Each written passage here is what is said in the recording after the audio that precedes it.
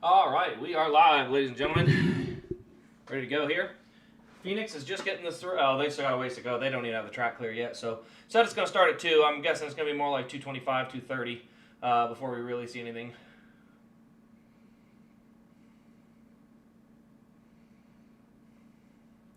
So we'll get ready to roll here. Yeah, they're still under pre-race though, so it's going to be just a minute yet. Golly, I can't. I need to find a better stream than that. Stream is not good. It's not running right. Let's see. What can I do? I need to. What do I need to do here?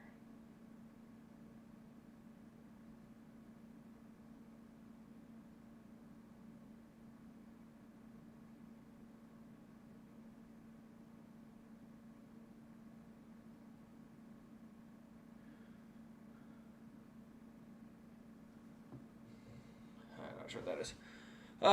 Still mad at you? Why would I be mad at you? I wasn't not mad. Let's see, they gotta bring it into punt. So there we go. Let's see here.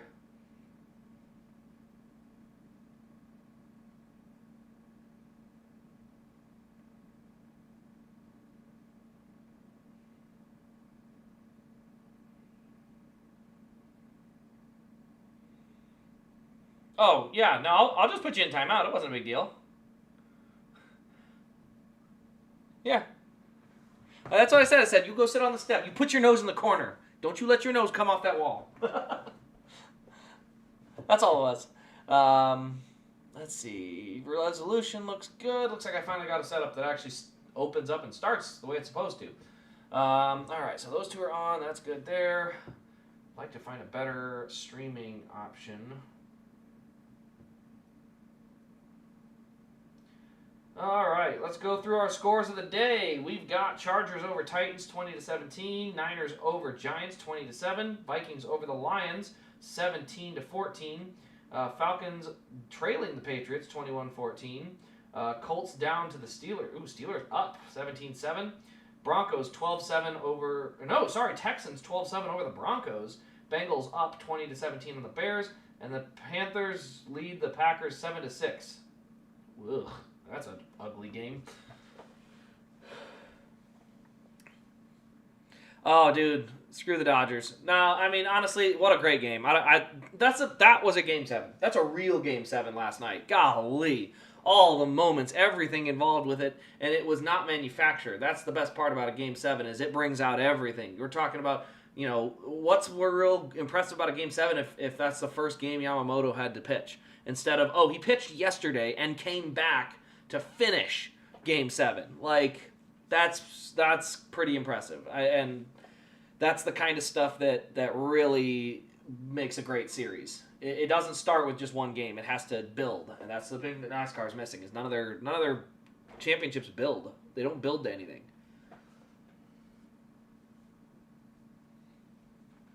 My pick of the day, though, I'll be happy with William, Larson, or Hamlin. And the only reason I'm not Briscoe is not that I don't like Briscoe. I think Briscoe would be fine winning it in the next couple of years. My problem is I don't want a guy with 4 career wins to win a championship just yet. I think you should at least be closer to 10 career wins before you get that first championship. That's just my kind of approach to it. I think Chase Briscoe's going to win a lot more races next year. I think he's going to win 4 or 5. And, in a couple years, he'll be at a 15-ish wins. Then I'm like, yeah, that's a championship-type guy there. But right now, I mean, literally, he would have a championship with 4 total wins. Like, that's not enough. I need more than that. I just do. I just need more wins than that before you win a championship. It's just, it just seems weird. Although Jesse Love, yeah. 5. Well, if he wins today, it would be 5. If he wins today, it would be 5, right? Or did he win? No, that's right. Did he win twice this year? That's right, because he got Dega, Darlington, and Pocono. I forgot about Pocono. Or, sorry, I forgot about Darlington. That one was such a forgettable race. I totally forgot he won Darlington. So, yes, 5 career wins. But, yeah, still, one hand. I need you to be on at least 10 plus would be ideal. Phoenix, Darlington twice, Pocono, and Dega. Yeah. So the only one I was missing that I was miscalculating was the second Darlington this year. I forgot about Darlington's fall race, that he would have won that one. So yeah, that was the one that I forgot to count. So yeah, he'd be at 5, so it's closer. I still want him over 10. I think once you crack 10, I'm like, I can live with it. I can live with you being a champion if you have 10 plus wins. If you got 5, it's too short. It just is. I mean, I think Elliott got his at 11. We're like right at 11, and I think that's. I mean, he didn't deserve that title specifically, but that's a number I can live with. Blaney, I think, was also at about 11 or 12.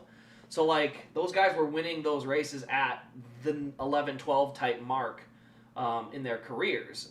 So, yeah, that's just where I'd want it. But he would be the best full-season format driver outside of Bell. He's definitely the best of the 4 we've got currently. There's no question about that. What do we got here?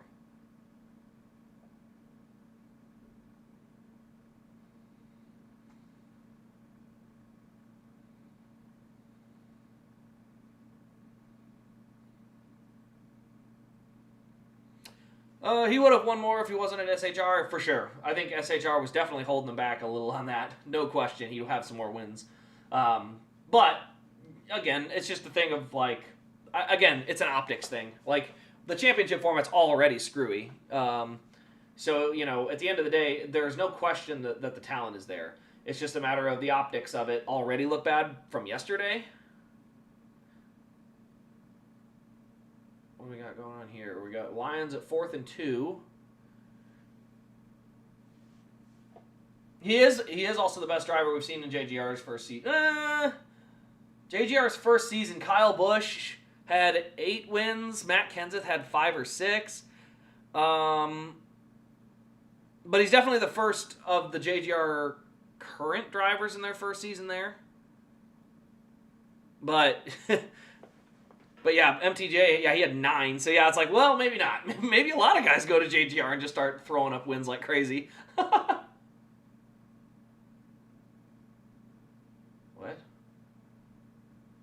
That was weird. They had a massive place, or I shouldn't say massive, but a longer play stoppage right before the punt. I don't really know why. They just blew the whistle, had everybody reline up, and then now they're going to finally punt. I don't know. Minnesota looks good today. JJ McCarthy, everyone was like freaking out about how he had to do all this stuff. And I'm like, dude, you got to relax. It's his third game. Even if they don't win today, he's looked just fine. Like, that's competitive enough for me to be like, you're fine. You know? Like, I think he's been perfectly suitable. There's nothing wrong with that. Yeah, like, I don't know. Everyone just got to chill out. Like, Minnesota won't win the Super Bowl this year. They're starting a rookie quarterback. Who wins a Super Bowl like that? Like, come on. Yes, the roster is good, but that's what you're supposed to do to help your rookie play at their best. And the best part of it is if you do sneak out some wins and sneak your way into the playoffs, once you're in there, you just got to play. And so I just need him to keep playing. I don't want to see him bench anybody or do any stupid stuff. Like, no, just get him out there, let him get some reps. He's looked solid today, so I mean he's missed some throws. He's had some great throws, like exactly what you'd expect a rookie to do. All you got to do is not have the backbreaking play. That's the biggest piece, is that you got to learn. We all know the GOAT won the first Phoenix race in the next gen era. I mean, it does bode well for him that he's good at Phoenix. I really don't know what to expect. I mean, it really does look like every one of these cars is very evenly matched. So I do think we're going to get a great race today. That's why I hardly get involved with Eagles arguments. Dude, the Eagles are always going to be good and competitive. The biggest thing is, like, they're a team that could absolutely get to the Super Bowl if they have a good enough road to the Super Bowl, but I don't trust Jalen Hurts in a close game. I just don't. And that's just, it's a thing of, like, he's won when they're blowouts, and that's great. They literally won a Super Bowl in a blowout. But if they're playing the Lions last year instead of the Commanders, I don't know if I would have picked against the Lions. The Eagles' defense was fantastic, and the Lions' offense was pretty bad. But if the Lions' defense, or the offense is throwing up points, like, you're going to have to score 40. And if they're going to force you to score 40, can you? It'd be a good game. It'd be a very entertaining game, too. So, definitely not something like I don't think the Eagles are bad. I just don't trust I don't trust the 2 minutes to go. I need Jalen Hurts to throw it. I don't trust that. His running ability is unmatched, though. Oh my gosh, he can run and just not get sacked. He's fantastic. So we're still getting ready to get going. I think there's... Are they even putting drivers in cars yet? Are they still waiting on, like, national anthem and stuff?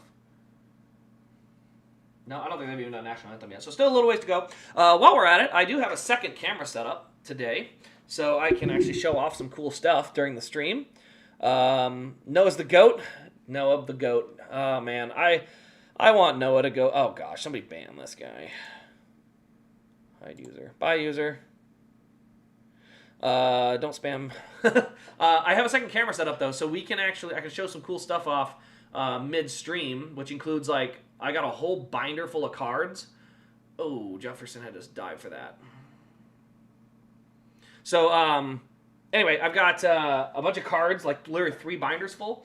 And then also these things in front of me here. So let me know what you guys think of this, what you think these are. These little tiny devices that are sitting right in front here. I'll try not to give out any secrets, but yeah, let me know what you think those are. And we'll go from there. Oh yeah, they're doing pre-race stuff, so we can show some stuff off now. There's no real reason for us to be sitting here waiting. I'll get going. I'll get the official stream going once the stream is actually going. But there's no real sense in us sitting here watching someone's stage performance. I mean, I don't know. I don't care. I don't know who that is. No offense to them. I just don't care. Let's turn on this camera and turn off this camera. Perfect. Okay. And there you can see my little channel thing up there. Okay, so what I'm doing here, unfortunately, we'll have to see if the lights are good enough for me to show this stuff off, or if I need more light. It's not bad. It's not a perfect amount of light, but it'll work. So let's just go with that. So I gotta move my microphone real quick. Ooh, don't bump that too hard. And I'm gonna move it over here so my audio doesn't get messed up. And we're going to start looking at some trading cards I've got, because there's some pretty cool stuff in here. I'm going to be eBaying, like, a bunch of these. And I mean, not one card at a time. There's going to be, like, 100 card lots that I'm going to do, because I have no interest in... I have no interest in... I won't be seeing any... I won't be, like... having to worry about, oh, this card needs to go with this lot or that. Like, I don't care. I'm just going to do 100 card lots, get a bunch of them going. I'm going to keep a handful, some of the ones I think are neat, but most of them are going to go. So, anyway, I won't be able to see chat here for a minute, but the first thing I've got here is this whole set here. This is Chase for the Cup from 2008. So this is all of our Chase contenders. Oh, I don't have it pointed the right way. So we've got, like, Kyle Busch. We got Carl Edwards. And, of course, it's in the Affleck era, so... but then we got Jimmy Jam. Oops, I gotta scooch him over. We got Jimmy Jam. We got Dale Earnhardt Jr. We got Clint Boyer, which, of course, they had to get rid of the original 07 and go with this goofy-looking one because they can't have alcohol sponsorships on cards. So it looks really goofy. Obviously, today's potential champion, we got Denny Hamlin. We got Jeff Burton. People forget, he had a breakout season in 2008. Got like 3 or 4 wins. We got Smoke. We got Tony Stewart. We got Jeff Gordon, probably my favorite, or not my favorite, but the OG GOAT, in my opinion. Kevin Harvick. And we got Matt Kenseth. So the whole 2008 Chase set, that'll go in one of the lots. I'm going to keep them all together. So that'll all go in one. We also going to have a bunch of these. These are modern cards that I don't even know where they came from, but, oh gosh, there's a light reflecting off that. I wonder how I can get that to go away. Do I just need to rotate this down a little bit? See if I tip the camera down. There, that's a little better. So it's not reflecting so bad. But yeah, I got Byron. We got Newman. We got Corey LaJoie, which now that I look at it, it's a little more of a wash card. Ricky Stenhouse. Harrison Burton, another washed card. We get Chandler Smith. We get Brandon Jones, which is oddly enough, I think accurate again, because I think that was back when he was with Toyota. We got a Justin Allgaier. We got Mason Massey. This is all COVID-era cards, by the way. We got a Cole Custer, and we get a John Hunter Nemechek. So, kind of a handful, but kind of a random assortment of cards that those will all be going as well. Those are more modern. Those are the Panini cards for, like I said, more modern ones. I think we also, what do we got here? We got another extra Byron. We got a Michael McDowell. These cards look kind of cool. What do we got? Ross Chastain when he was with the 42. Daniel Hamrick. And we got Ryan Blaney. So we do have a handful of cards that'll also go just kind of randomly into other ones. Let's see here. Try and jump back over here and turn my stream software down. Okay, they're still showing the Championship 4 on stage. So yeah, we're still a little ways out from doing anything.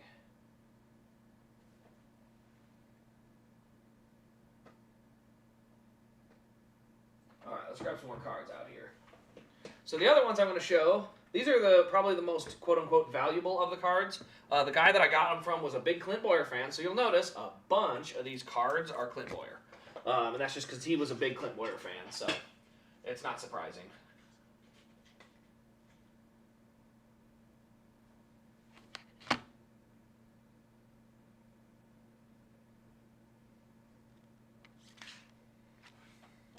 Here we go. First thing we had was a piece of Jeff Gordon sheet metal. So we got the Sylvania 300 Loudon. But yeah, we've got a piece of Jeff Gordon sheet metal from the DuPont 24 Car of Tomorrow. Let's see here. I gotta probably turn that back on. How in the world do they rule that not a catch? Dude, the Vikings are getting screwed on that stupid catch rule. I don't know what the heck keeps happening.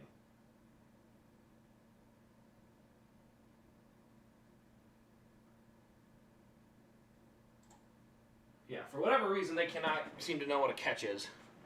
It's like, oh, the ball touched the ground. It's like it can touch the ground. It just can't lose control of it when you touch the ground. It's like, yeah, they seem to rule every single time it ever. So if it doesn't even bobble, it doesn't matter. If the ball even touches the ground the slightest amount, they're going to call it an incomplete. I don't understand. It's been a problem for the last, 4 weeks. So there's the signature series. We get an autograph, and then we get 3 pieces of material, some from the fire suit, some from the tire, and some from the sheet metal. This is obviously 12 of 25, so kind of a rare card from that standpoint. We got, what is this? Another Pit Pass one with an autograph on it. So another autograph card of Clint Boyer. We've also got this one here. This is what we call stop and go swatches. So this one's another Clint Boyer card. It's got, what has it got in it? Is that supposed to be driver's suit? Oh, pit wall banner. So that's got pit wall banner in it. And then, of course, I didn't even show the back, but they just... kind of an odd little thing. This one's kind of neat because this is a rookie card, 2005 Clint Boyer autographed rookie card. So there's that one. We got an autographed Jimmy Johnson card. That was actually looks like it was autographed in person. Probably the worst of one of the worst Johnson cards to get autographed compared to some of the other ones I've seen. We got a Dale Earnhardt Jr. one from the All-Star Game. That one's kind of neat. So that one's the All-Star Game of 2001. We got another Clint Boyer card here, back when he was in the 21 Reese's car. Right about, yeah, focus in. Come on, you can do better. There it goes. So that one's in there. We got more Clint Boyer cards. This is, this is just CB03 or whatever they did. This is a 2009, I think. They did something goofy with these cards, but they kind of went with that look. Let's see. We got another couple of them. These are fairly standard ones. There's no autographs or anything on these. So they're just regular old... Clint Boyer cards. These all came out of a case of cards. Another autographed Clint Boyer card. We got some more here. You can see there another splotch one. We got uniform, tire, banner, stuff like that. One of 50. Actually, it's number 44 of 50. Then you see here we got prominent pieces. That's for the DirecTV one. You can see it's the same type of thing. They got the 3 little splotches on it. This one's an all RCR one, which is kind of neat. So 3 separate random pieces from 4 different drivers. So they have the 4 different pieces on that. We got another one here. I think that's the same as the other one. That's 50 of 50 though, so that one's kind of a rare bird. Or is that the silver version? I think these are silver ones. Yeah. So they're silver and gold, it looks like. I don't know much about these cards, so... You can see there, the one's 22 of 25 and one's 50 of 50. So they look the exact same, but there must be different editions of them or something. Then we got another one. This is a 1 of 99, and it's a shredded, or it's a tire piece and a Jimmy Johnson card like this. This one, autograph would have been cool. So you got that one. Another piece of Clint Boyer sheet metal on this one. I think that's 1 of 25. No, 45. Number 10 of 45, and that's the BB&T car. We got what this? More prominent pieces here, and that's a Clint Boyer one. So like I said, big Clint Boyer guy. This is 23 of 25, so a pretty rare card there. That's got glove and fire suit. And then we got another autograph card still in its little package with tire, where it's actually autographed on there. It's called Treadmarks. 10 of 10, so only 10 of these cards out there. So that one is a pretty rare one. That's probably why it's still in its case. This one is 14 of 45. Another one with kind of 3 random pieces put into it. Press Pass used to kind of do a lot of these where the items were tossed into the cards. 22 of 120. That is the... Is that supposed to be glove? Race used glove. Yeah, so that's a race used glove on that one. There's a 4 wide, so you get 4 different materials on these. Tire, fire suit, glove, and sheet metal. So you got all 4 of those. And then you got another one here. Let's see. This one was out of 10. This one is out of 25. So that one's pretty rare as well.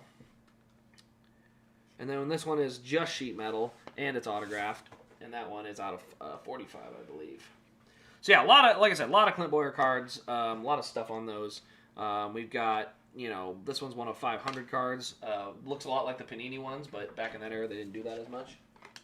And so that one's not quite on there the same. What else we got? There we go. There's another one. That's got the fire suit, I believe. Random Noah Gragson card showed up in that. That's actually fairly recent. So you do have that one. Oh, hi, Kitty. Kitty Cat is coming to say hi. He just needs his pets. This one here, this is Cale Gale. That's an autograph card. I bet a lot of people don't remember that name. Let's see. We got some more autographed Clint Boyer cards here. Yeah, there they are. So yeah, the Clint Boyer ones will probably go into a big old lot. This is... What's this one? Oh, that's actually pretty cool. 33 of 100, so that's kind of like a door number for the card.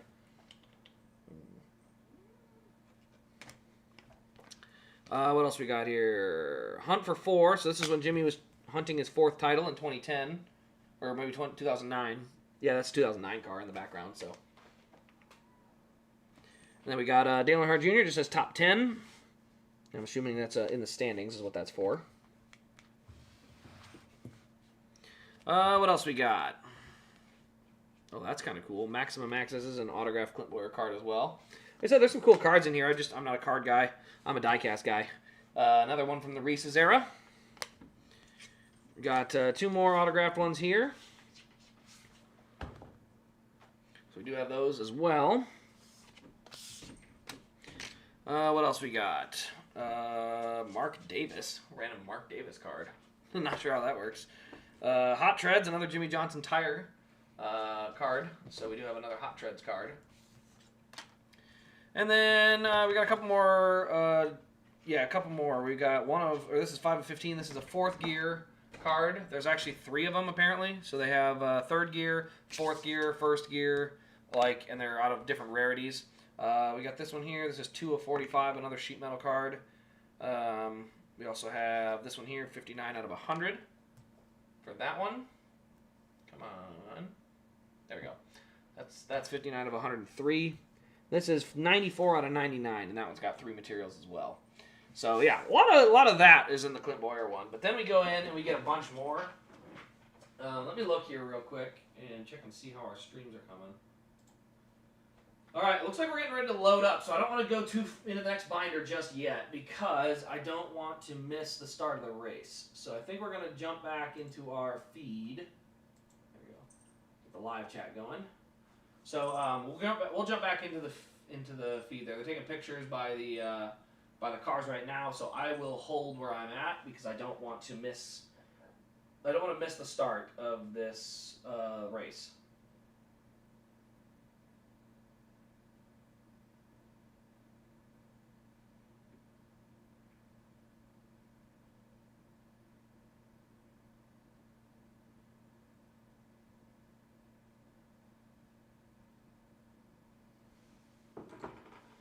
so still waiting. Three of them have picked Denny Hamlin, by the way. Denny Hamlin appears to be the favorite. I can't disagree. I would love to see Hamlin get that monkey off his back. That would not be a bad way to start it for me. Let's see. We also got... I haven't changed this yet, by the way. Jack Daniels rookie sheet metal here. I'm going to show that real quick. So we do have that. Like I said, we have some of those other Clint Boyer cards. I don't think there's any autographed Dale Jr.'s. I think it's all... Well, there's one rare Dale Jr. card. Sponsor swatches. So that's off the sponsor shirt. That's off a sponsor shirt. So we do have a one Dale Jr. card that's like that.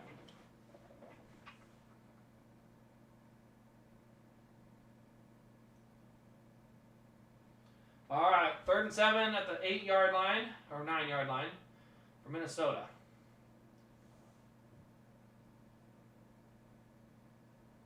Snap, back to pass, rolling out. He's got room, he's gonna run it!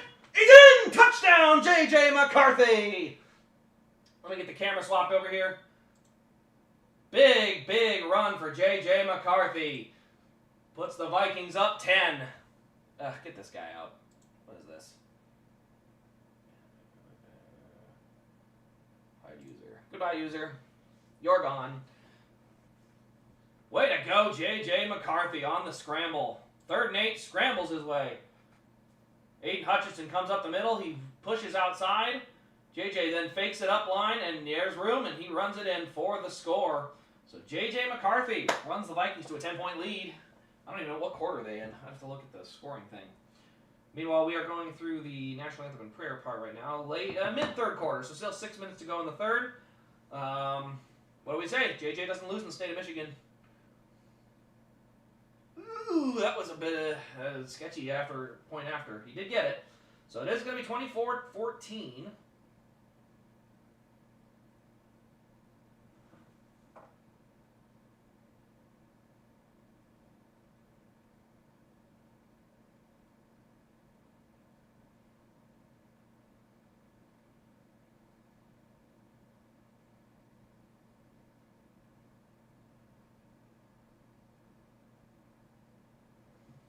All right, so they're still going through, I think there's national anthem now.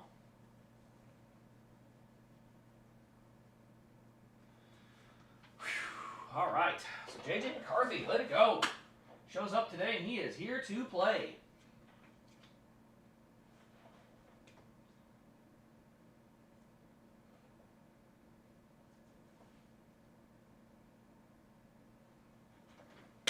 Let's go.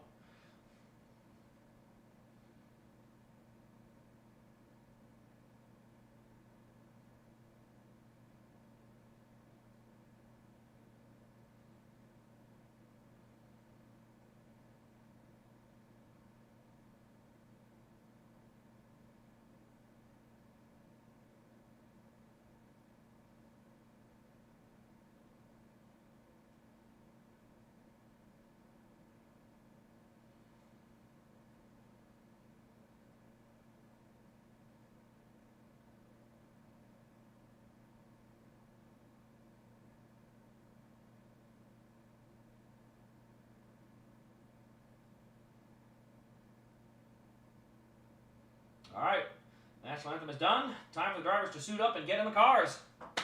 And we are going to go racing for a championship.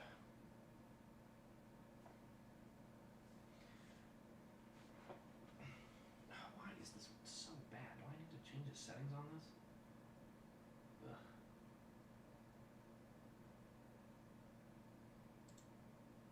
Ugh. How about that score? There we go.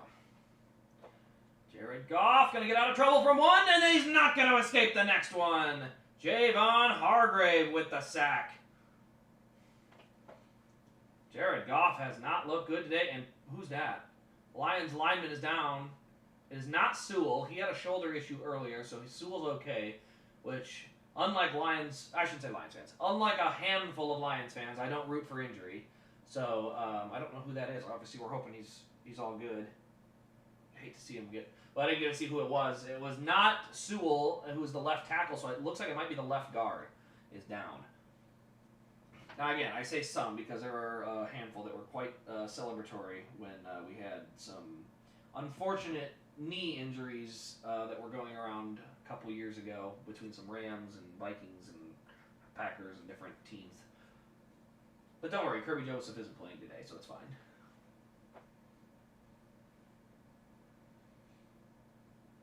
All right, so under commercial, we're getting ready to launch, or I say launch, we're getting ready to go. Golly, I gotta go through all these cards too. I'm gonna take a handful of them out though, because I'm gonna keep some Casey Kane ones, just because they're free. They don't cost me a dime, so I'm gonna keep some.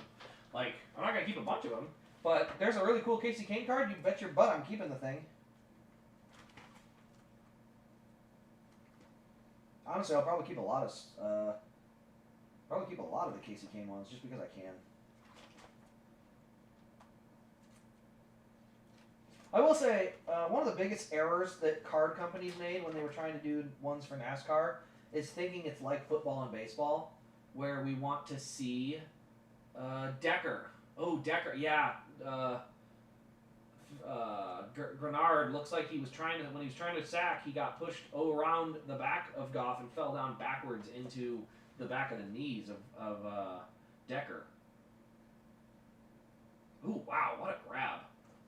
Good throw from Goff. Second and 18. That's going to bring up third and short now after a very nice strike over the middle with the pressure on. Got a Landon Castle card there. We got a whole bunch of them left. Let me move these off to the side for a minute. For those who don't know what these are all going to be samples. These are pin holders, things that will hold the pins upright in my case. And I'm going to be testing out different variations to see which one is kind of like the best, so I can print a big little sheet of them. Okay, yeah, these are pretty cool. These are built for speed. These are the race cars. It's on pit road. This is where they got all the action shots from. What else we got here? Built for speed. I didn't see a Kane one. That's unfortunate. Oh, these are race win ones. So these are race win cards. So it's got Dale Jr. in February at Daytona, Ryan Newman at the 500, Jeff Burton at Martinsville. There we go. I want that card right there. That's a Casey Kane Pocono win card. I'll absolutely keep that one. Absolutely will I keep that one. That's awesome. So that's a picture of them in Victory Lane. I'll put it back for now until I officially sort the cards out and send them on their way. Lions will pick up the first because the stream is cutting out constantly. I think I need to find a new stream player because this thing is junk. Let's see what I got.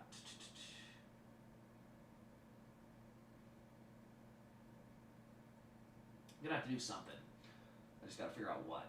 It's Fox. You can't stream Fox on anything, I don't think. But I do need to find a different player. This one does not work right.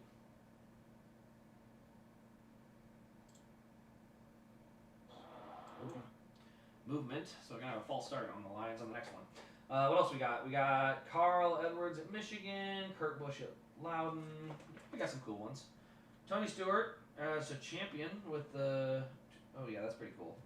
The two championships. 2005 Brickyard.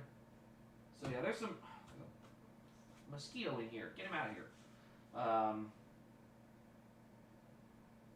That's pretty cool. 33 wins. I think he ended up with more than 33. Did he? I don't know when they did that. Top 12. So these would be our playoff cards. And then there's a... Ooh, do I not have all 12? I don't think I have all 12. 2008? Yeah, 2008 as well. So kind of a cool looking one, or 2009, but it did not have all of them. Oh, they're missing one. No, they don't have it, so dang. There's also some really cool cards here. I have to show these off. They're called Trade and Paint. Yeah, Trade and Paint. It's got unique paint schemes with a really cool looking card on it. Then we got more of the race wins from the different cars. We got Dale Jr. Unleashed. That's the Brickyard, I think. No, that's the All-Star race. So I'll have that one saved on there too. By the way, still haven't rolled off. So me going through these cards, we're not missing anything. Don't you worry. I'm making sure of that. I'm making sure we don't miss anything. So we got another pre-snap penalty. What are we doing? Yeah, illegal shift and holding. So they're going to get both. Oh yeah, you can't have both guys in motion at the snap. So yeah, that'll pretty much draw it. can't have two guys in motion at the snap. That's pretty cut and dry. We got some more freeze frames. What do we got here? World Cup Series, just some different drivers. Junior, let's see. Oh, no, that's AJ Allmendinger. Ooh, I might get that. I might hold on to that one. That's kind of neat. So okay, I'll hang on to a sheet or a few of the cards. But like I said, what I'll be end up doing is I'll be taking these and like I said, putting big batches of them together to sell in big wads. I'm not a card guy. I don't care if I get crazy value for these things. I just want to make sure they go to a good home of NASCAR card collectors, because if I take them to a card shop, they might literally just dumpster them. I just don't want that to happen. And maybe they won't dumpster them, but I'd rather make sure that a NASCAR fan gets their hands on it. So that'd just be my preference if I can. Ooh, what are these? 2009? That's kind of neat. Oh yeah, I like those cards. Those are cool. 3rd and 14. I think we're just now finally firing the engines. All right.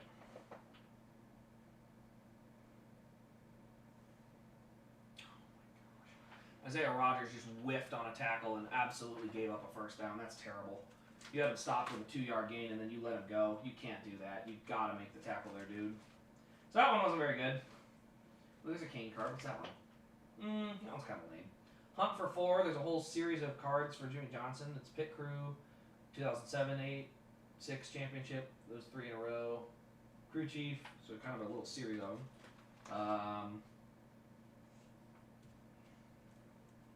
Got some Hendrick Motorsports cards.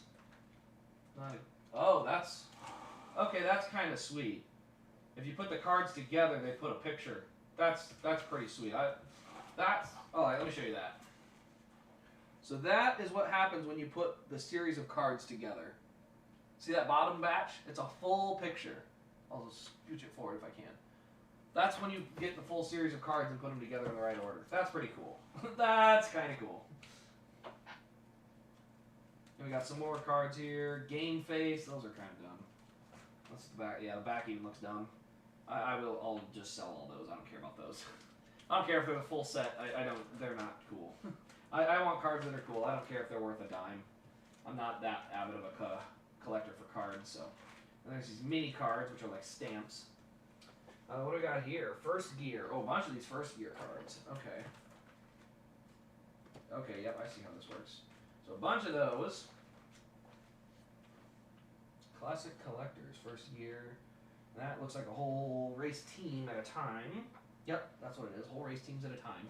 3rd and 6 for the Lions at the 12-yard line as they are threatening to score. 56 seconds to go in the 3rd. Jared Goff in trouble. He is sacked. Back at the 25-yard line. It's going to bring up 4th and goal from the 20, and they will probably have to go field goal here. 44 seconds, 43, 42. So they'll have to kick it here before the end of the quarter. But a big sack by Eric Wilson, who ran through Jahmyr Gibbs and went and got Jared Goff. There was just not enough time to make that throw. So Jared Goff gets sacked back at, like I said, maybe 22-yard line is a better example. He fell back to the 25, but they'll probably spot at 22. But either way, too far to go for it on 4th down here. So they will have to field goal it. Down 10 with a quarter to go.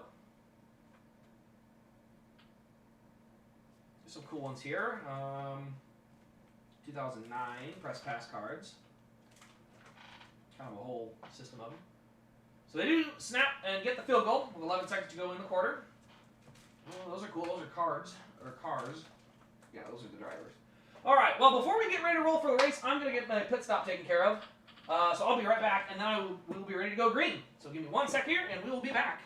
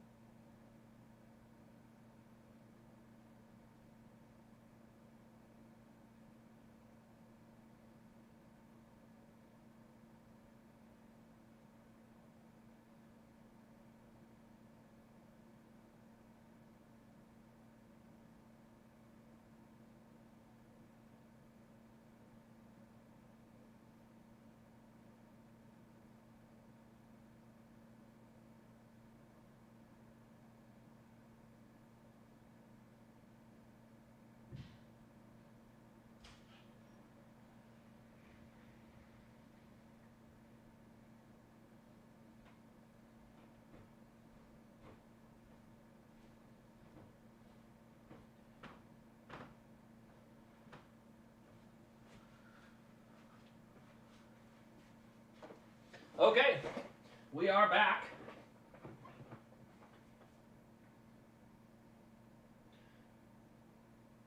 Denny Hamlin leaving pit road. They're showing there's Byron and Larson and Briscoe.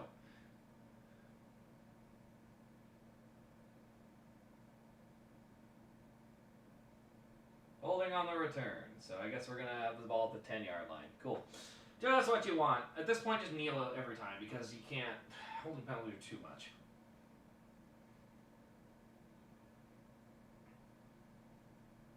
All right, yeah, I was going to check on your Packers. I wanted to see how they were holding up.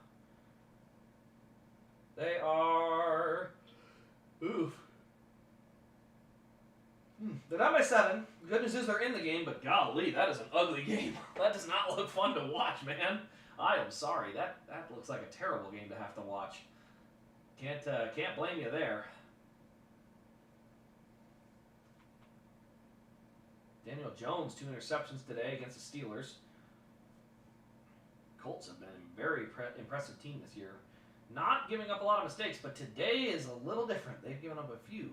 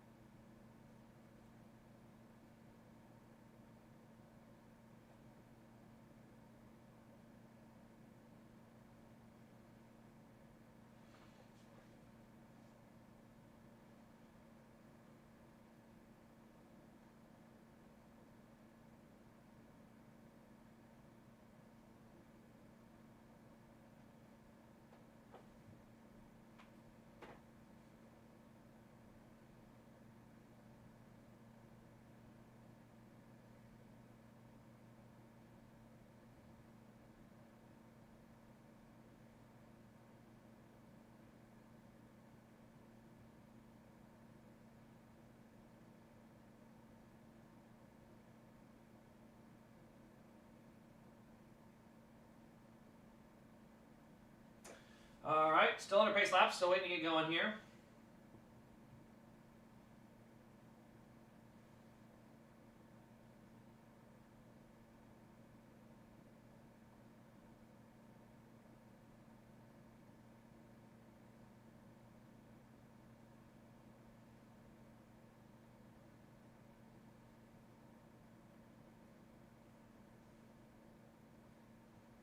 Man, Falcons Patriots are putting on a heck of a game right now. All right, well, ladies and gents, we're doing the pit road test as they check speeds going down pit road. Dude, why is this stream cutting in and out all the time? This is annoying. It doesn't need to be cutting constantly. Anyone but Denny. What if I say everyone but Denny? Amik Robertson is down on the field as well. Justin Jefferson had a 5-yard catch. David McCarthy, 12 to 22 for 125 yards.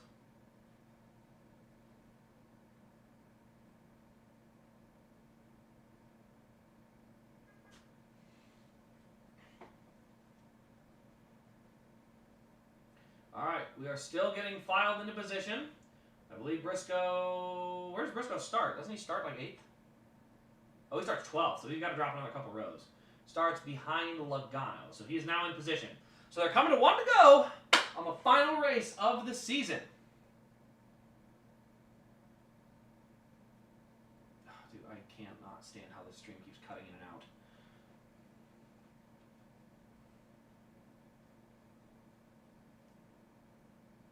Because of circumstances like prayers up for his dad. I mean, that's a reason, but I've kind of wanted Denny to win it for a while, just strictly based on performance. I mean, he's got 60 wins. Like, that's a championship caliber guy. And just because the formats have been goofy, which, by the way, I don't know if he would have won in the old formats, but I would just like to... I'd like to see guys with that kind of resume have that extra accolade on their resume. I think they're He's certainly a deserving enough champion from his resume. So I've not been I haven't had a problem with Denny for a few years. Now he can still have his days where he drives and needs to get socked in the mouth, but you can't deny the talent and the accomplishments.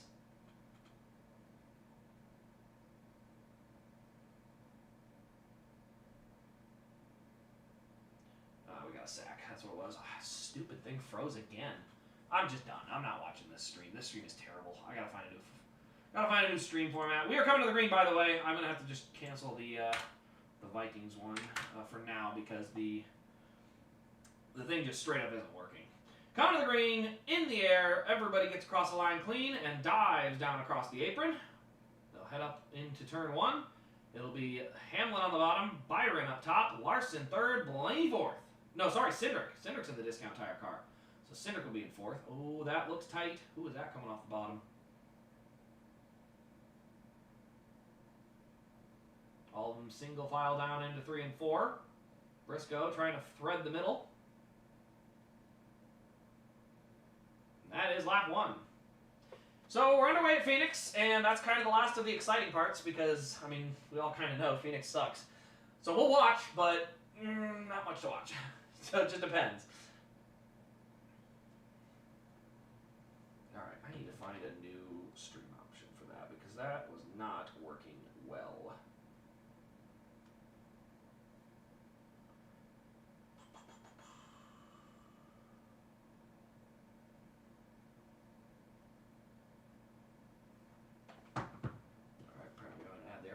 Briscoe's in 10th. He's going to try and go around the high side of Busher.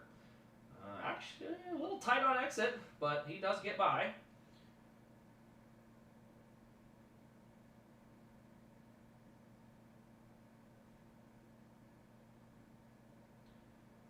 I think you see Blaney getting past Bowman, so he's up to 7th. But yeah, no major, you're not going to see any major charges coming early in the game. Yeah, we'll just use this as my stream for the game. Is it seriously frozen? Back to live. Okay. So now we're getting ready to roll here. I can probably almost full screen that one now.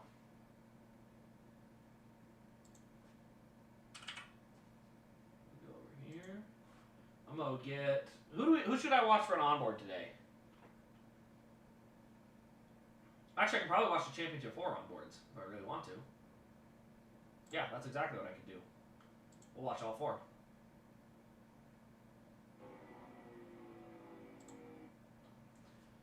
I assume the quality's better than this. There it goes. Okay, yeah. I can watch 4 onboards. That's fine. We'll do that. All right. So like I said, now that we've settled in, here we are, I guess. Like, this is Phoenix. For a championship race, it's a terrible venue. Now, for an average Sunday, it's still a bad venue. Like, no, I should say a bad venue. It's a great racetrack for fan experience. The racing just sucks. They just got to try something different. They just need to do something. That being said, I think it would be fine if this was just on a random Sunday afternoon. Nobody would really have a big problem with it. I think the issue is you're crowning a champion based on arguably one of the worst racing tracks NASCAR has.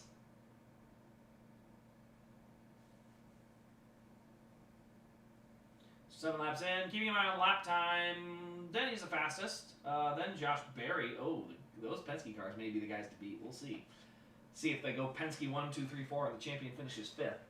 That'd be kind of funny, actually. Oh, I just realized my microphone's way back here. Let's change that. The microphone that far back. Something feels like a Denny win today. I mean, I certainly think something feels like it's the time. It'd be a half-fitting way to send this playoff out, because this playoff needs to die. If it comes back next year, we're gonna have a problem because this format needs to die. This format is awful, but we'll see. So 9 laps in. Oh, we got a tied announcement. That's what that is. I thought it was a caution almost. Hamlin first, Byron second, Larson third, and Briscoe 10th. Based on the lap times I'm seeing out of these guys, it does appear that Briscoe's got a pretty good car. Right now, Hamlin is the best on the track. We'll see what the long run speed looks like, but 10 laps in, he is about a tenth better than Byron and 2/10 better than Larson.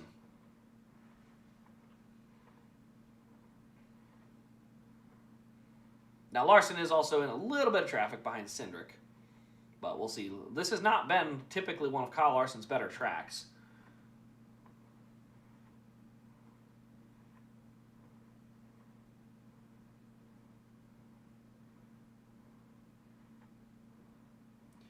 All right, I'm going to do some dual announcing. 3rd and 4, handoff Montgomery. Montgomery to the outside. He is stopped.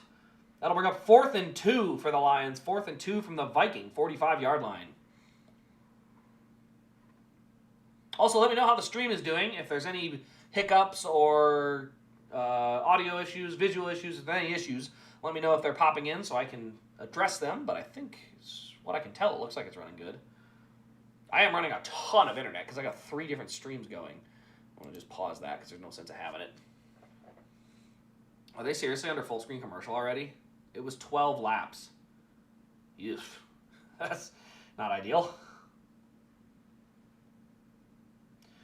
Ooh, there it is. 4th and 2. They're going to get the first down to Laporta, and that'll be down to the 21-yard line.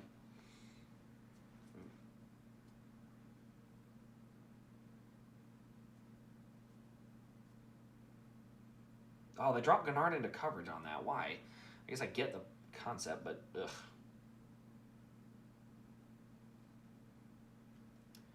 All right, still watching lap times. Byron's lap times have started to kind of come back to the same pace as Denny Hamlin, so we'll see if there's a crossover going on here. Based on the look of the car, any of these 4 are going to be a fantastic championship car. Like, literally, all 4 of these cars are going to look great as a raced version. The Progressive car looks good. Not the best. The HendrickCars.com one is always a good car. It hasn't changed, but it's, iconic.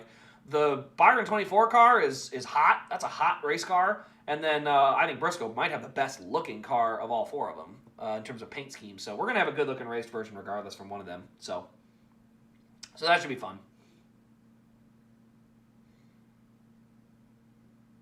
So I haven't seen anything about the stream, so the stream should be doing all right. It doesn't say there's an issue, so if there is, it's not popping in.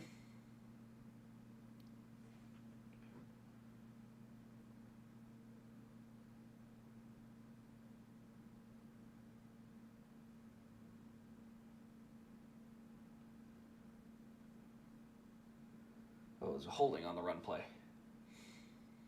So it'll be 1st and 20 for the Lions from the 34-yard line.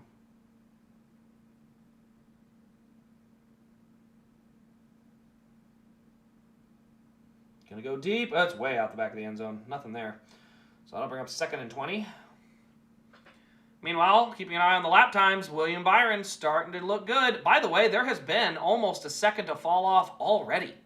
So these tires are falling off quick. We are 20 laps in, and we already have a second to fall off. Tires are going to mean a lot here today. Keeping an eye on the guys that are moving through the field and show good speed. One of the better cars on the track in terms of where he's running versus who's in front of him. Christopher Bell has good speed. Another guy back in the field, 27.9. Who's that? 27.9. That's Blaney. Blaney's got a good car for long run, too. So got to keep an eye on these guys because the tire fall off is big. Like I said, they're running 28.7s. They started the race at 27.7. So they're already off an entire second on pace, and it's only been 20 laps, guys. These tires are going to be a legitimate factor today in terms of how you take care of and manage your tires. This does seem to set up for a good Denny Hamlin type of race, but we will see. William Byron's doing a great job on his tires too, though. He really is running well, and the Hendrick cars in general on the long haul seem to be doing pretty good. What was that? Oh, that's the that's the regular broadcast. So I was gonna say, why are we showing that? That's Ross Chastain. Yeah, Chastain's he's not in the top 10 by Briscoe. That's what it looked like originally, is that he was right there with Briscoe. that would have meant that Briscoe fell back. So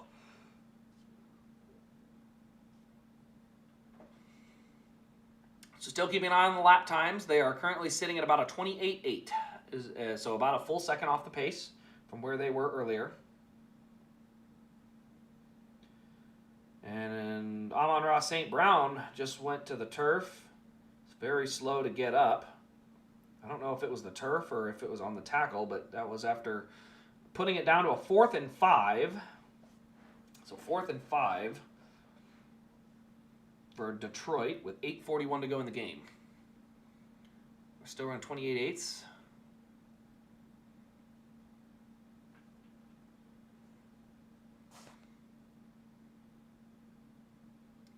Go over, what is this? Why is TeamViewer coming up? I don't need that right now. I'm in the middle of something.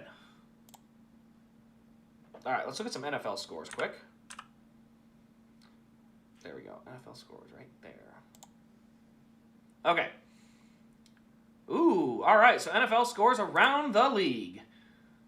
We're starting off with the game in San Francisco. Niners lead the Giants 34-17. That game is all but over. Chargers lead the Titans 27-20. 2:57 to go with the ball. Probably a Charger win, but not guaranteed. Vikings up 24-17 on the Lions, 4th and 5 at the Minnesota 20-yard line, and they look like they're going to go for it. Falcons are trailing the Patriots 24-23 with 4 minutes to go in the game. Steelers are up 27-10 on the Colts. I'm going to call this here, looking at 4th and 5.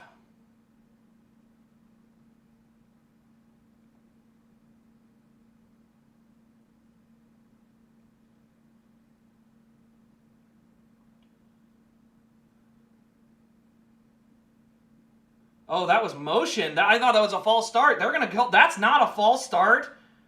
Oh, that's a cheeky rule bend. The tight end. No, he's not. You can have 2 guys in motion though. Okay, so they're just that's cheeky. I don't like that. The tight end should not be able to flinch his way into motion. That's a false start. But they're gonna draw it as an offsides, and it's gonna bring a free first down. That's huge. Meanwhile, I'm going to get back to those games. Broncos tied with the Texans at 15. That sounds like an ugly score. And the Bears lead the Bengals 34-27 with a little under 6 minutes to go in the game. 4th and goal at the Carolina 1 for the Packers, who trailed 13-6. That looks like an ugly game as well. Woof. We'll see how that turns out. But yeah, free first down via penalty. That is something.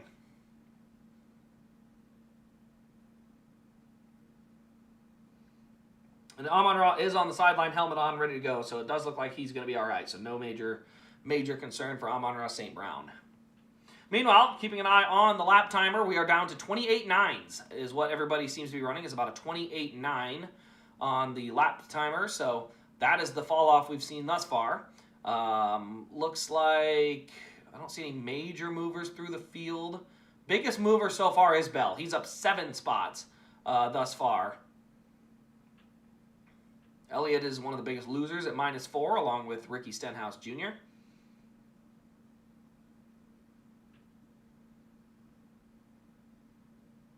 Oh, we got another lying down now. Oh, no. What was that? Oh, that was practice. Dude, they about had me. They were showing a replay on the broadcast from practice, and all I see is the 19 car with smoke coming out the back because of the flat tire, and I'm like, what? What just happened? And it's practice. Like, I look away for 2 seconds and I don't realize it's freaking practice. They got me pretty good there. I'll give them that. They got me. They got me good. Denny Hamlin has entered lap traffic as the lap times officially cross into the 29-second bracket. So now we're looking at about 29 flats, closing in on a second and a half of drop-off on these tires thus far. And on the long haul, I'm still trying to kind of keep an eye on who's got what for tires. It does seem like the guys up front are equalizing with the guys back in the field. Everybody's starting to run about 29 flats. But we'll see.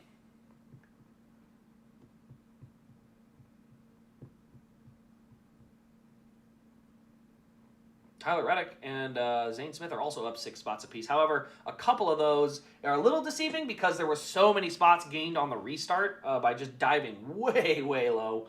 And that is going to be how you gain 12 spots. Excuse me. Keeping an eye on the lap times. Everybody's pretty even. Actually, it looks like the Hendrick guys are starting to get a little bit quicker, but Denny was in a little bit of lap traffic for that lap. Not a bunch, though. I would say it's about, is it a tenth worth? I don't know.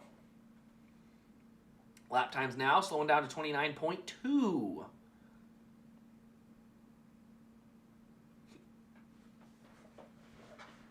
Got a great battle going on.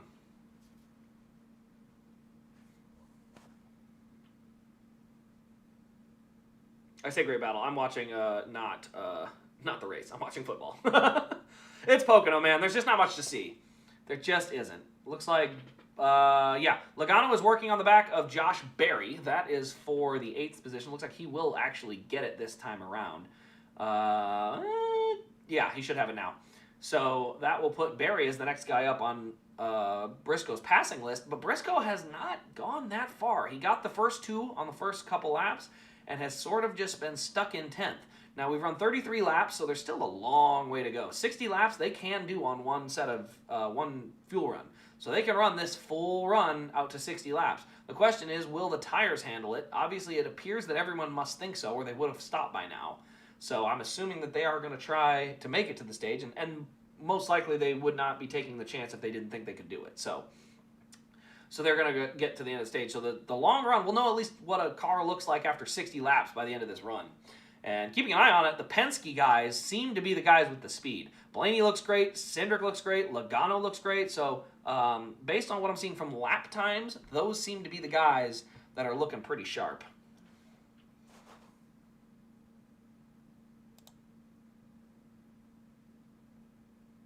All right, Packers did tie the game up, by the way. They did get it on 4th and goal at the 1. Panthers now with the ball at their own 31. So it'll probably come down to a game-winning field goal or overtime for the Packers and Panthers. Broncos-Texans, 15 all still. We'll see any major changes there. 3rd and 9 for the Lions. Clock now at 7:30 to go in the game.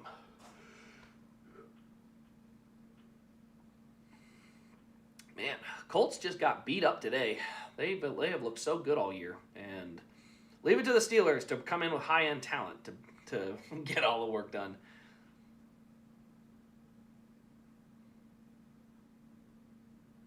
All right, so we're under commercial now.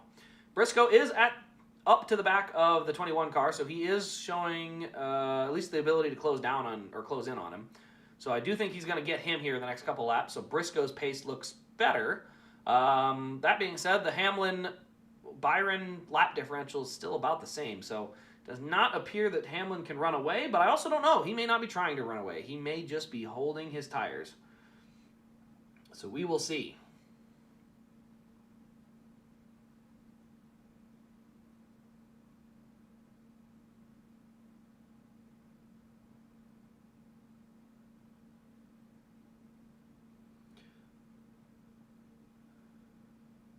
Oh, Jared Goff is sacked back at the 30-yard line. That will bring up 4th and goal from the 30. That's going to be a field goal situation right there for Detroit. 6:50 to go in the game. Minnesota came to play today. I am very impressed with the defense and the way that they have balled out, and so far the offense has looked manageable. I'd say manageable. I think JJ's got some work to do, no question about it, but he is in his 3rd game. I'm going to give him some slack. I'm not going to crucify him on his 3rd game that, he wasn't perfect.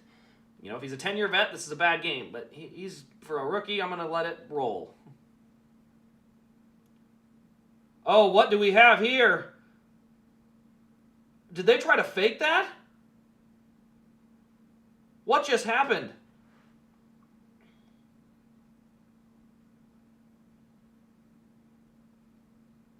I think they tried to fake. I'll have to look. Isaiah Rodgers was sprinting down the sideline with the ball. 6:20 to go in the game. So snap, spot, hold, kick, blocked.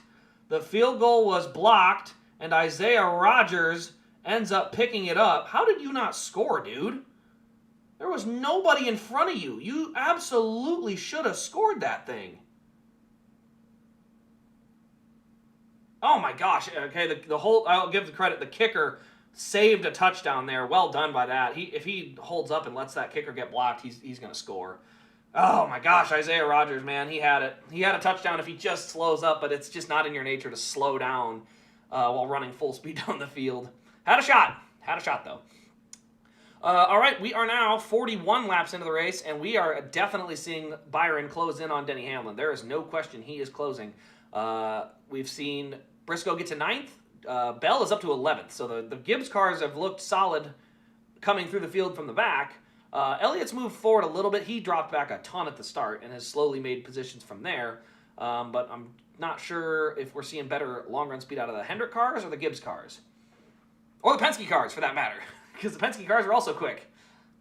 So all of them are really, there's opportunity for all of them.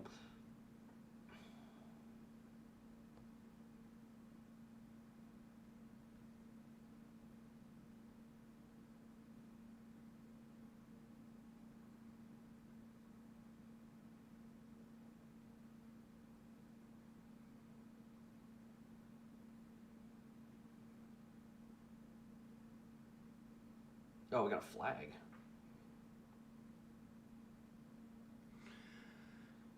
So McCarthy scrambles for a first down, but it looks like there's a flag. We'll see what this is.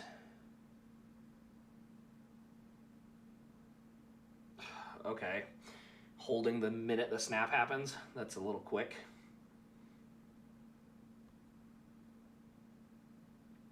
Okay, that's not... Wow, that was really weak. Okay, well, that is what it is. That was pretty weak. Like, that was exceptionally weak. But this ref crew is like the most, they throw the most flags in the league, so, I mean, they got to keep that quota going, I guess. They've had, by the way, it's been bad on both sides. The Lions have been screwed on a couple of bad calls as well, so by no means am I going to sit here and pretend that it's only going one way. Ooh, Jordan Addison down to the 15-yard line. If he doesn't get tackled on that shoelace tackle by Aiden Hutchinson, that's a touchdown. Well done. 15-yard run for Jordan Addison, 1st and 10. They are definitely in a position here to get another batch of points and potentially try to put this game away. All right, so keeping an eye on the lap times, we're down to 29.5, so we're almost to 2 full seconds of fall off in a 50-lap run. What does that mean? That means anytime you pit, you're going to potentially gain 2 seconds a lap on the guys in front of you. 2 seconds a lap. So there is 100% going to be some opportunities to cash in and try to gain some track position on pit strategy today. No question. 14 to go in the stage as they run. Lap times are, like I said, 29.5. Fastest guys on the track, as far as I can tell, are, honestly, it's very even. I mean, literally, Denny Hamlin, he's in lap traffic, but he's running the same pace as Chase Elliott in 20th. So traffic is a big factor, but they all seem to be down at that level.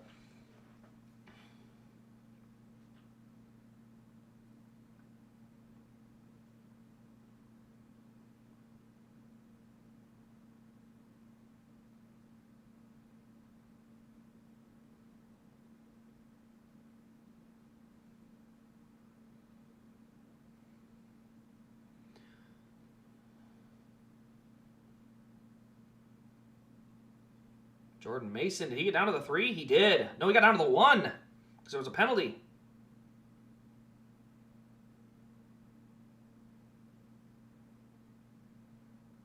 Jordan Mason with no gain. It'll be 2nd and goal from the 1. That's okay. Just keep running that clock down. That works too. Just keep on running the clock down. That'll work as well.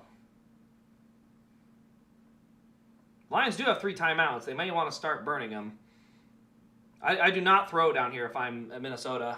1st and goal, or now 2nd and goal at the 1, I just keep running. I don't even care if you go to 4th and goal and have to kick a field goal. Like, run all 3 plays, run the clock down to the 2-minute warning, or make them burn timeouts. And then, if you get a field goal, you get a field goal. 2-possession game is the biggest thing. It's 7 points now. Anything will turn it into a 2-possession game.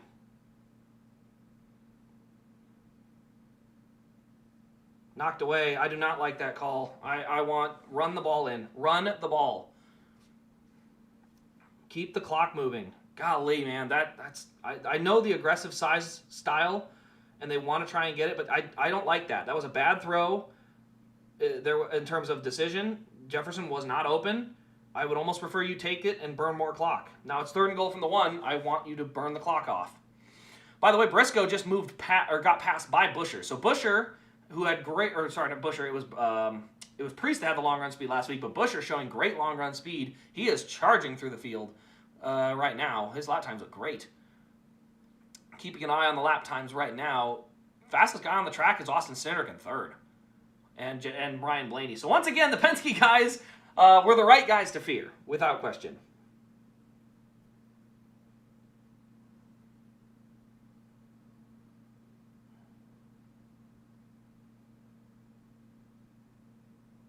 Oh, dude, you have to go down in bounds. He got knocked out of bounds. They just lost the opportunity to get two different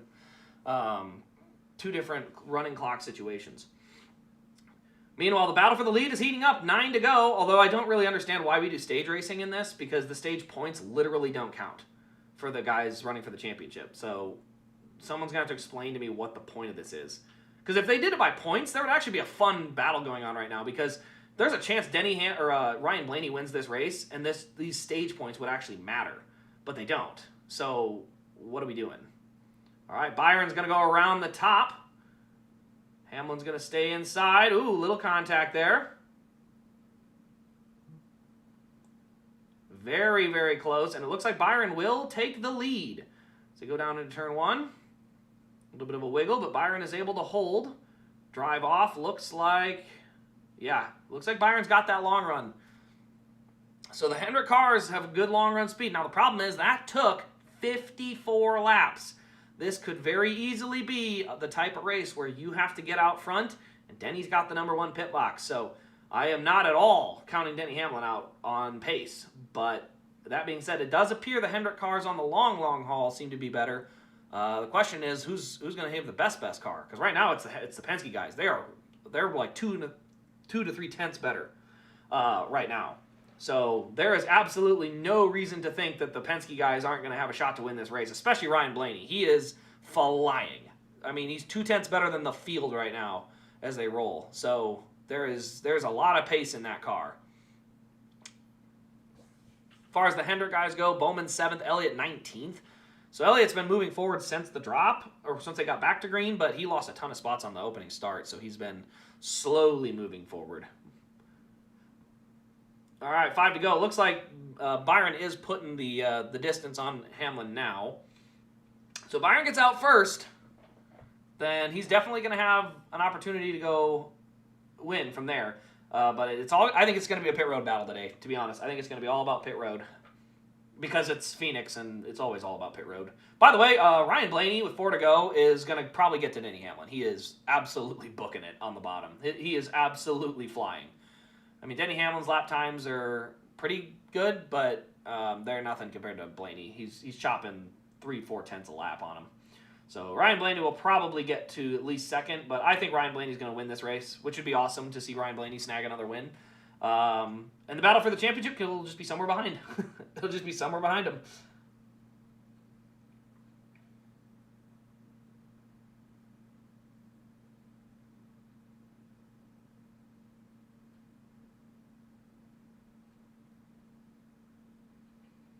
Yep, here comes Blaney to the bottom. He'll get by Hamlin here in this set of corners, I would assume.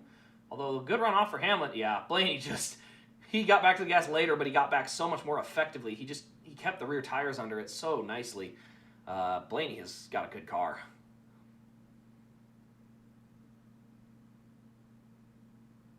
Painting right around the yellow line. And Blaney will move into 2nd. So I think Ryan Blaney's going to be my favorite to win tonight. As long as we don't have some goofy restart at the end where they kind of have to tell him to get out of the way and let the championship guys battle it out. As long as we don't have that garbage, I think that's going to be it. Bengals are going to lose. Defense is so bad. I'll have to look and see there.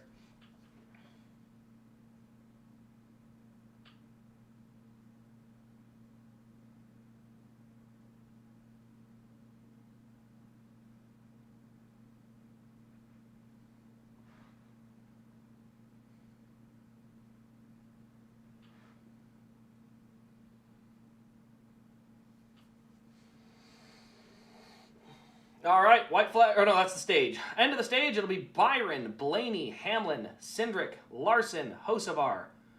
Looks like, yeah, that's not for position. So it's going to be the final spot in the top 10 is going to go to Briscoe. Which, again, if you were having this race based on points rather than just finishing position, Briscoe would almost be out of it unless he won. Like, it would be kind of a win or nothing by the third stage. But, yeah, it is what it is. You can't, yeah, I don't know. I don't know how you put it. This format sucks. So we're just gonna pretend it doesn't exist in a handful of different opportunities. We'll just go that route with it. I think we are at the 2-minute warning. I'll have to see on the NFL scores page. Yes, 2-minute warning. 27-17 is the score in Detroit.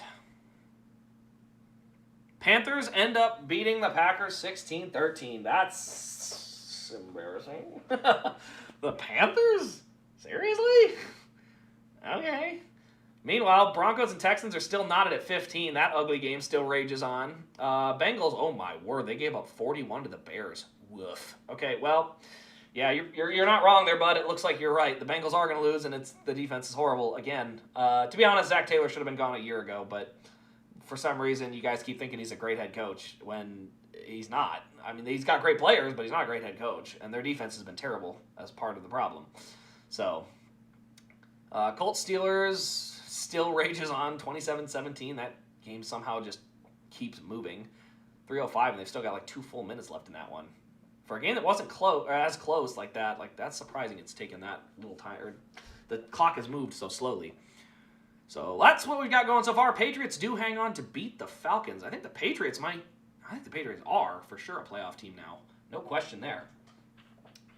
So meanwhile, we're under commercial at the moment. End of stage number 1 has finished off. And we got Byron out front, but it took him a while to get there. So the second stage here is going to be 120 laps. So there will be a pit stop, which basically means we're going to have 2 60-lap runs.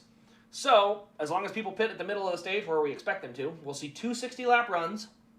And with 2 60-lap runs, I would fully expect, tire wears, it took 50-ish laps for Byron to get by Hamlin. So I really think this is going to be one lost on pit road. And in Hamlin's case, they got the right pit box, but that team has misexecuted a lot of times, and I really, really hope they don't screw it up today. The last thing I want to see is a pit crew end his shot. I think he's got a shot today, though.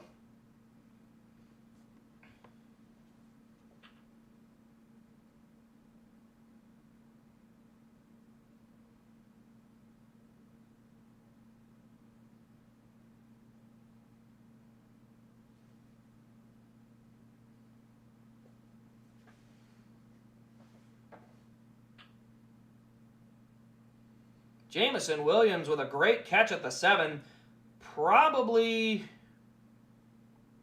yeah, that was a definite push-off. But they're not going to call that. That was 100% a push-off. And they called him out of bounds. Yeah, okay, he was out of bounds at the 4. Wow, great spot by the ref. How did you catch that? That being said, golly, Isaiah Rodgers in great position. It was a push-off, turn around and pushed off. You can't beat that. Like, great coverage, great throw. Yeah, that's a definite push-off. I mean, that is literally the only way he got the separation there.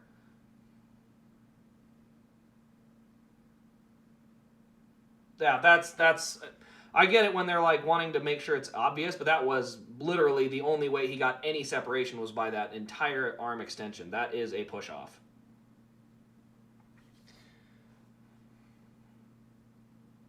Isaiah Rodgers had great coverage. I can't even be mad at him. That was fantastically covered. It was just, they called a touchdown now. They reviewed. Okay, so they blow the whistle dead, and then he ran into the end zone. They're going to call a touchdown. Okay, never seen that before.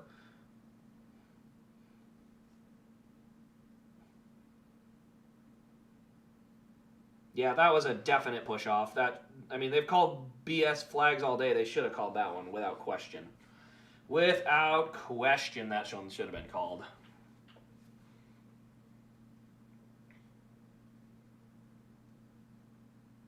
All right, here we are. Pit stops are underway. Keeping an eye on everything. 9.5 for Briscoe. A little bit of a... Oh, no, that's a good stop. 9.4 for Larson.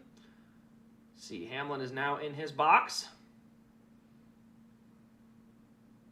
Come on, execute. Execute. A little slow on the right side for Hamlin. Longer stop for Byron, 10.5. And a 10.0 for Denny Hamlin, who will come out third. So he didn't lose any spots with a slow stop. But that being said, the guy that wins Battle Off Pit Road is going to be Ryan Blaney. It said 2 tires. He did not take 2. He took 4. The NBC thing is just messed up. So 4 tires for Ryan Blaney. He will take the lead, and I think he's not going to look back. He's probably going to win this thing. I think it's about over now.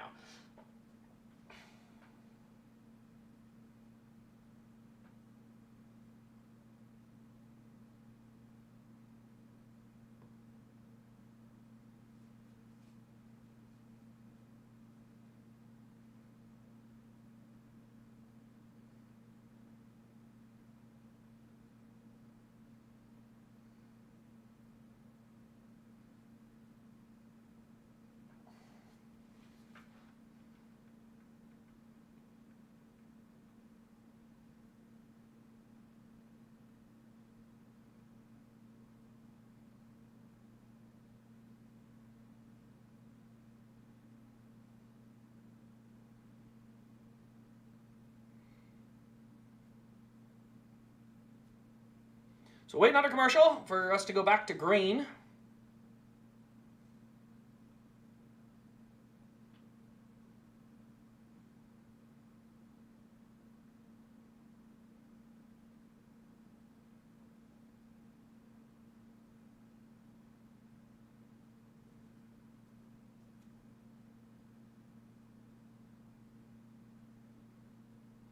Did Jordan Mason just go the wrong way? Yeah, Jordan Mason went the wrong way on that play. That's not on McCarthy. That miscommunication was 100% on Mason. He literally went to the wrong side for the handoff. So that play is almost a first down if Mason runs to the right side of the freaking line. But is what it is. First timeout taken by Detroit. Second and 6.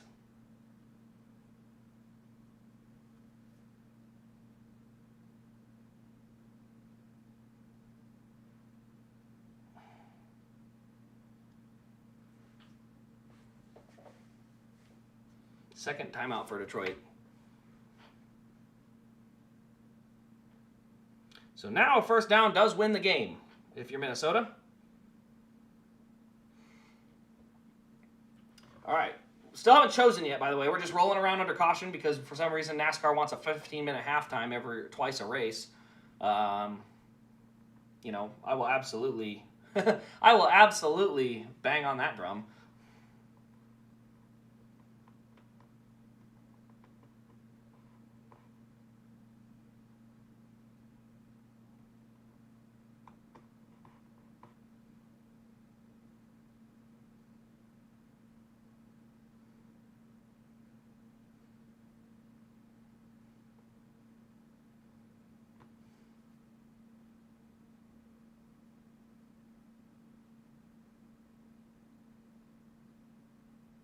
Oh my goodness, that was a whale of a grab. Jalen Naylor turns around and makes an incredible grab, and that should finish that game off. The Minnesota Vikings, with 3 knees, are going to beat the Detroit Lions. Jalen Naylor, my word. McCarthy threw an absolute dime. Turn around, tucks it. Wow, what a catch. Jalen Naylor just absolutely daggered on that one. That was phenomenal. And now we've got the 3 knees. And J.J. McCarthy does not lose in the state of Michigan.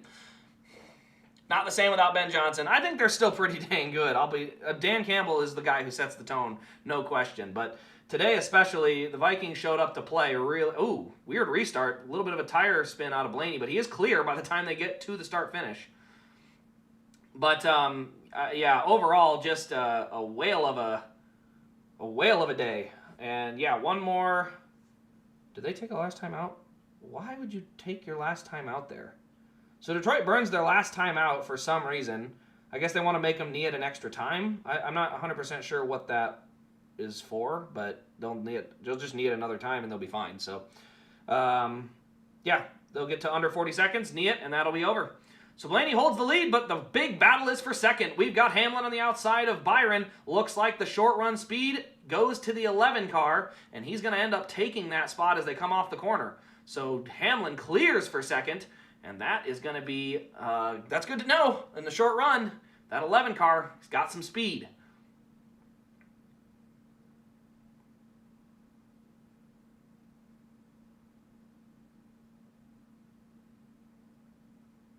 Meanwhile, Ryan Blaney is going to have to try and fend him off. I think on the short run here, Hamlin's going to get aggressive. Because he wants that clean air, and he knows it. Game is over. Well done, J.J. McCarthy. McCarthy wins in Detroit. That used to be a thing Packers fans love to say. Now, just good for Vikings fans. Oh, we got a caution. It is John Hunter Nematode. Nemaspin.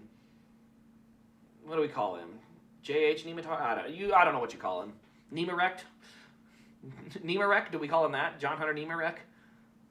Anyway, John Hunter checks around, so we got a caution. We're going to have to re-rack him here. Question is, only 13 laps. So the question is, are tires worth anything? Like, I don't think there's been... Nematode is probably the best. Maybe Nematode is the one I'll hang with. Do we hang, or do we take tires here? Like, legitimate question. Is there value to tires with only 5 laps? I don't know if it's that much fall off, like Darlington, but I think there's an argument you could make it matters. I don't know if you have enough tires, though, right now to gamble for it. I think you just have to let it go. Because there's just not enough tires left to just keep doing that over and over and over again. All right, well, J.J. McCarthy knocks off Detroit. I say J.J. It was the team. The J.J. had an average at best game and did fine.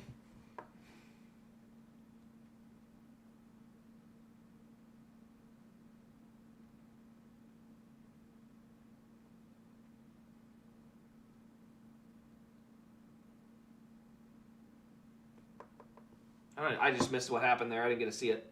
What I wanted to do is go back to the NFL scores page. Update me here. Ooh, we got a game. Let's go back here. So Cincinnati is...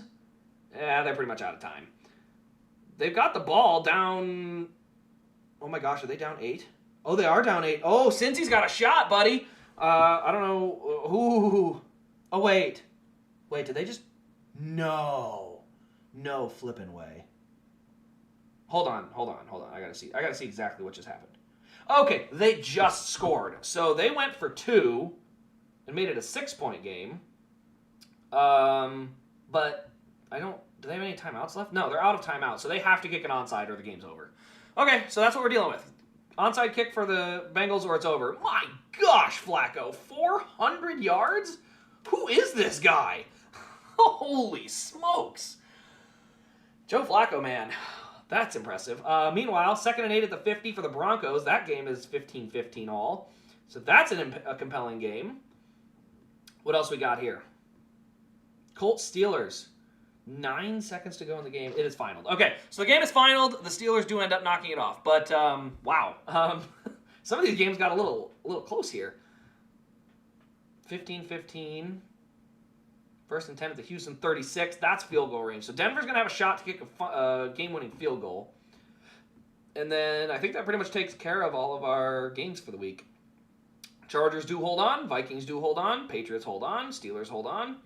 Broncos still in question. Bears and Bengals, it's 95% Bears. It all comes down to the onside kick. So onside kick would change it, but otherwise that game's over. Panthers knock off the Packers. And then the late games are the ones after that. So we'll see. Oh, gosh. Elliott lost another 3 spots on the restart there.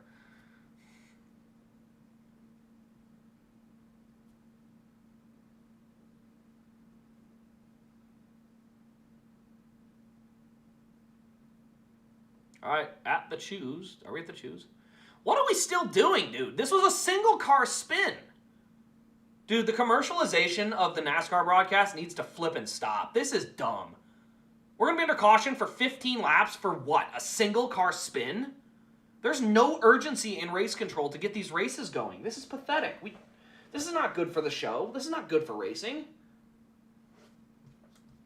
Yeah, let me look at race car cards and get this off my chest.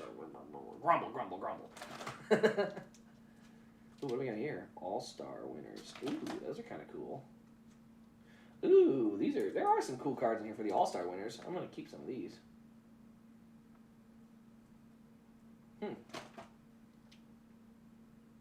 Behind the scenes. Simple enough. Ooh, hardware. Wait, what? They're just drivers standing in front of trophies. But it doesn't explain what the trophy is. Oh, the back shows what the trophy is. That's dumb. Put the trophy on the front. That's what people want to know. What do we got here? Food City 500. Oh, here's another one. These are After Party. So these are race win cards from 2009. Does that mean we got a Casey Kane one down here? We don't. That's a bummer. We do have the Rudiman car, though. That's kind of cool. So there's a few of these I'll probably hang on to. Guest list. I don't really care about these editions of their cards. They have a guest list edition.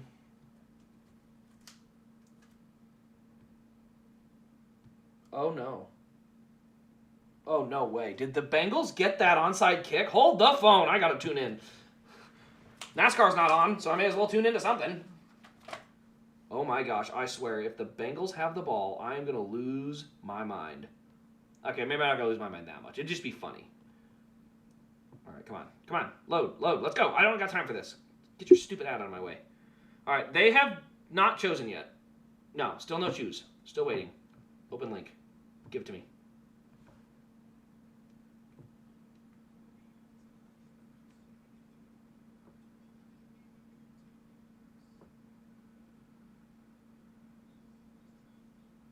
Oh my gosh, they got it. The Bengals got the onside kick. We are in business. Joe Flacco, back to pass. Dump over the middle. Oh, he dropped it. Oh, he dropped it. You know what? That might actually be an okay drop. That was just going to be a 5-yard gain over the middle, so not a chunk play loss. I mean, 10 yards is 10 yards. Minute 30's, there's time for that, but gotta put that a little bit higher, Joe. Oh, man. That's a drop. Okay, so the Bengals are totally in this game. Also, why the hell are we still under caution? Like, seriously. This is longer than the stage break. Have they given any reason why we're still rolling around? This is ridiculous. 2nd and 10. Flacco back to pass. Fires it over the middle. Caught! That's Jamar Chase. No, sorry, that's T. Higgins at the 45-yard line of the Bears. Minute 30 to go. 1st and 10 Bengals. They're going to hustle to the line with a minute 20. Snap. Flacco back to pass again. He's going to let it fly. Down the sideline. T. Higgins does it again, and we got an injury timeout now. Did he catch that? Oh, my word. They are in business, guys. Have they chosen? They still have it. Okay, they just chose. My word. T. Higgins got the ball. They're down in the red zone. The Bengals are not done yet. Oh, my goodness. T. Higgins on back-to-back plays. 1st and 10 Bengals. All right, coming back to green. Blaney with a much smoother launch this time, but Hamlin stays right alongside him. Now they're going to cut down across the dogleg. And Hamlin's going to sail it down into turn 1 on the high side. Blaney had a horrible turn 1 entrance. He's going to get split by both Hendrick guys, and they're both going to get around him. Larson's going to go 4th to 2nd, bottom top. Ooh, we got contact back in the field, though. Chastain squeezes it 3 wide middle between Bell and Cindric. Does not look like there's any tire issues, so they will continue on.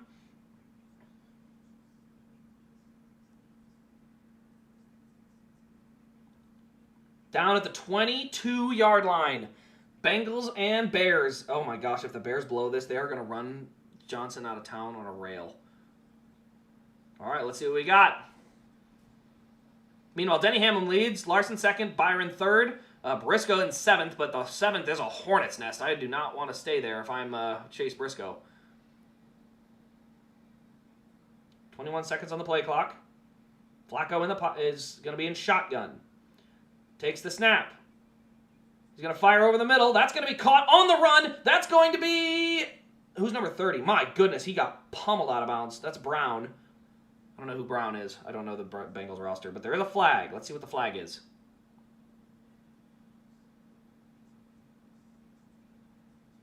It's a pickup of 16 from the 22. They're down at the 6-yard line if this holds. Let's see what the penalty is here quick. Defensive hands to the face. The penalty is declined. 1st and goal, Bengals.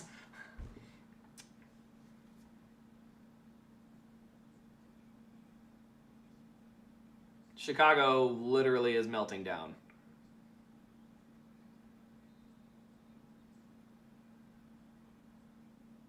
Man, Chastain is sliding backwards in a hurry. Chase Elliott also is, I don't know if he's just running the high lane or what, but he is flying forward. He's up to 11th. He is booking it. Meanwhile, Hamlin runs away out front. Larson, Byron, 2nd, 3rd. Briscoe back in 7th.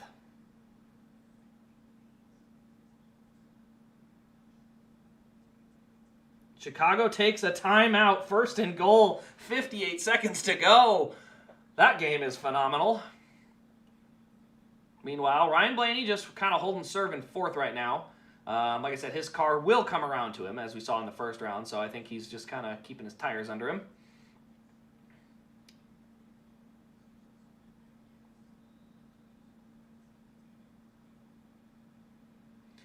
Inside the 10, they have that. Denver does win on a last-second field goal, so Denver beats Houston 18-15. That sounds like a horrifyingly ugly game. All right.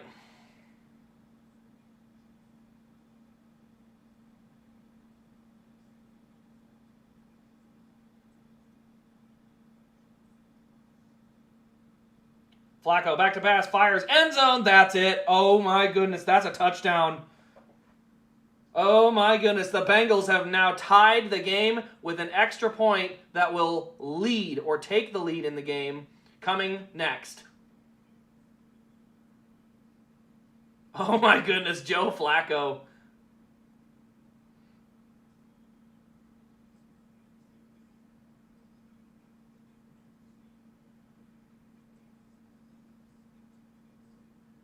Oh my gosh, how did they blow this?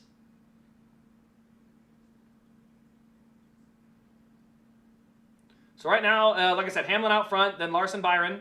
Blaney 4th has kind of solidified. The big battle right now is a gaggle of cars from 10th or 9th and 10th on back. It's going to be Chastain, who's kind of away from it. Then it's Bell, Cindric, Berry, Elliott, Busher, all piled into one little gaggle. And they've just been side by side, swapping positions back and forth for the last about 4 laps. Oh, Elliott followed Berry right into the corner. That's going to be an easy spot for Busher. You can't follow guys, not in this car. Even with the tires the way they are, you just can't follow a guy. Come on. Get out from behind Berry. Run any other lane that Berry does not run. Berry runs high, run low. Cannot follow, though.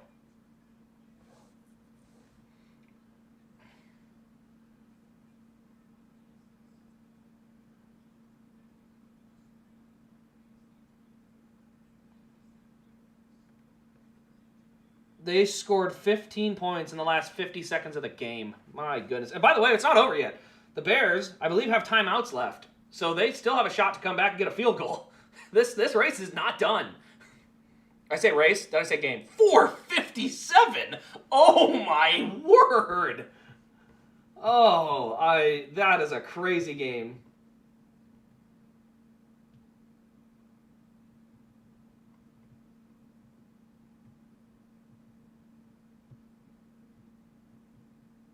Why can you not let me type?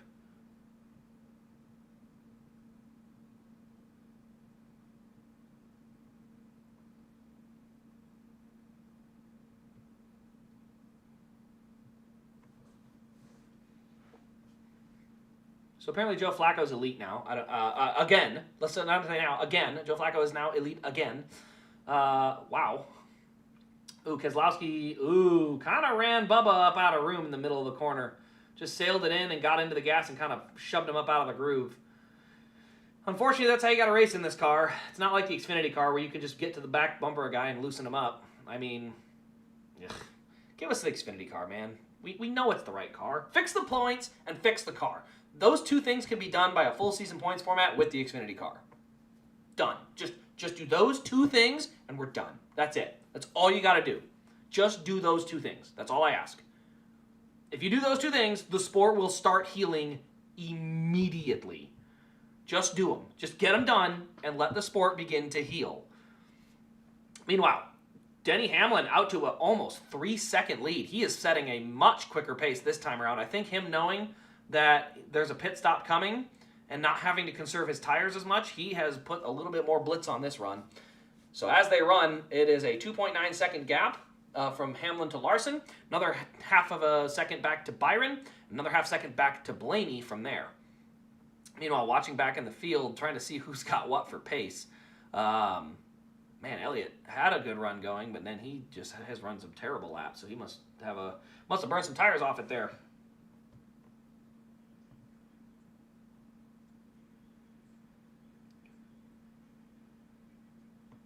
Incomplete.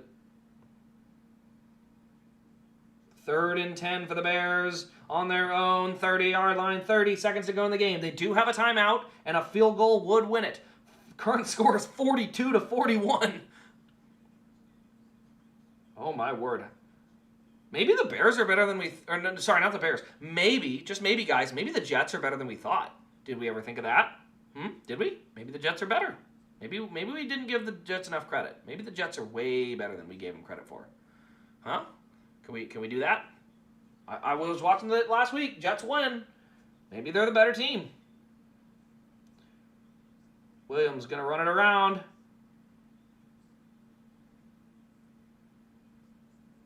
First down. Williams will scramble for the first down. I believe they just took their last time out. Lead is up to 3.0 seconds for Denny Hamlin. 37 laps into the stage. Like I said, there's 120 laps, so expect pit stops at about 30 laps, maybe 25. 25, 30 laps, we should start seeing pit stops under the green. Oh my word! And Cairo Santos does not have a phenomenal leg, so they are going to have to get in range. They can't just maybe try to punt a 70-yard field goal. He's not that guy, so they are going to have some of that.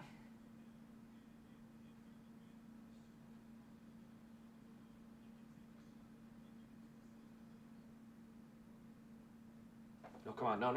Don't you turn this game off on me. I'm watching the end of this thing. I bet NASCAR News 6 is glued to that. NASCAR race ain't ended for hours. That game is going to be on his TV primarily. Bubba Wallace is in pit road. I don't know if they're having more engine issues or what, but the 23 car is on pit road. Looks like some kind of issue. Oh my goodness!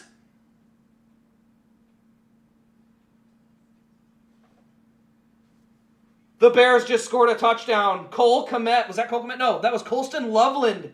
Colston Loveland with a 60-yard touchdown. He broke free up the middle and runs all the way for the score. Oh my goodness.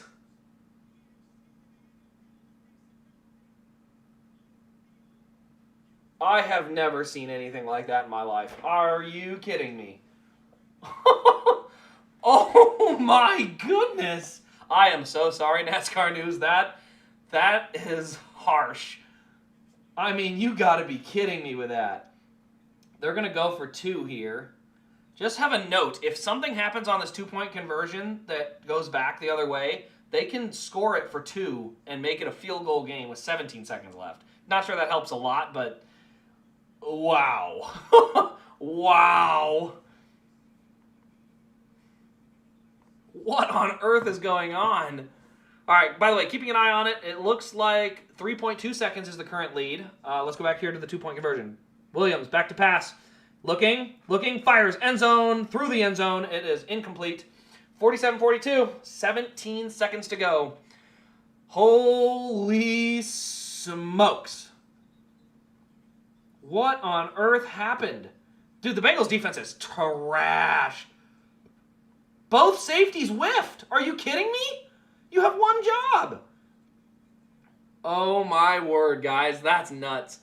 Denny Hamlin, by the way, still setting a very good pace. He's up to 3.3 seconds. Briscoe now going to the inside. He's trying to get top 5, and he will. He gets to the inside of Hocevar. But as we're watching, Blaney's car is finally coming back to life, so we expect him to start running the other two down. But I don't know if there's enough time for them to get back to Hamlin before the pit stop sequence takes place. Hamlin holds a 3.3 second lead. There's still a chance, but 17 seconds is not a lot.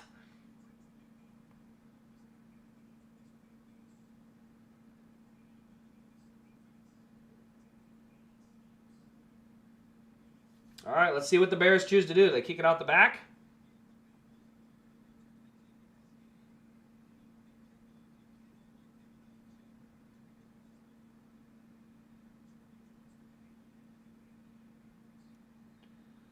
All right, they're going to take a knee. That gets it out to the 35-yard line, so they don't have a lot. They don't have to get a lot to have a shot. They're going to have about 2 plays, and they cannot get tackled in bounds. But they got good field position because they kicked it into the end zone. So that doesn't go to the 20. That goes to the 35, 30 or 35.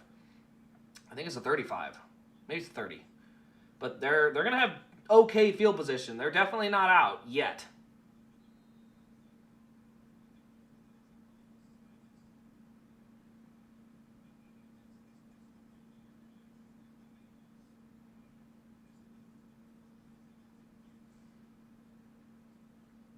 All right.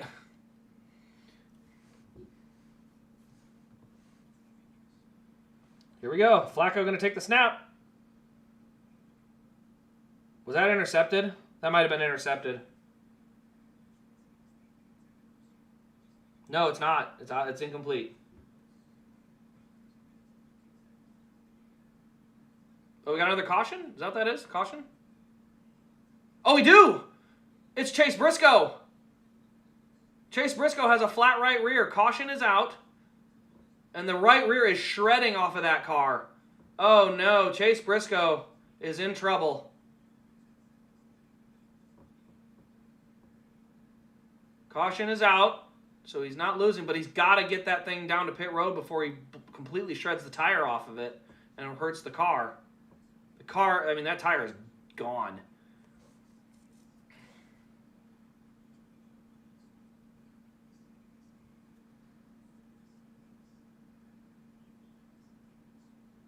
All right, where's the ball at? I didn't get to show you that last play. Flacco's coming out. No, he's coming out. He is going to try and throw it from there.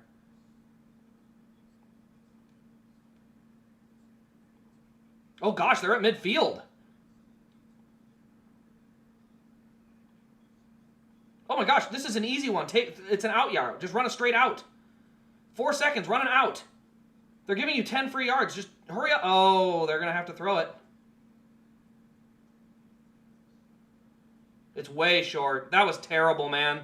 That was an awful play call. Zach Taylor needs to be fired immediately. Oh my gosh, NASCAR News. I'm sorry. Zach Taylor is an idiot. Zach Taylor is a moron.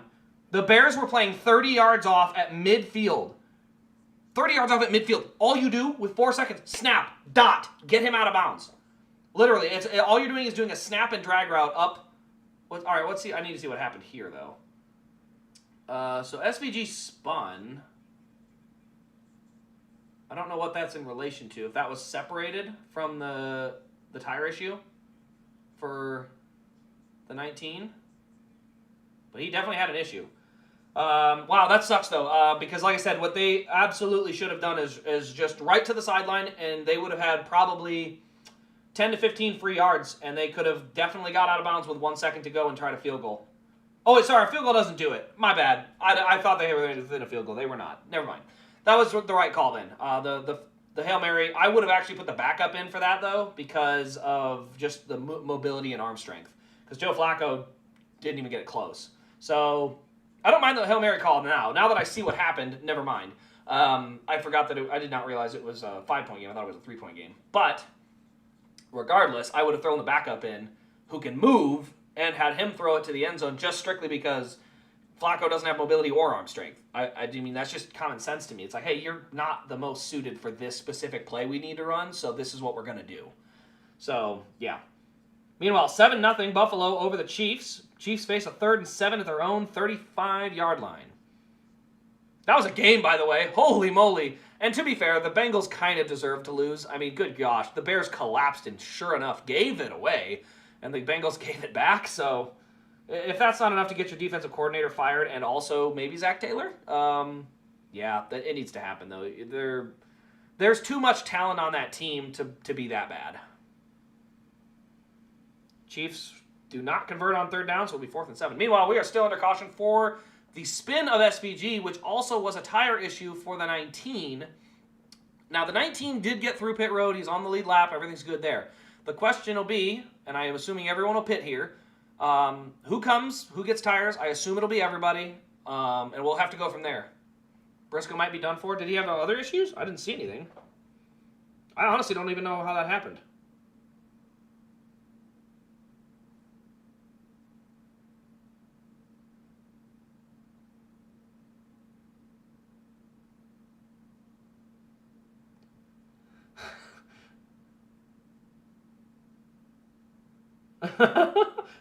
Who else? Noah Gregson. Sydney Sweeney was apparently at the drivers' meeting, and so Noah Gregson went and introduced himself because why wouldn't he? He's Noah Gregson. He does his thing. That's awesome.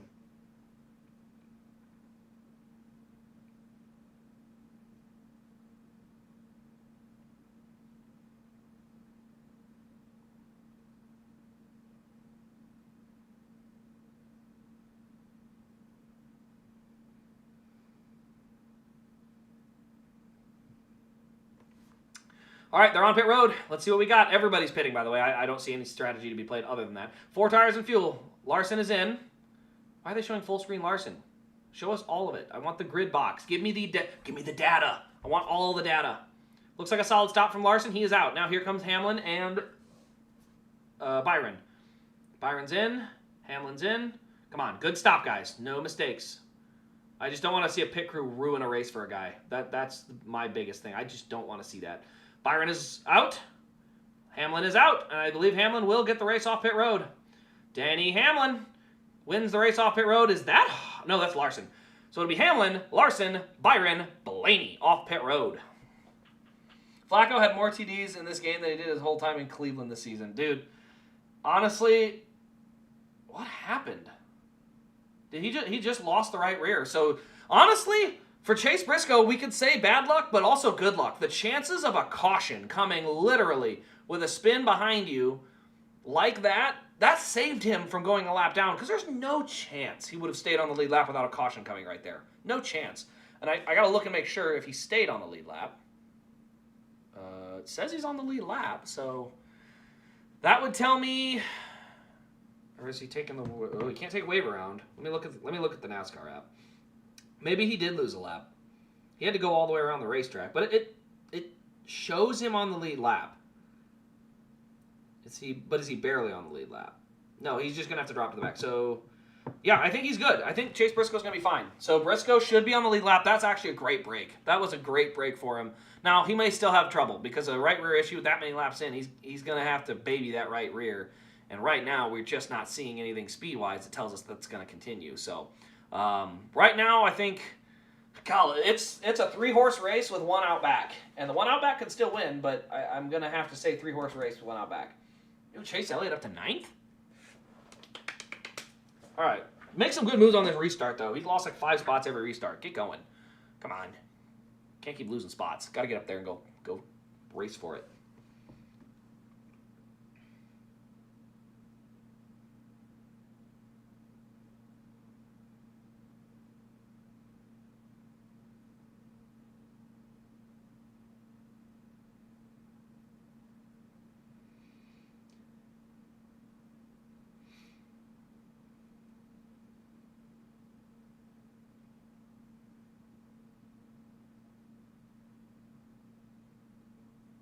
Okay, so Briscoe's going to pit this time around. Is he a lap down?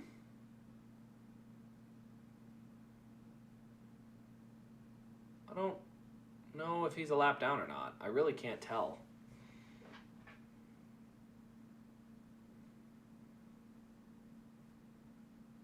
I don't think he is. It didn't say that, though. So I'll have to look. Ooh, what do we got here? Ooh. Homestead Elite, that's pretty good. Daytona, ooh, that's a spendy one.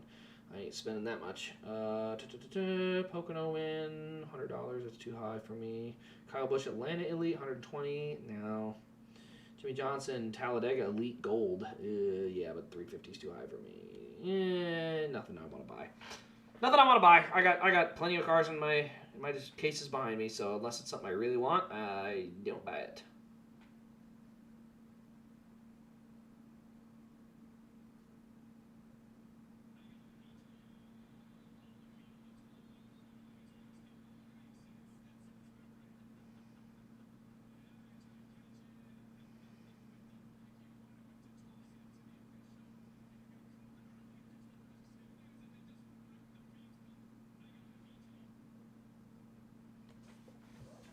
All right, so we're just going to kind of wait until it goes. A-Rod still got it? Apparently. Apparently so. Now, that being said, I got to look. I don't think he threw over 300 yards again, did he? That's the biggest thing. Not even a knock, because Aaron Rodgers is playing within his ability. He's doing what he's got to do. But I need to see Aaron Rodgers throw for over 300 once. He only threw for 200 yards again. Like, I want to see Aaron Rodgers get another 400-yard game. One of them big, gaudy games. We just haven't seen enough of them yet. Now, I don't know if he'll get it with the Steelers, to be honest, because what it takes to have that with the Steelers is generally you have to be trailing most of the game. Dude, those highlight colors on the 24 and the 12 show up so good in the shade. Coming to the restart zone, it's like, wow, look at that thing glow. It just glows.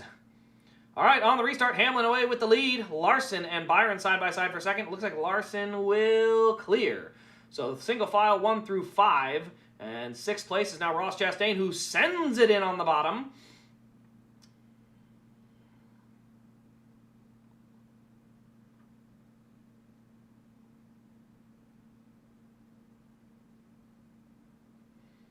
But he's going to end up in 5th.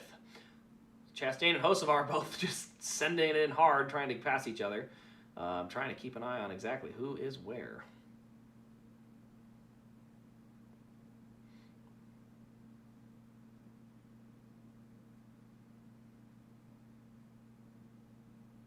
There Elliott goes. Top 10 for Chase Elliott. He's now in 10th.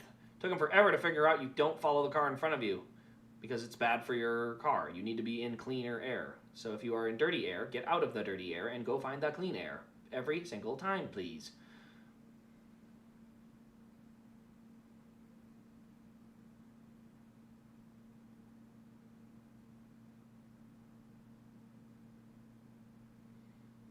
Ooh, Bell is kind of battling in there good and hard. Meanwhile, out front, Hamlin, Larson, Byron, all still holding themselves at single file.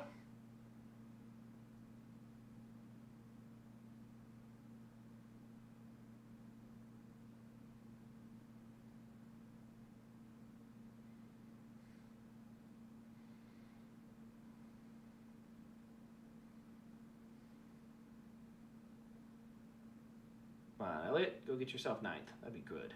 Go get yourself 9th.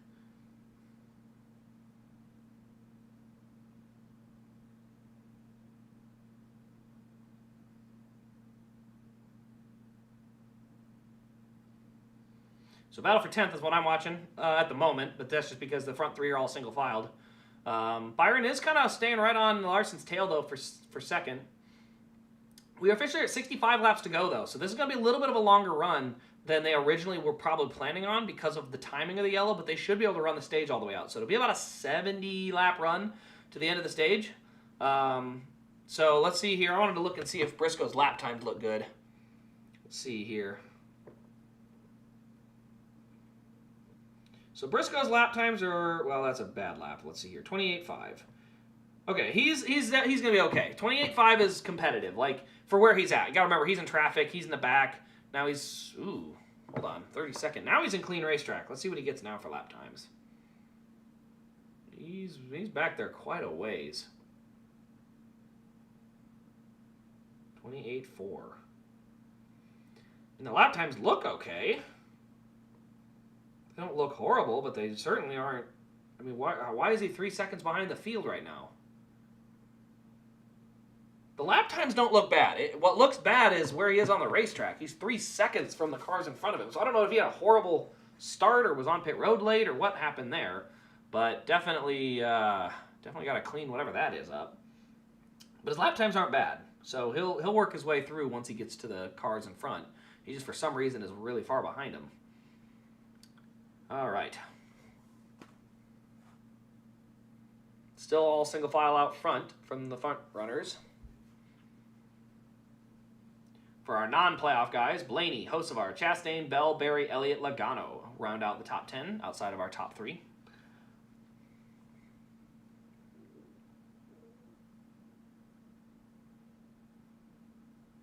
Ah, the belt gesture. Dude, I got to see Aaron Rodgers' last belt gesture as a Packer. And I was in there not rooting for the Packers, so it was not exciting. But I did get to see him do his last belt gesture, scoring a touchdown right in front of me. I was like 10 rows up in the end zone at Lambeau.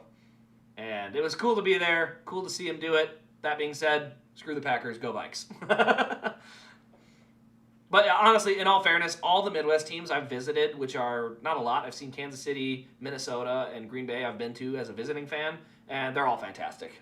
Going as a visiting fan to those 3 stadiums is phenomenal. Like, people are so nice. Next one I want to try is probably Denver is one that I would like to see. Maybe Dallas are the other ones that I would kind of want to just go see a stadium, go see the area and that stuff. So those are the other 2 I'd like to try at some point. But yeah, those are the 2 that I'm kind of like, I'd like to see that. I'd like to go see a game there.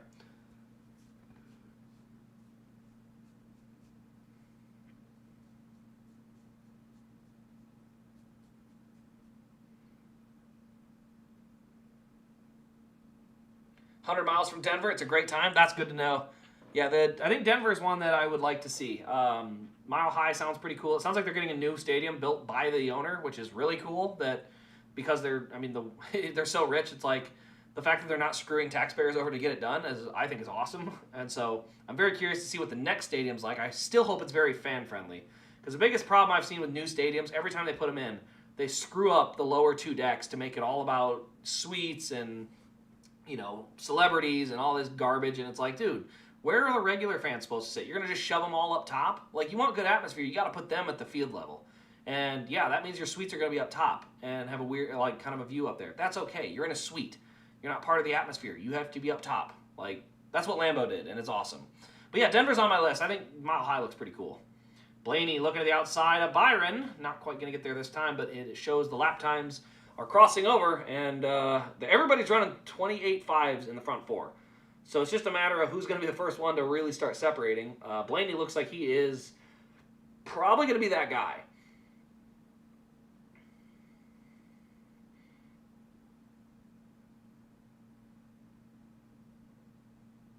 Briscoe's in 29th.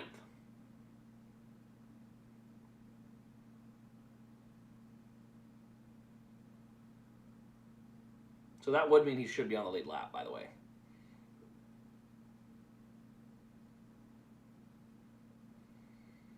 I mean, he's got time to get back up front, but it's going to take something to get there. No doubt. 29 flats is what he's running, so he's half a second off the leaders in traffic. I'm not gonna panic about that. It's certainly not great. Like does not seem to be race winning speed that I'm seeing, but it does seem to be competitive speed. So I think he's gonna be fine.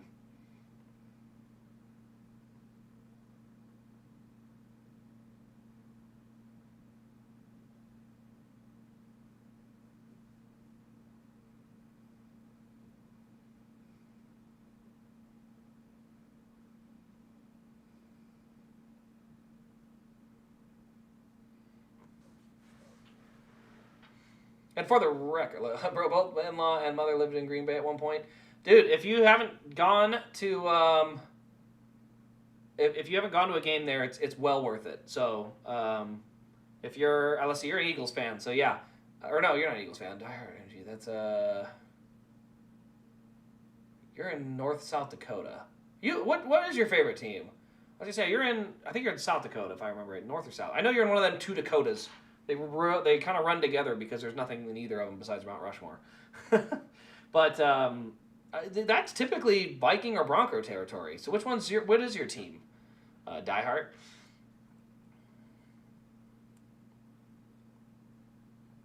I don't know why we're under commercial now, but whatever. 2.7 seconds is the lead from Hamlin back to Larson, so he has separated himself out. Byron has now been passed for third. Blaney got a great run and dove low into 3 and 4 and took the spot.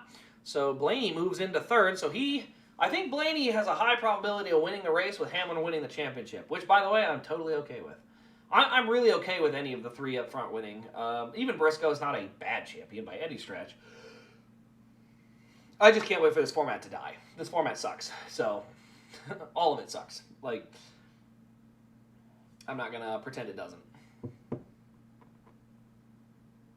It's only 4 o'clock. Oh my gosh. Daylight savings is throwing me for a loop today. Throwing me absolutely for a loop. Ooh. Briscoe getting passed back by SVG on the high side. So maybe Briscoe's car is in a little bit of trouble. He didn't have any contact, but maybe he ripped out some aero parts or something, but he's not blowing the back of the field away like I thought he might.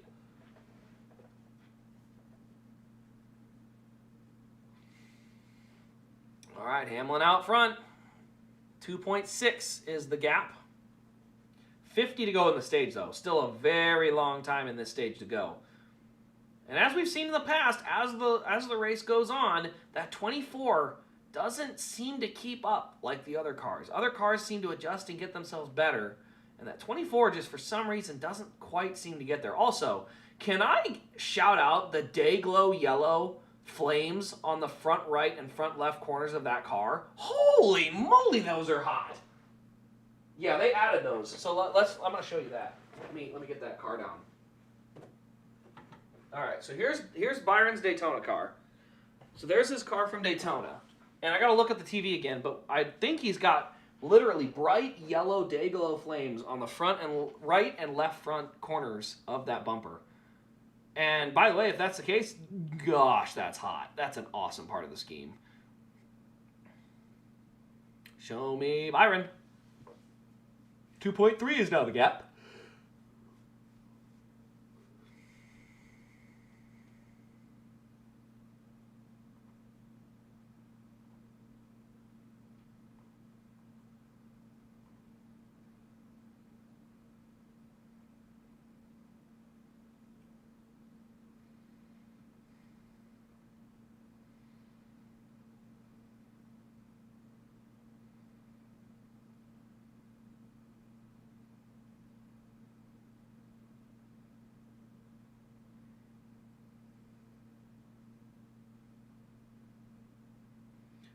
I think, yeah, Justin Haley just put tires on and he just passed Denny Hamlin.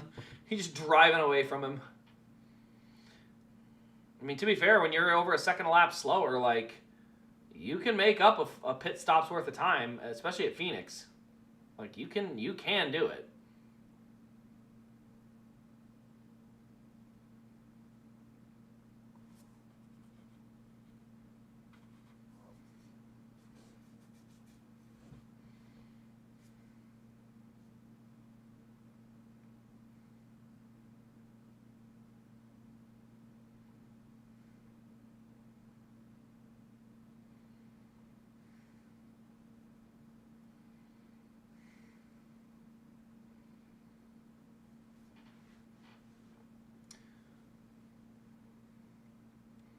Most everybody's crossed into the 29-second bracket now.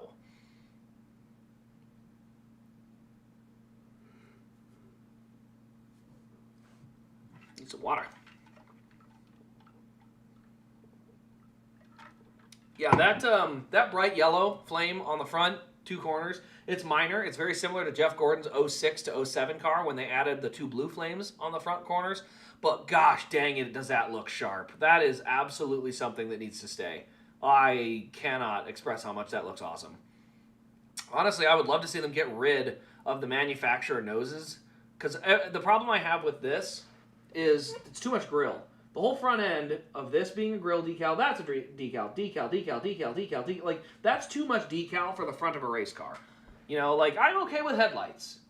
And I'm okay with maybe the outline of a grill. But I think the color, or the shape of the grill, but I think the color needs to stay solid. I think the color being solid would really make the car look nicer.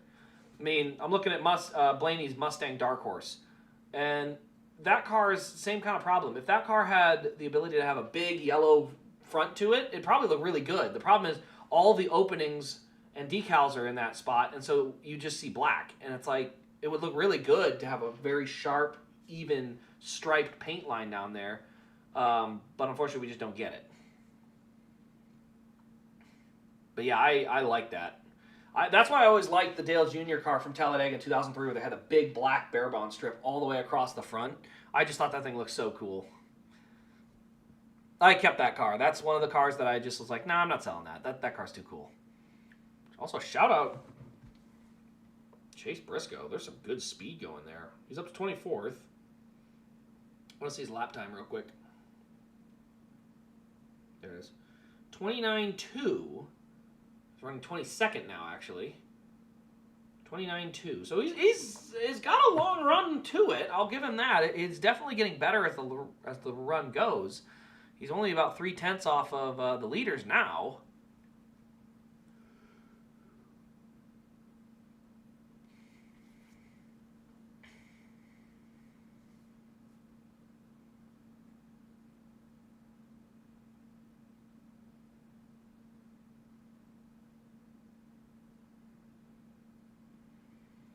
$39 to go in the stage. Nothing really happening, just kind of chilling. Blaney is by far, by the way, the fastest car on the racetrack. End of this stage, by the way, when this stage does end in about 40 laps, it'll be roughly one lap 187? No, 186. So we're going to have about 135 laps to go. So we are closing in at the end of this one because Hamlin is out front doing what he's got to do there. But we're going to have one stage caution and one green flag pit stop if things go green. That's going to determine who wins this race. Ooh, what the heck? Kyle Busch had an issue.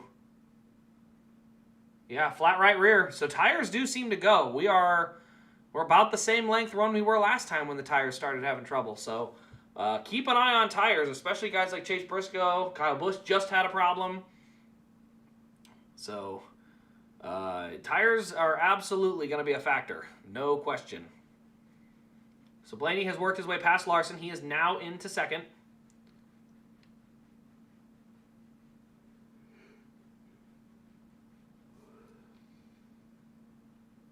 I believe we've got a caution. Oh, wow. We got a big caution. AJ Allmendinger absolutely smoked the wall. Right front is destroyed. I think he knocked the right front out of it. I think he probably lost a right front or a right left or a right rear. But tire failures have only been able to go about that far. Caution with 36 to go. The good news is 36 laps, you should absolutely be able to make it to the end of the stage from here. But the downside is it does appear tire issues are going to be a factor today, which does play into Denny Hamlin's hands. He's got the short run car. It lasts long enough. As long as he's not the guy that loses the tire, he's going to be all right. However, the tires keep going, there's a chance that someone's going to lose that tire. From South Dakota, when Rogers won the Super Bowl, so I follow him until he retires. Then back to Green Bay if the Steelers, he helped the QB train. Okay, so you are a Green Bay fan or Rodgers. So screw the Packers, but go Rodgers today.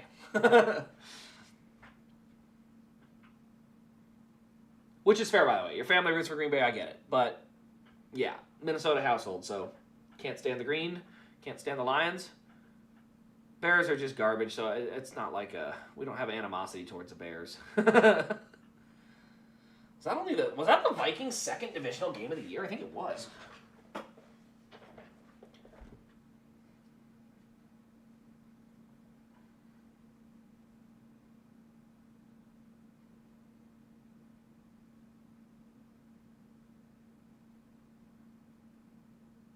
All right, here they come to pit road. Single file all the way through. Someone threw a water bottle out. All right, let's see what we got. Coming to pit road. I'm going to watch Briscoe's onboard because Briscoe has one of the earlier boxes, and he has a chance to gain a lot of spots on pit road if he has a good stop. All right, Briscoe. Yep, good. Good clean stop so far. Drop jack, 9.9, they're going to say. 9.9 for both Briscoe and Larson. I don't know if Briscoe's going to gain a ton. He'll probably gain some.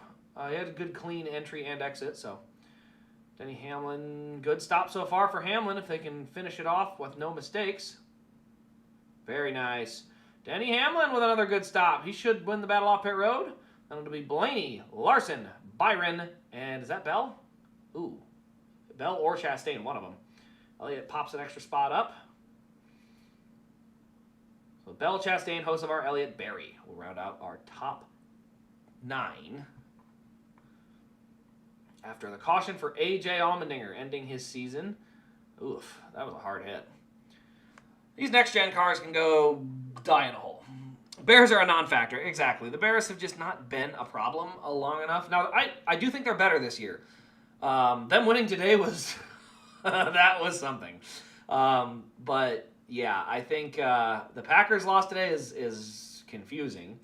I mean, the Panthers? The Panthers run the ball a lot, but how? How do you lose 16-13? Like, what happened? So that loss is confusing. But outside of that one, I mean, I'll be honest. Like, I think I think any team could still win that division right now. I really do. The Lions, I think, are probably the most well-rounded team. But I mean, J.J. McCarthy is third start. If he starts really getting a feel for what he's supposed to do behind center, like that Minnesota team can be good.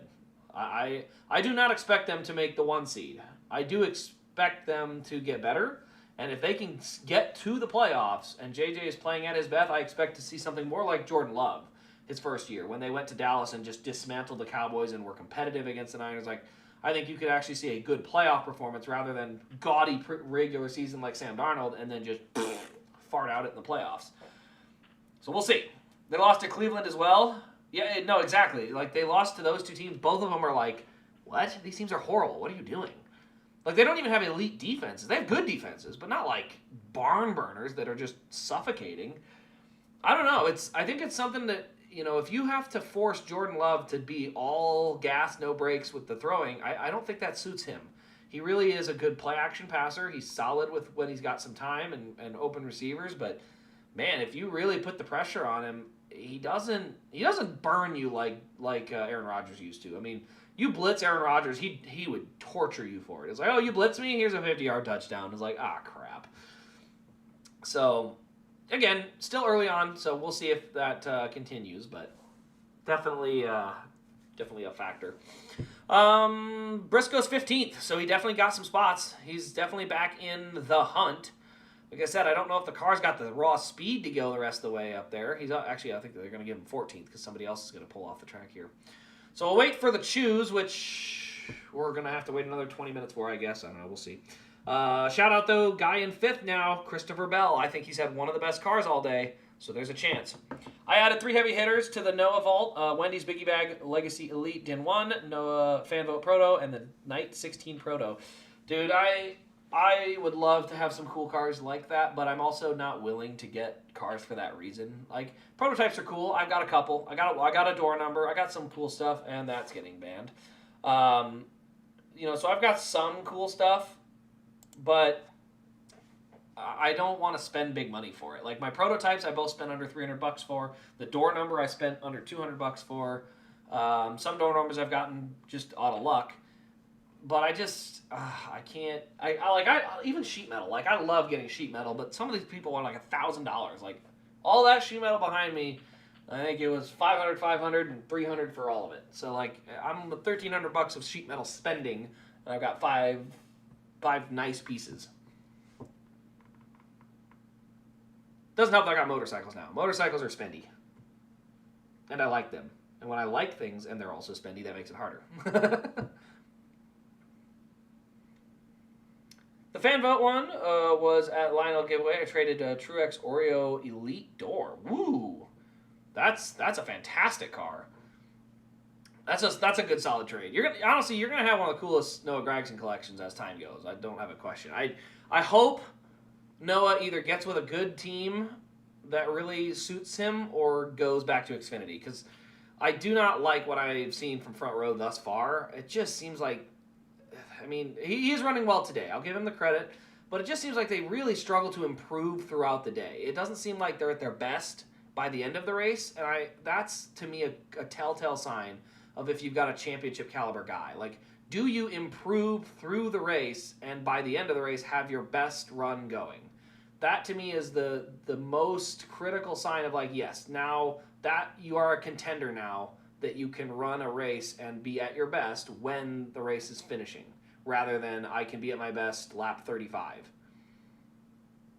Now, he's running well today. I'm not going to, bag on it because he's running top 15.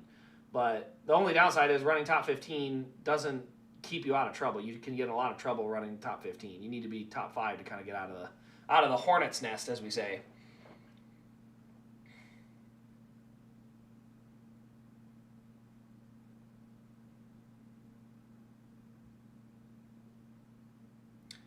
File for a QC case.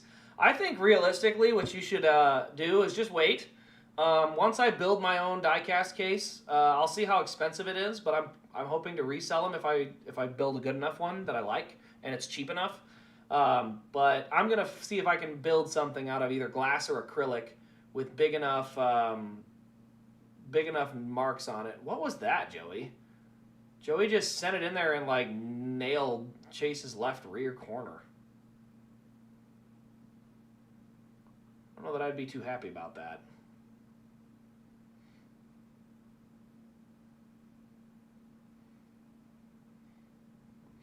I feel they have regressed without McDowell. I think they have too. I think the biggest thing is they don't have any veteran leadership to make the cars faster. You got 3 guys that just kind of know what they might want, but you need a veteran to really steer the ship as far as what the car needs to handle like. So, I don't know what it's going to take to get that back, but I think they really do need it.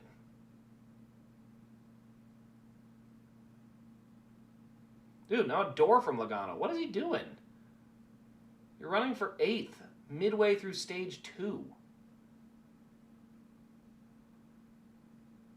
Now he's dooring him in the middle of 3 and 4. I don't know that I would take too kindly to that. I think.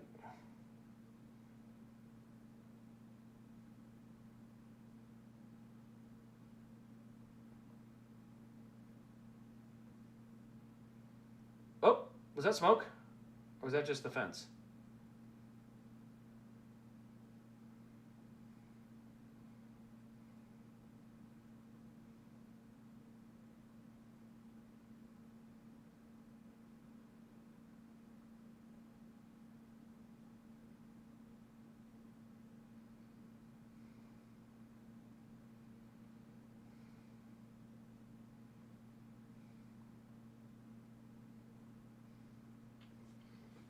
So Briscoe does get by both. He's now to 8th. Battle for 9th rages on.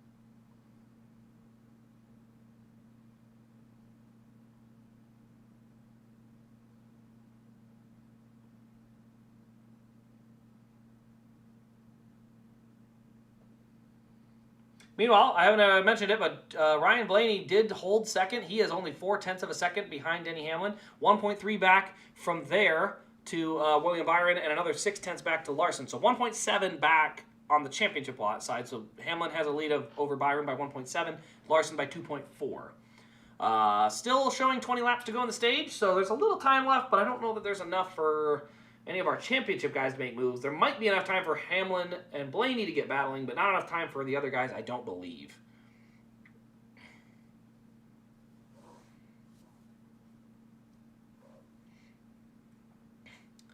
Yeah, if you have that nice of cars, you need a nice case though. Like we're talking nice shelves, lit. Each box is lit with LEDs, so they glow, really nicely glow. Yeah, you need that kind of thing. And you can actually build one out of the QVC cases like the ones behind me, or I think those are Carney's. But the Carney cases behind me, you could technically put them in a wood frame with overhanging LEDs pointing inward, and you'd get pretty good glow. But I don't know, if you got nice cars like that, I think you got to build a nice glow or light up shelf. All right, battle for the lead is on. Blaney is there. Meanwhile, between Blaney and the Hamlin battle, Hamlin has continued to stretch the lead over both Byron and Larson.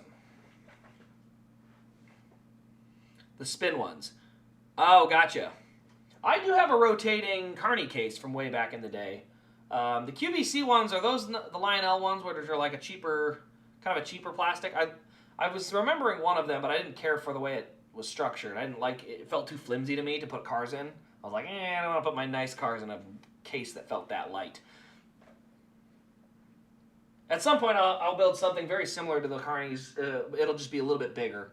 It'll have a big mirror back to it, but then it'll have probably glass shelves, and then it will also probably have removable glass shelves. So if I ever wanted to clean them, I can literally pull the shelves out and get a good clean to it, stick it back in there. But we'll see. I got to see what my options are. Because then once you do that, you can actually have the front door of the cabinet have the lights in it, like that separate the two shelves from each other. 16 to go, 1.8, the gap from Hamlin back to Byron. Only 0.2 of a second back to Blaney. So this might be one of those where Blaney's battling for the lead late. If this is 16 to go in the race, I think Hamlin has to continue to race like this in the race, and he might let him go with 2 to go. But I don't think if you're Hamlin, you give any inches on these guys unless you are certain you're coming back to win the race. Like if Blaney goes to his inside on the last lap, dives it in there to try to win, I think you just back it off and be like, yeah, go win. I don't care. Go win. I'll take the championship. I think you trade the Phoenix Trophy for that one.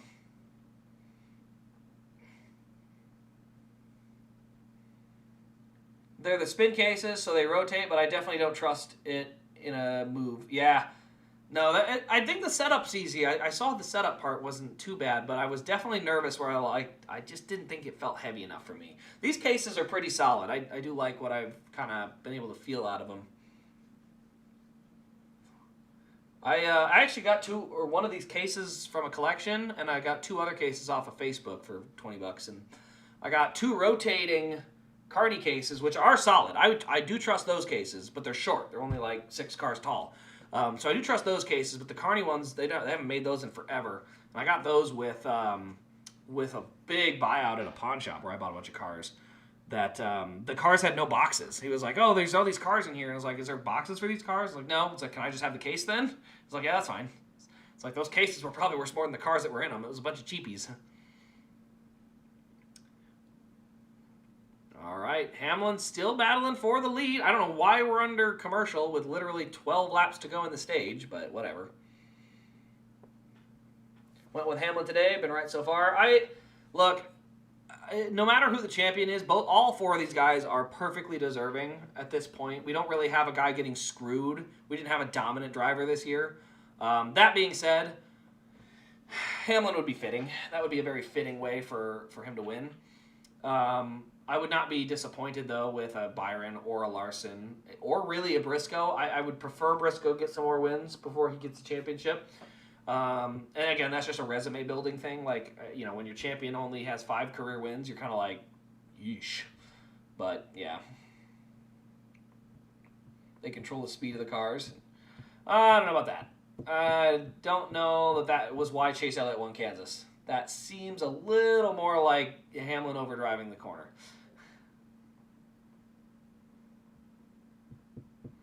Ooh, Blaney trying to put some pressure on.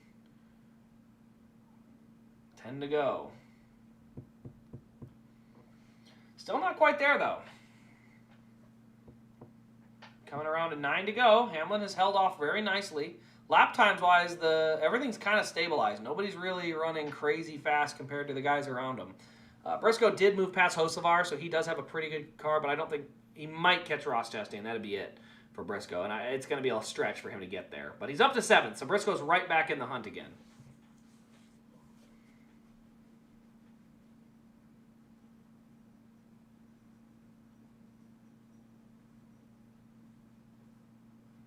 Oh, Big Kitty's here. Hi, Big Kitty.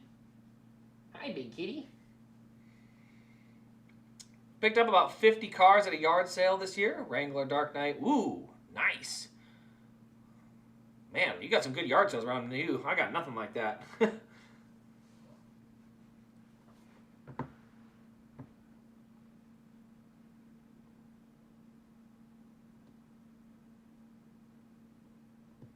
Let me see. Let's look at the NFL scores on the afternoon games.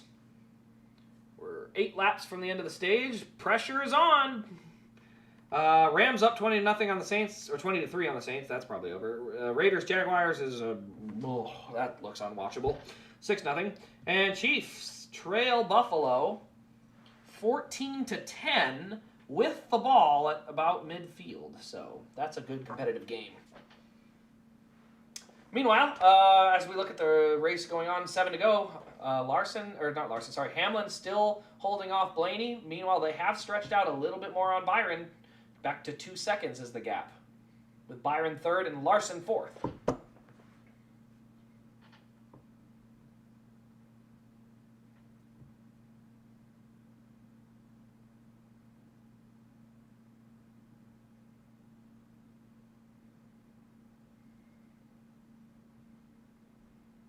Biggest mover on this one so far has been Briscoe. Oh, we got another caution. Maybe. We got a flat tire, though. Austin Dillon has a flat right front. He is going to make it to pit road, though. I think they should be able to leave this green. He is on the apron, and he is at pit road entrance, so they should leave this green. 5 to go in the stage. Question is he just the first of the guys to see tire trouble? Oh, man, Blaney is hunting. He is there. Got right up behind Hamlin. Then he followed him into the corner and lost a bunch of ground. 4 to go in the stage. Like I said, Austin Dillon just had tire trouble. So the question is are there other guys in that boat that are going to start having trouble?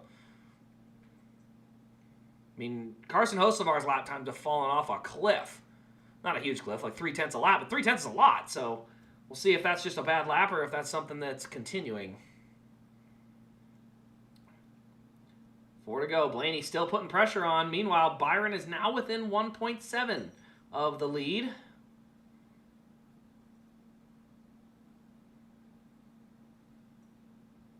There's a caution.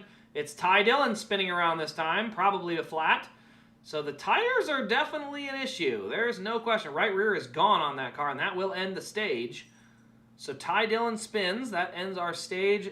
Denny Hamlin will win both. No, sorry. William Byron on the first stage. Denny Hamlin wins stage 2. Blaney 2nd. Byron 3rd. Larson 4th. Bell 5th. Chastain 6th. And Briscoe 7th. By the way, guys, if you were to play this out and actually have them race for points, Byron and Hamlin, I think, would be tied in points. So they would be tied. Literally, winner of those two would win the championship. Larson would have to win the championship, and I don't even know that Briscoe could win the championship without winning and having some guys have trouble. So if you just raced on points for one race and didn't do the whole one guy finishes in one spot wins the race, if you just did that, you would probably have a pretty entertaining race for the title, just with some points racing. But regardless, we don't do that. So they'll run the next 2 laps under caution and end the stage, and then we will pit. So for now, I will take my pit stop now because we're just going to roll for 2 laps. And I'll be back for pit stops. Hi, Kitty Kitty.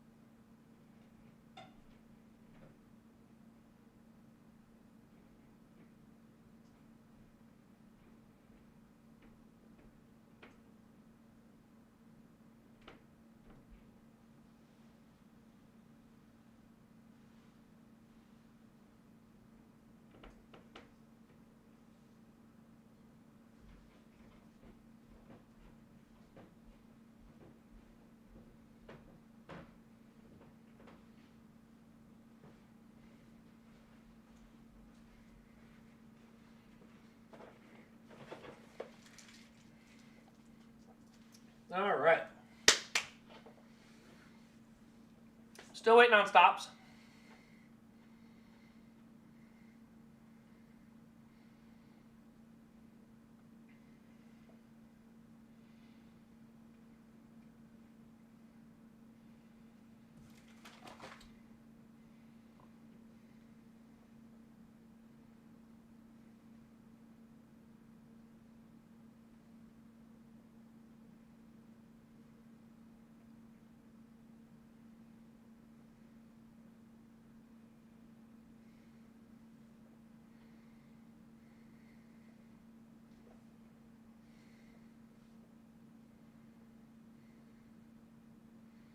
Okay, we're still not open. Why is pit road not open yet?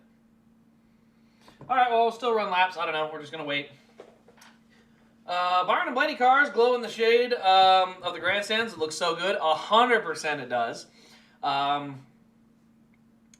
Looks like been a pretty good year for sales. So I added, I think, the biggest deal of the year. Bought 3 Brooks and Dunn prototype cars that were on Pawn Start. Wow. Okay.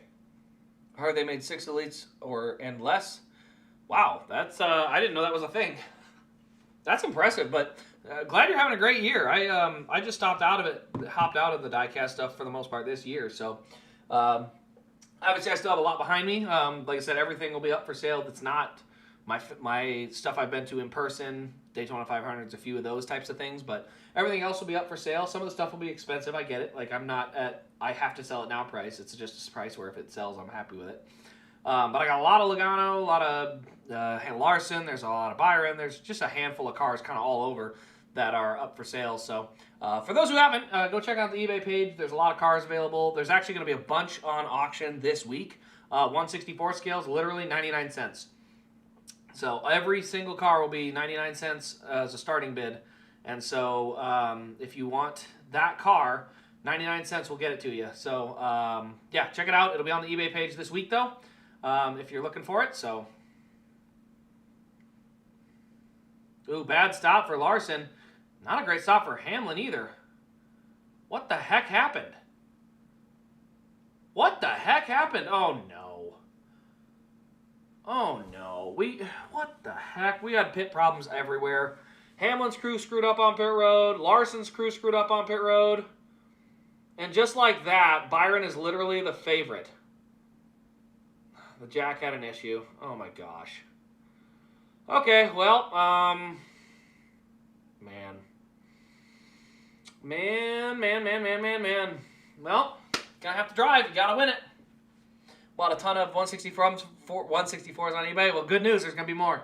Most of them are race versions, but like I said, I took all the race 164s I had on there and just set them to a buck. I needed to get them gone because I just have too many auctions open. It said I had 300 active listings, and I said that can't have that many. That's too much for me to deal with. So instead of going for 300 of those, I should be able to knock out about 70 164s, and then that'll give me some more room to list some of these other things. So, so yeah, anyone interested, go check the eBay page out. Those will be available. Like I said, there'll be pins. There's going to be raced versions. There's going to be some cards. There's going to be a whole bunch of stuff getting sold, and I'm kind of at a point where I just want to get it more moving because I got a lot of fall activities I need to clean up and get ready for. So getting more of them out of the way is preferred. But yeah, go ahead and check them out. Plus, there's some good ones. There's 124s. There's like Johnson's Homestead Elites on there now. Johnson's Charlotte Elite, his Martinsville Elite from 2016. That whole grouping is there. They're not cheap, but they're there. So if someone wants them, they're there. Gonna get NASCAR 25? Probably not. From what I've seen, I'm not impressed enough. I don't know. NASCAR games right now are really boring to me. They really lack content. And people always think content means more career mode type things. Like content is things that are unique and fun and different. And the biggest thing about content for NASCAR games is where's the imagination? Like in a game, you get to break reality if you want. And so, like, you literally can do the coolest stuff. You can have racetracks based on craziness. You can have Rainbow Road. Like, you can have some wacky things available to you. That's why Mario Kart is so good. Not because Mario Kart is a racing game, but because it's a video game that you do racing in.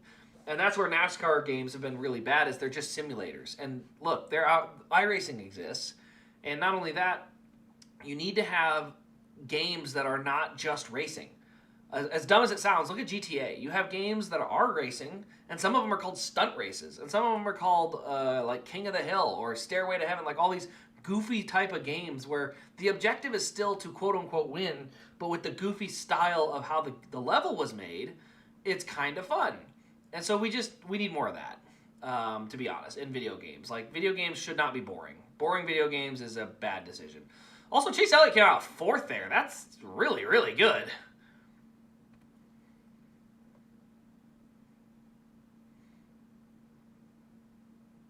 Kansas Lottery. Okay, cool. Good for you, dude.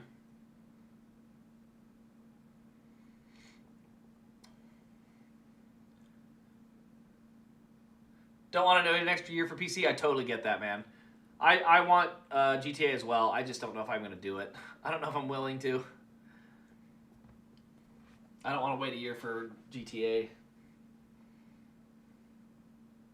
All right, so let's see what happened on the Larson stop. Larson lost a ton of ground. So Larson stop. Jack looks good. Tires are on good on the right side. Left side up. Tires go back on. I don't see anything that outrageous. Front tire. They had an issue on the front tire. Left front tire was the issue on Larson. Hamlin had a bit of a slow stop, so Briscoe's right back in this now. He pulled the spare off and got it on, but, I mean, it still cost you a ton of time. So, big loss there. Dude, why are we not green yet? They're still sweeping the track? Come on. Dude, they waste so much time in this race. It's ridiculous. See, the problem, too, is because of when these tire failures have been happening, it really does seem like a pretty big gamble to pit. I mean, if you're going to be the leader and you pit early in the strategy, you could get trapped a lap down really by no major fault of your own. And the major reason you'd be stuck down a lap is because somebody loses a tire and you have to wave around. So it's hard to say what the right strategy is going to be here in the final stage because, I mean, like, if you're a guy like Blaney, I think you got to stay out. You got to run long. And if a caution comes out, you trap the field a lap down. Not your problem.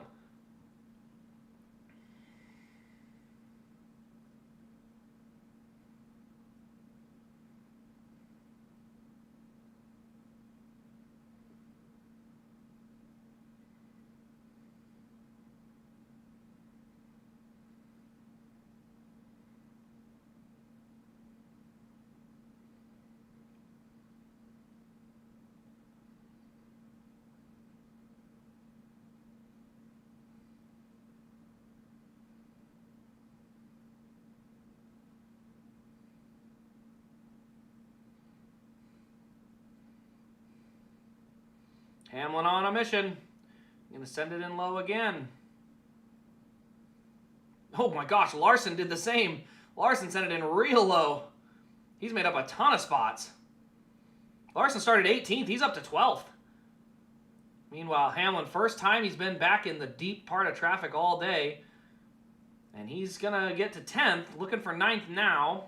Going to try to shortcut the dog leg to clear for that position. Now he's going to look for 9th or 8th.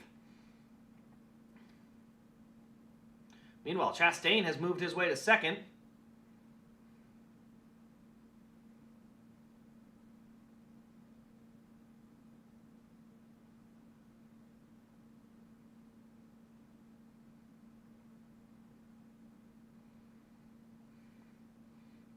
Larson's got 3 wide with Bowman and Gregson going right now.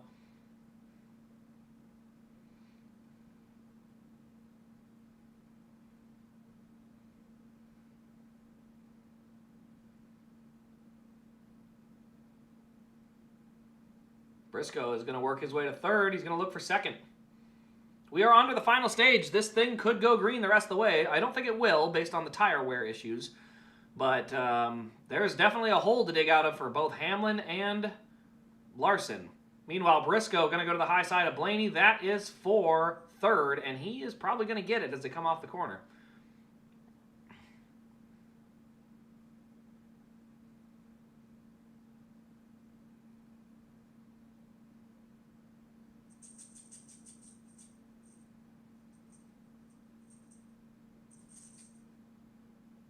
kitty kitty.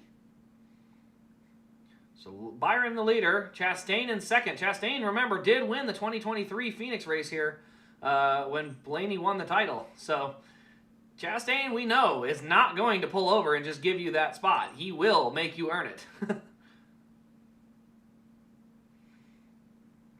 Larson back to 11th, Hamlin in 9th. So they are back in the top 10. Still a little ways to go.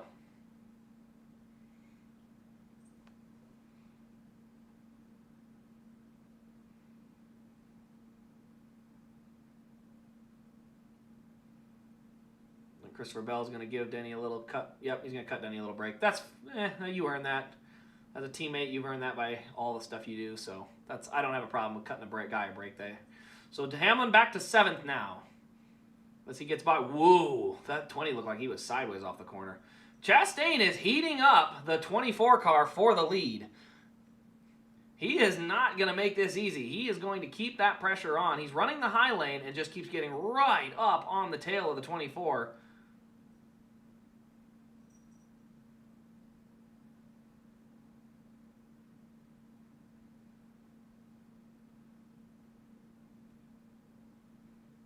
Really tight battling going on there.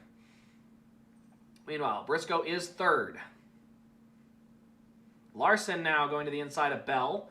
That is a battle for, I believe, the 8th position. So move Larson back to 8th. He is also marching his way back forward.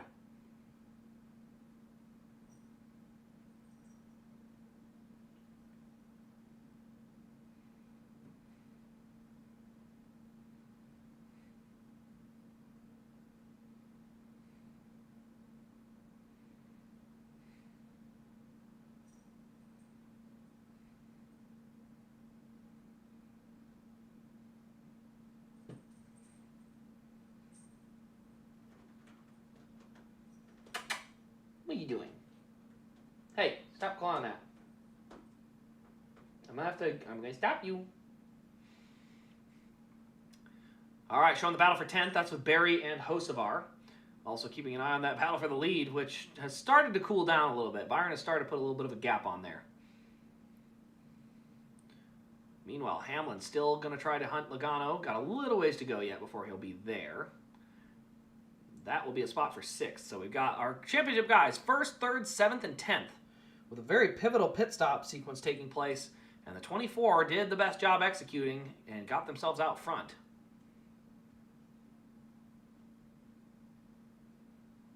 But do remember, 127 laps in this stage. If you decide to try to go 2 stop on it or 1 stop on it, you would pit at the halfway point. If you tried to 2 stop on it, you would go 40 and 40. So I don't know if anyone will try that. I think it's a good strategy, to be honest. I would like to see a guy not in the playoffs give her a shot. I think it'd be kind of fun just to see a guy like arguably Chastain or Elliott or Logano or Hocevar. Like, I mean, if you're going to do something, like try to go against the grain, because these playoff guys aren't going to give you spots easy. You might be able to slowly get through, but go try to win the last one. Try to just beat the brakes off them or something. Try to just have a better strategy than they do and overcome it. Ooh, Briscoe ran Chastain nearly out of room. Chastain did not give him any back. Hey, you know, just because you're racing for a title doesn't mean Chastain owes you an inch, and he did not give him an inch. And he's going to sail it in again. He's going to put some door contact to him, and he's going to clear. I don't know that Chastain's going to be overly fond of that one, but that's, I guess, the world we live in with this car. Meanwhile, Denny Hamlin has tracked down Joey Logano. So he is closing in on the back bumper of the 22. And yes, he does go by. So leave Larson now to 8th, Hamlin to 6th. So they're definitely all in contention still. Nobody's out of it. Blaney with a good run off. Is that going to be enough to hold the position? Not yet. Briscoe down the straightaway will clear. So Briscoe is now in second, 1.3 behind William Byron.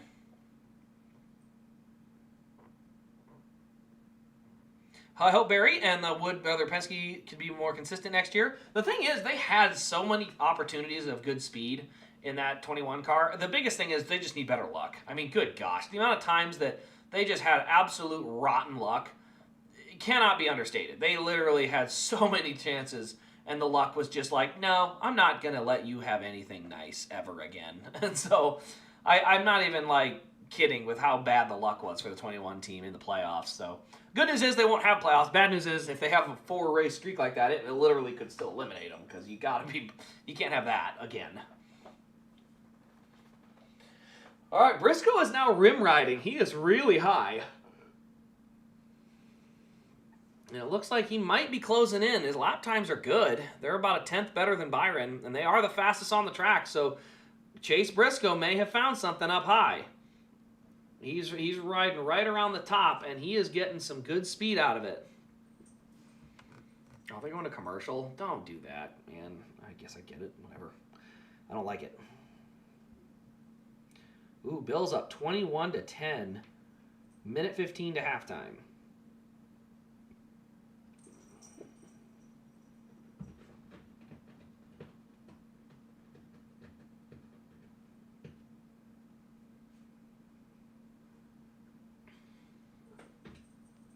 So current score is 21-10. Kansas City, though, has the ball. So going to have probably another good game. Their games are always good.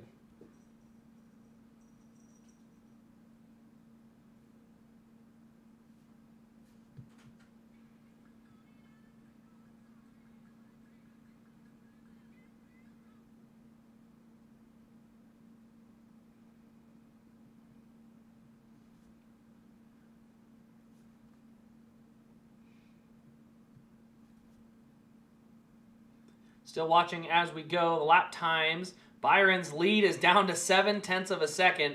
Briscoe is coming. So is Blaney, by the way. Blaney's still fast. The long run speed on Blaney's car is still really good. But Briscoe is not letting him get away. He is closing back in. Meanwhile, Elliott goes by Chastain. That is for 4th. And Chastain will now fall to the clutches of Denny Hamlin. That is in 5th. So this race is not done yet.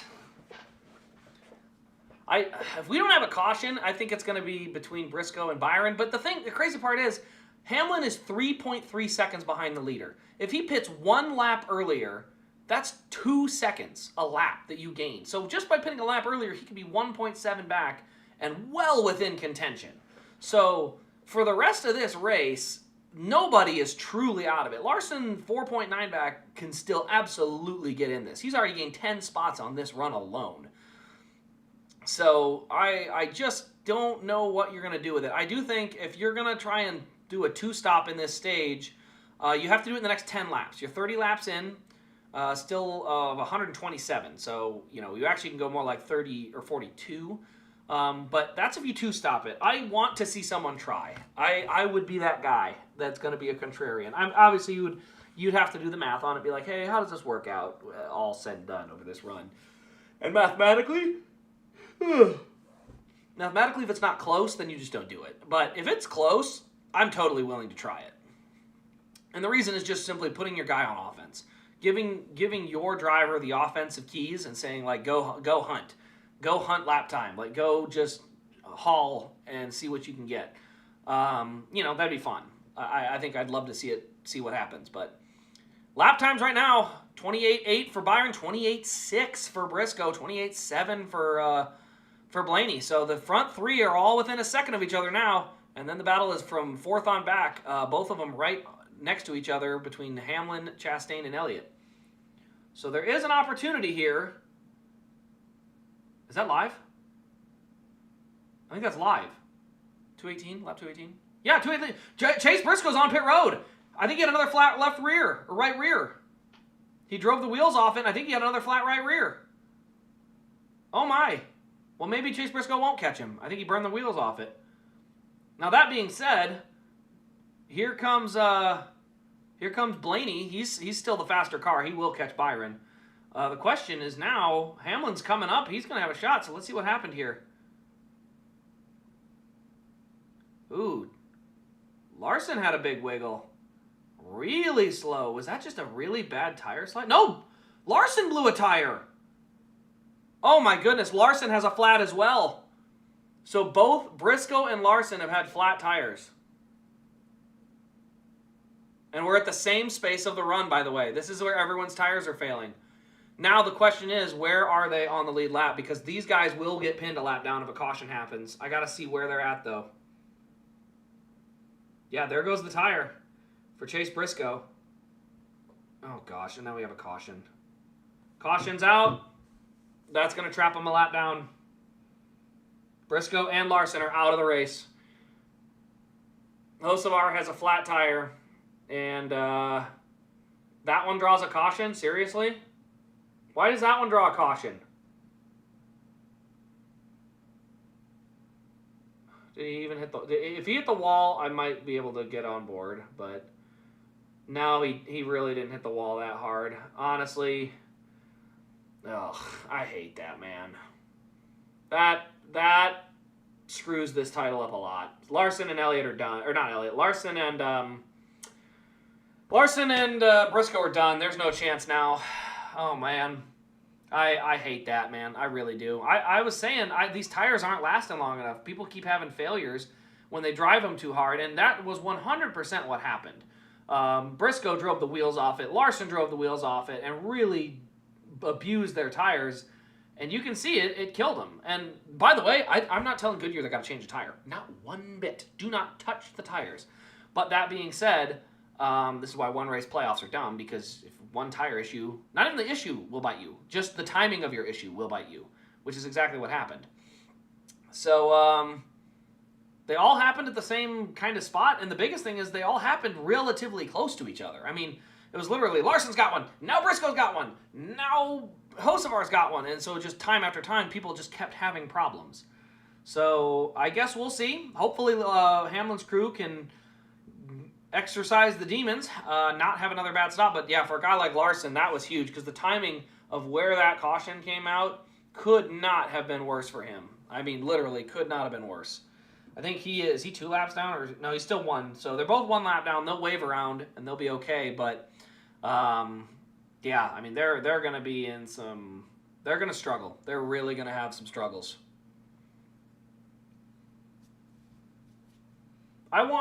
Here's what I want. I want Byron and Hamlin to have an issue-ish, I say ish, on pit road.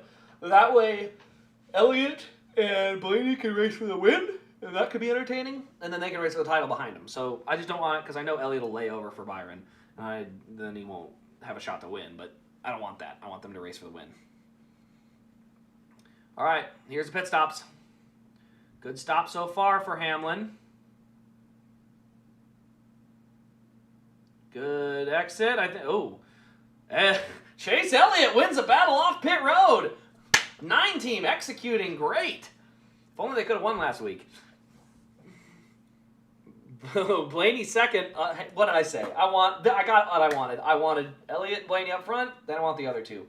Larson's timing was actually Larson's timing wasn't that different from Briscoe's. It was a little earlier, but he was just further back in the field. So that being said. The lap down is going to count, so they will wave around and get their lap back, but they're going to be on slightly older tires now.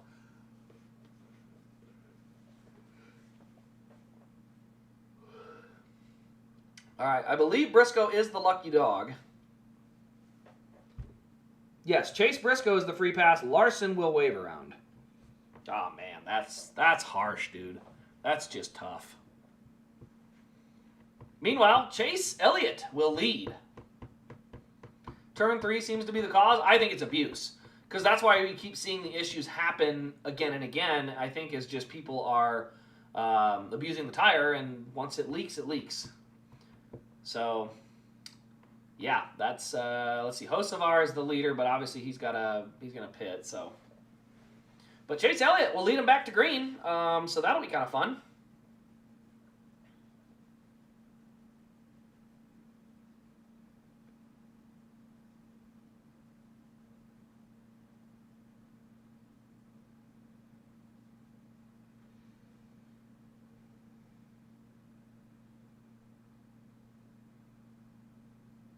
Well, yes, it does look like Larson should be able to wave around here. So we'll see when the scoring ticker corrects, but that should be what happens.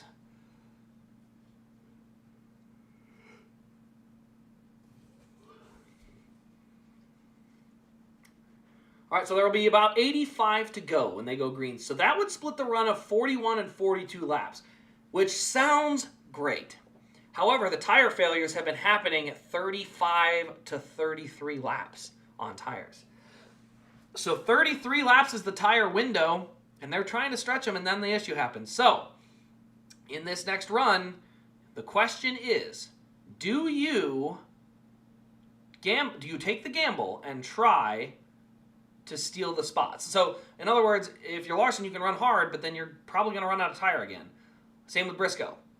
But the question is, what do you do if you are there? Yeah, Chase Elliott will be leader. So, if you're going to be a guy that's going to do you dare pit is the question. Because at this point, we have had no green flag stops, and it's because the tires keep failing.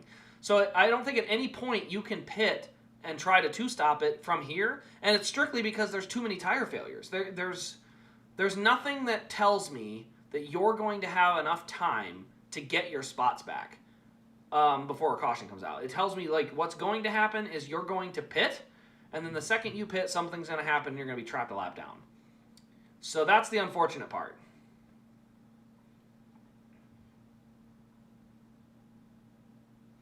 I guess we'll see.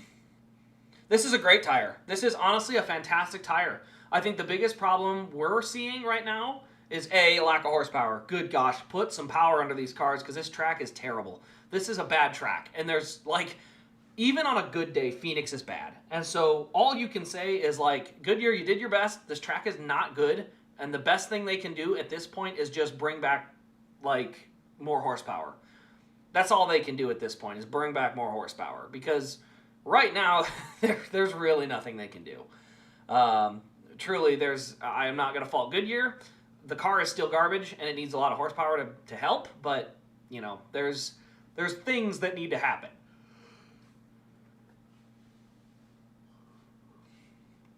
All right, coming to the green. Why are we showing Larson's onboard? Show from the front. Okay, come back to green. Elliott and Byron down low, and it'll be Blaney and Hamlin up top. Yeah. Elliott has to pull over and give the spot to Byron. Stupid team order bullcrap.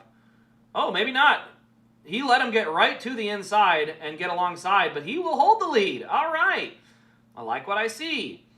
First, I'm sitting here thinking they're just going to force him to give that spot up to William Byron, and then we're just going to have to sit and watch. But it looks like Elliott fought back. He actually did try to get that spot. So, okay, I can live with that.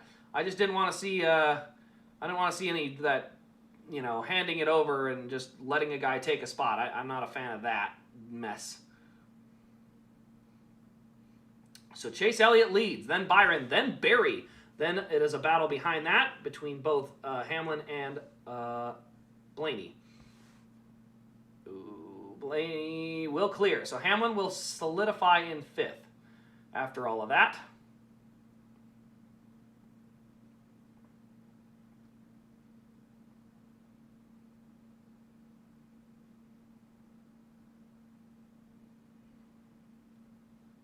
So Chase Elliott going to see if he can stretch it out front. We'll see what the clean air can do, if he can just run some good solid laps and keep the wheel or tires under it.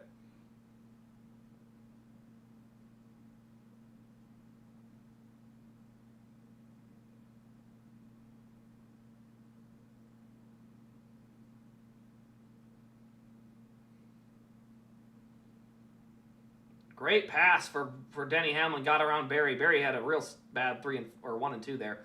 So Hamlin moves to fourth. Ooh, a little contact with Bell and Chastain. They're getting a little physical. Meanwhile, Chase Elliott has a half a second lead on William Byron.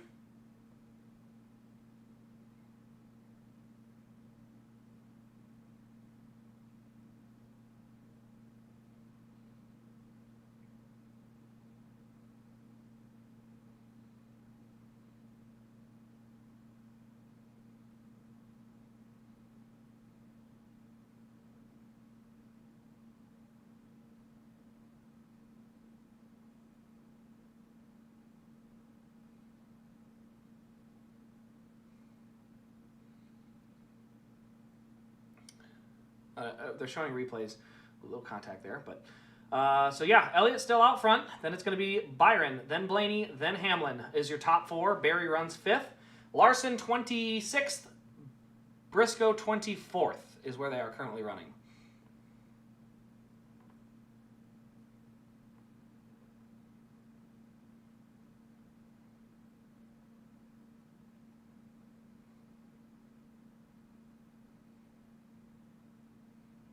Keeping an eye on the battle up front. Looks like Blaney's actually got some pretty good fire-off speed this time.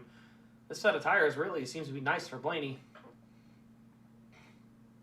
He's hanging right with the 24. I don't know, maybe they made an adjustment to try to help it on the short run, being they literally aren't getting long enough runs to go after tires. Or to run long. Like, the long run car is not helping them because they literally can't have long enough runs due to the tire issues. So Blaney's still third. He's looking at Byron. That's a little bit of a battle. Hamlin is about 5 car lengths back. Meanwhile, Chase Elliott leads, and I've never been less excited. I would love for this thing. Do I want it to go green the rest of the way? I'd be okay with that. Nah, maybe not. I don't know. We'll see. We'll see what I think. I still think one of the playoff guys is going to win. I'd love for Chase to win it. Don't get me wrong. I would be thrilled for Chase to get another win. Ooh, Blaney going to send it in there, get right on Byron. Dude, Blaney and Byron are like the same guy. Like, every time Blaney is running for a win, Byron's the guy he's got to beat. Same thing the other way around. Like, Blaney and Byron, for some reason, their driving styles remind me... The best way to put it, Blaney and Byron are Kane and Matt Kenseth from, like, 2013. Where it's like, Kenseth won 5 races, and Kane finished second like 4 of them. Like, he didn't dominate all year, but when he won, that was the guy that was right behind him. For whatever reason. I can't even explain what the reason is, but that's just how it is. So, yeah, kind of funny. Exactly. Like, it's weird. Like, those two just have a magnet on each other, where it's like, they're gonna race each other. Reminds me a lot of... there's some other guys that have had careers like that. Ooh, he's gonna shut the door. That was close. So Blaney's already getting the pressure on Byron. I think they may have tuned that car slightly differently to try and help it on the shorter run.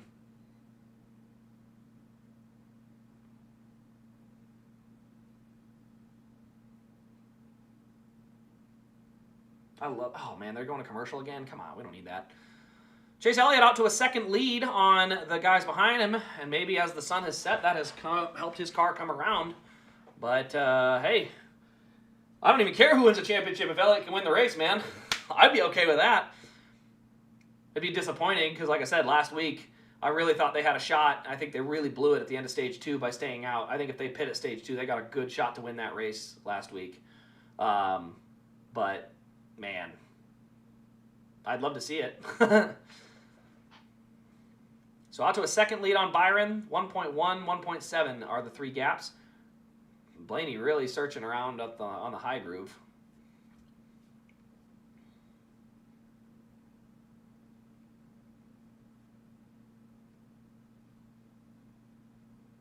All right, Briscoe's up to 20th. So still trying to charge through the field. Justin Haley up a bunch of spots as well.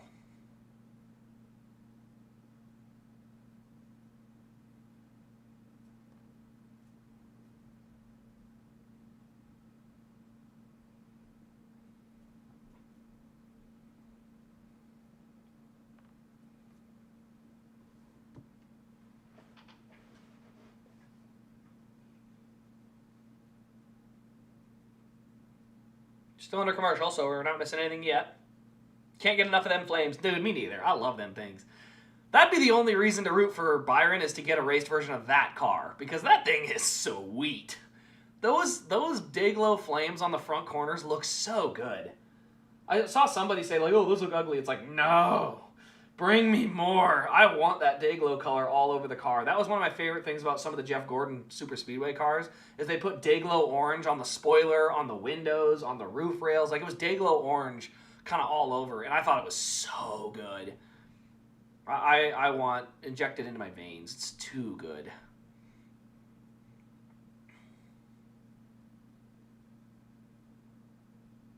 So everything's stabilized out. Now, I don't think I don't think it's possible for it to go green the rest of the way. But that being said, with only 80-something laps to go, or 73 laps to go, I think there's going to be more tire problems. So I do think you will see a 2-stop strategy if it goes green. I am highly suspicious on it actually being capable of going green, to be honest. I just don't see it happening.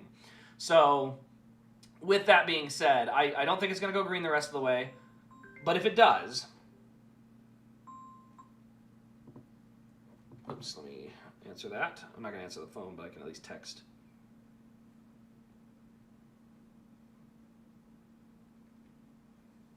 All right, Hamlin's going to swing by, and he is going to take that spot from Blaney. That's for third. Battle for the title is on. Second and third. 69 nice laps to go. I can't help it. Ooh, Bowman's coming to pit road. Did he have a tire issue? He has a right front issue. I don't know if the speed's increased and that's helped them burn their tires off. Reminds me a little bit of Bristol. Maybe these guys are pushing their cars too hard, thinking it's not going to be an issue, and then they're getting these tire issues. I don't know, because now Bowman's got an issue.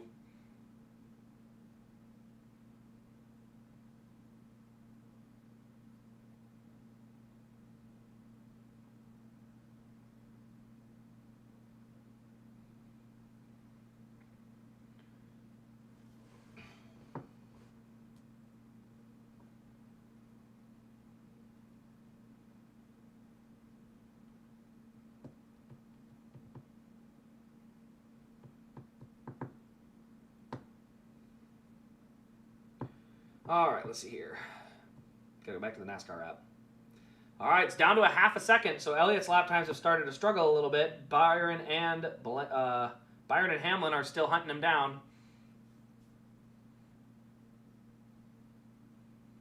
Meanwhile, Briscoe is up to 16th. But again, can you go enough laps before having any type of tire issue?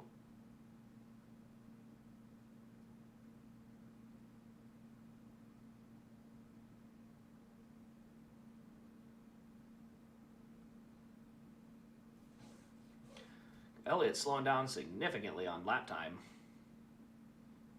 He's like the worst in the top 7. I don't know if he's just backing it up or if he was trying to do a line of some kind to give it a try. As Byron got closer, he seemed to kind of stabilize his lap time back out, but it seemed like he's running high. Oh, there's a tire issue on Gregson.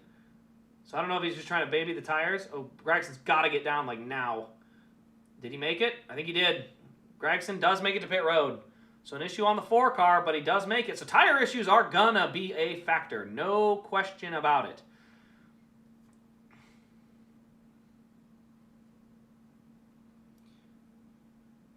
So yeah, I don't know if Elliott is just babying them tires and really trying to be nice with them, or if it's just a matter of trying to, I don't know. I hope it's not just pace, because that would be kind of annoying that it's that far off, but it is what it is. You can't fix it.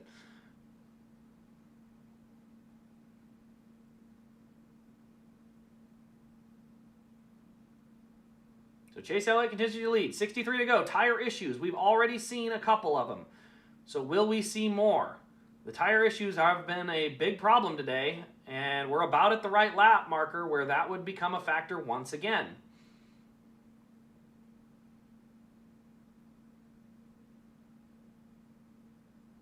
.62 laps to go.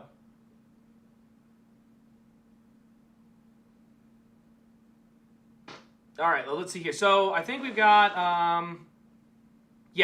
Hamlin is still a half second back. So he's not close enough yet to make a move on Elliott or Byron. Byron is right on Elliott's tail. So he is close enough to kind of think about it, but not enough to make any moves yet.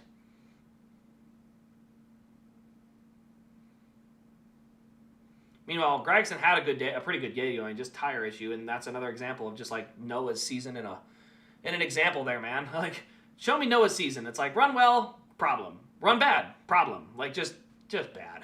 Get this season over with. Here comes Byron. He's going to look to the inside of Chase. They'll race side by side off the corner. Meanwhile, we got Hamlin looking on from third.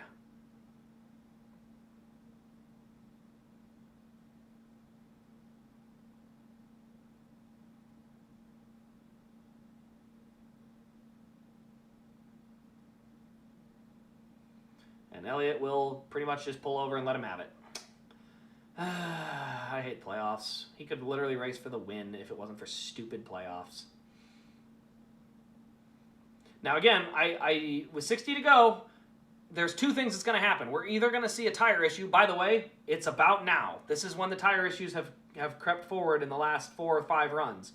So we're either going to see a tire issue in the near future, or green flag pit stops are most likely going to happen because we haven't seen anybody go longer. The problem is, do you dare pit and get burned on pit road? I just don't know if you can risk that. So we will have to see. So Chase gives up the lead. Hamlin will probably catch him here soon. His lap times are not great. Realistically, he'll fall to about 4th is probably where he'll end up.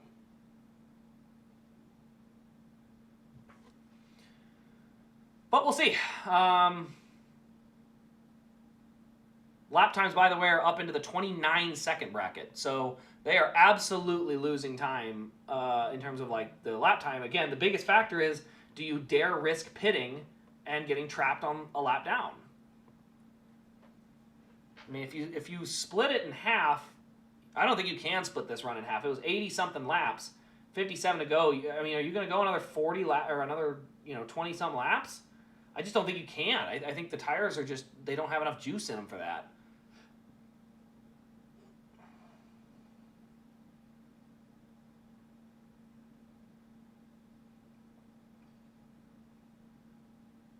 Yeah, Elliott's not his car's not hanging on at all on the long haul. But this is part of the reason I do want Gustafson gone, is they don't have great short run speed. They also have terrible long run speed. And that's where it just annoys me, because it's like, man, you're in the same equipment as the other guys and you're always the worst long run car.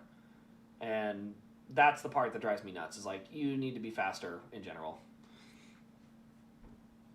Like, they got to have everything go right to win a race, where the other guys have opportunities, and just if something doesn't go wrong, they'll have a good shot to win it. Where Elliott needs to have something go right to put him in position to even have a shot. So, except for Dover. Dover was the one race this year they actually had a great dominant car, but the problem is once they lost track position, they showed that they couldn't get back. So Hamlin is now to 2nd. He is slower than Byron, but Elliott's car has fallen off a cliff in terms of lap time, so let's pray he doesn't have a tire issue here. Briscoe's 14th. His tires are still hanging on somehow. Oh, there's our caution. Austin Cindric spins it around, and there is our caution. So here we go. This could be the last restart of the season. I still think we're going to get one more, though. I still think we're going to have one more. I think what's likely to happen, we're going to restart with 40-something to go, and we're going to have a crash with 10 to go. I'll be honest. These tire issues have just been too consistent to make me think that they're going to disappear over the next 50 laps. If anything, they've gotten shorter. It's literally, if you look at the spacer of the green flag runs, it's outside of stage 1, which stage 1 was a miracle they made it that long. But then if you look at the runs, it's the same 30 lap average. It's just 30 or slightly above 30. And so with so many laps to go, I just don't think they're going to make it to the end without it. Allen wasn't good with Gordon. Allen wasn't good with anybody. Think about it.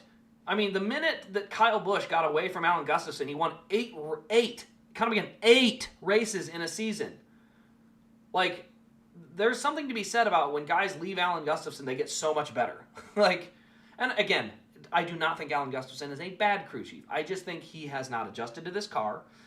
I think he is the 3rd best crew chief at Hendrick. At best, he might be 4th. I don't know how much of the driver input makes a difference between Elliott and Bowman, but I would be curious to see what Elliott would have done in the 48 car in terms of team. Obviously, I don't want him to switch numbers, but if Elliott's in that 48, how much better or worse does it run? Because I do think, I think it's pretty obvious Elliott is a better driver than Bowman.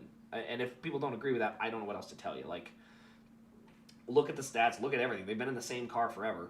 I just think that I would be curious to see the results and see exactly where it is. Because, Chris Gale was in that spot. Last year, people said, Chris Gale's terrible. Ty Gibbs can't do anything with him. He's awful. Well, he goes to Hamlin, and Hamlin's having one of his best seasons ever. So, clearly, Chris Gale wasn't the problem in that equation. Do I see Kitty back there? I do.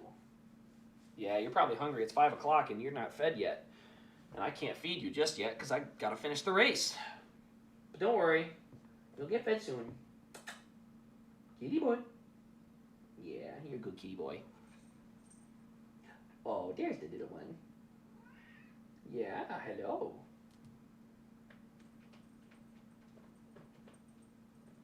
What are you doing? Are you crawling? All right. So we're still waiting on pit stops. This is the big one. Not the last pit stop, I don't think, but it could be. This could be the final stop of the year. It also could be the second to final stop of the year. So we'll see.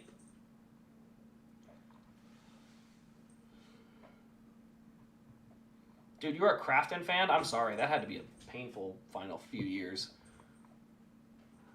Anytime he would have a good run, he would like find a way to just do something dumb.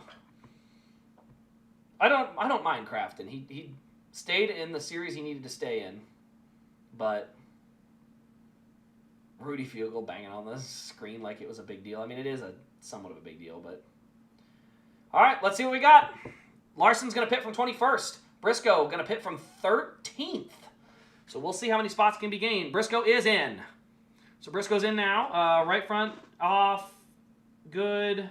So the right side looks good. Larson's in now. He is good stop for Briscoe. Solid looking stop so far for Larson. It might be a little slow. We'll see. Drop the jack. Little slow, about a 10.7. Not a horrible stop though. He's definitely solid. Once again, the 9 bunch just putting out some heater pit stops. And Denny, Denny gets second. Third. So Denny comes off third. That's big. So it'll be Byron, Elliott, Hamlin is the front three. Then it'll be Briscoe didn't get any spots. He's at least not to the top 10. Then it'll be Barry, Bell, Logano, Keselowski. So we'll see from there.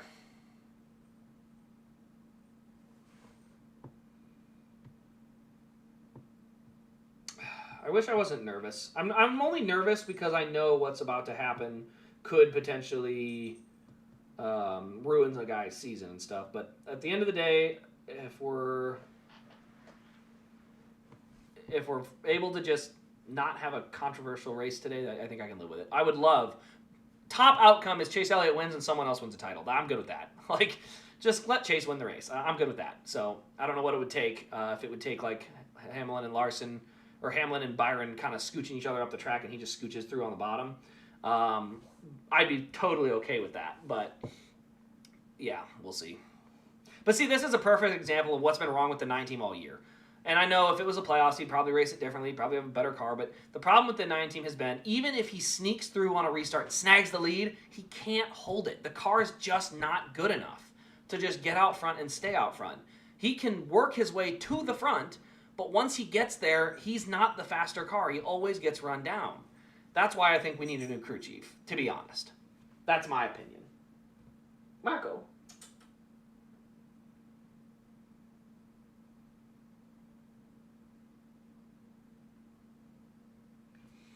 All right, so Byron, Elliott, Hamlin, Blaney, Barry, Bell, Logano, Keselowski, Chastain, Briscoe does actually crack the top 10. I think there was an issue on scoring. So Briscoe will be 10th. Larson will be 18th. So still not a great stop for Larson. I imagine on this restart you will see him go 8 wide bottom and like right around the wall and just go for it and hope for the best. I mean, he's in 20th with 50 laps to go. I don't see how you can't give at least that for an opportunity. Also, for anybody out there claiming that, oh, Rusty Wallace won a bunch of races and lost a title, Bill Elliott won a bunch of races and lost a title, how about this? If you're going to have that, look at the average finish, look at the top 5s, look at the top 10s. And if they beat all of those categories, we can talk. Because at the end of the day, the guy who should win the title, in my opinion, has always been the guy who, I don't know, scores more points. In a football game, the guy who wins the game is, or the team that wins the game is the one who scores the most points. At no point in a football game do we say, you know what, this game's boring. Let's let's tighten the score. Let's not make it even, but this 25-point game, let's make it a 5-point game. Let's ease the score back together because that devalues all the work you do on quarters 1 through 3.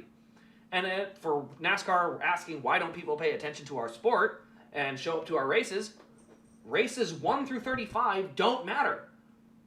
They matter this much. Race 36 matters this much. That's a problem. Race 36 shouldn't have this much of an impact over races 1 through 35. Plain and simple. Oh gosh, did Elliott speed on pit road? Oh gosh, what happened? Let's see what happened.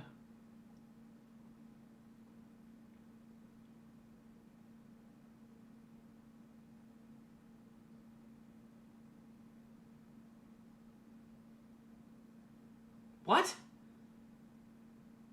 What was that?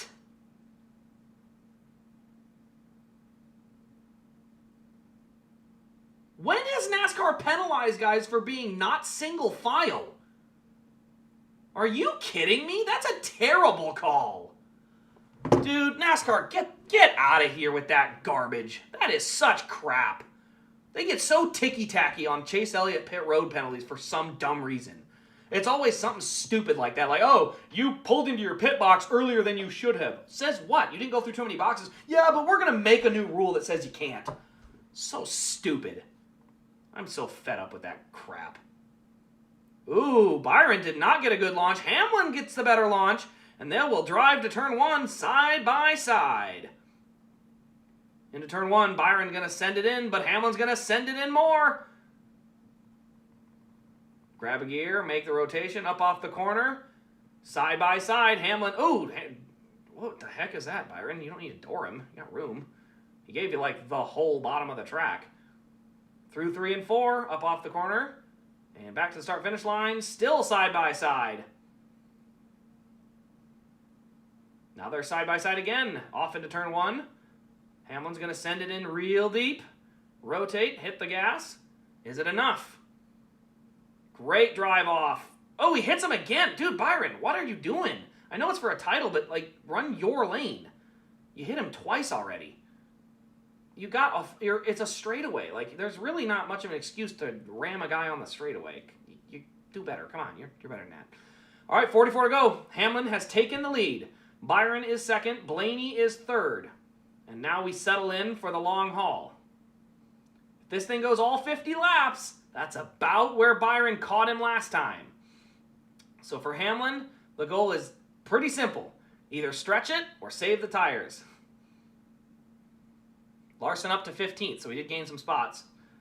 I cannot explain what happened on the Elliott penalty. That's ridiculous. I'm so sick of NASCAR's bullcrap penalties.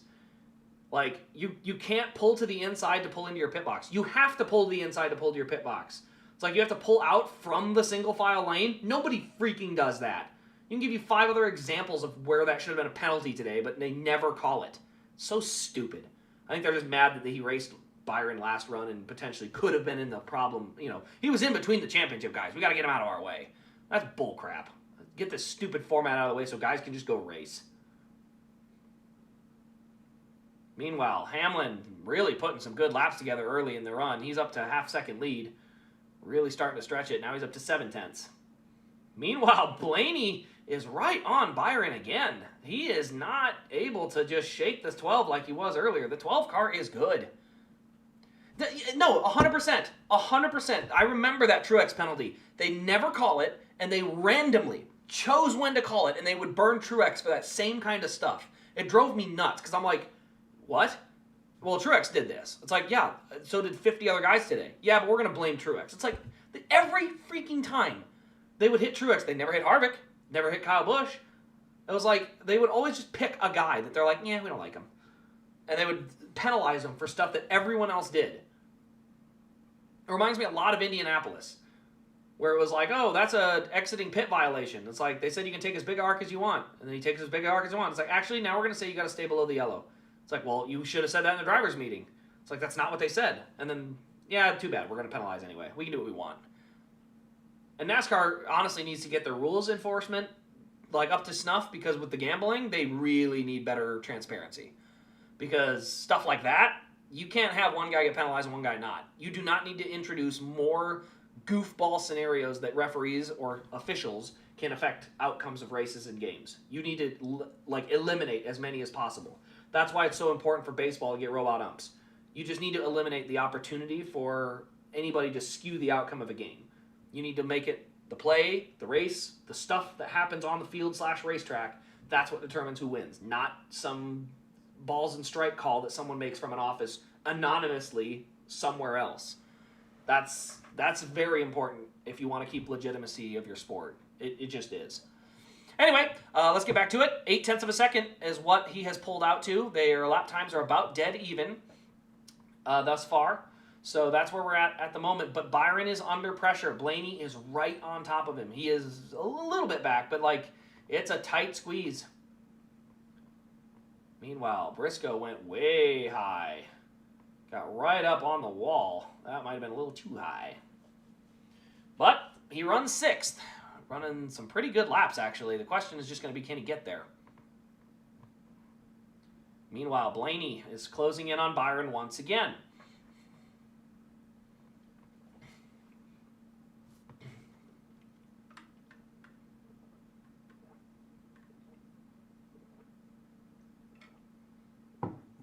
All right.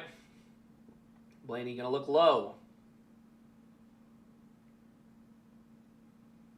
He's got great drive off. That car is so good. No question Blaney could have won Phoenix today. No question about it. Meanwhile, the gap is out to over a second. Hamlin to Byron. 35 laps to go.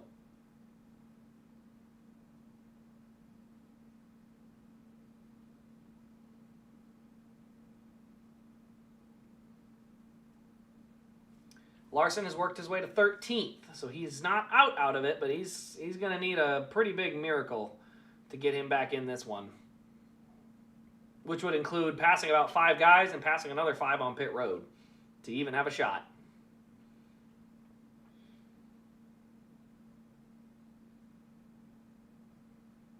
Caution is out on the speedway. It's the 44 with J.J. Yaley. 36 to go. So, now, what do we do? And by the way, with 34 to go, now they very easily should be able to make it on tires to the end of the race. Because 30 was about the mark, and they should be under 30 when they restart. So Hamlin, Byron, I imagine you're going to have to come back to pit road. I can't imagine you stay out here.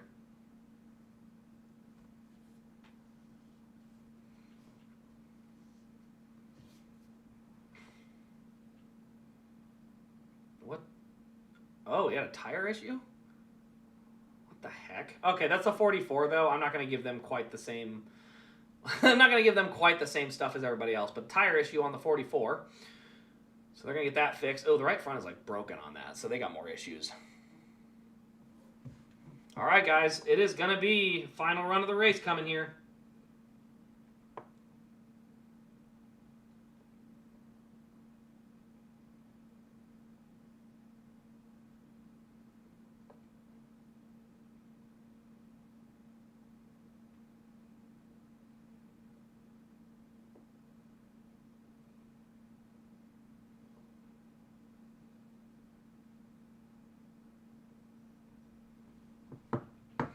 All right, well, for Kyle Larson, do you go 2 tires? Do you go 2 tires if you're Kyle Larson? From 13th. I mean, you're 13th. I am tempted to say go for 2 tires. Briscoe, I don't know. For Briscoe, if you would try it.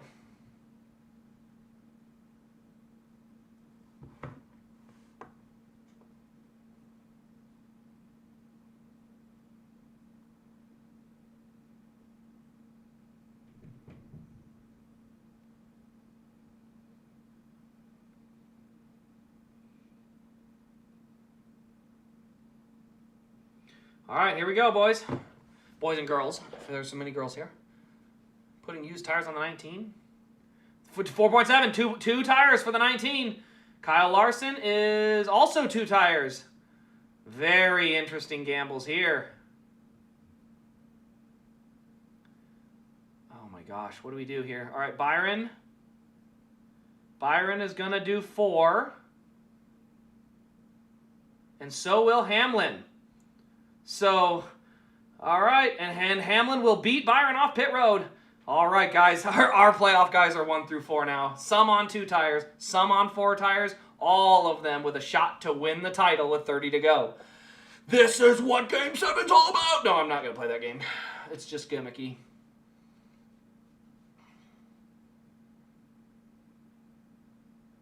All right, guys, well, I love it. I love the pit call. From the 19, from the 5, I think they both did what they thought was the best call to have a shot to win the race and the championship. I think the same thing for Hamlin and Byron. I think they all made the right call.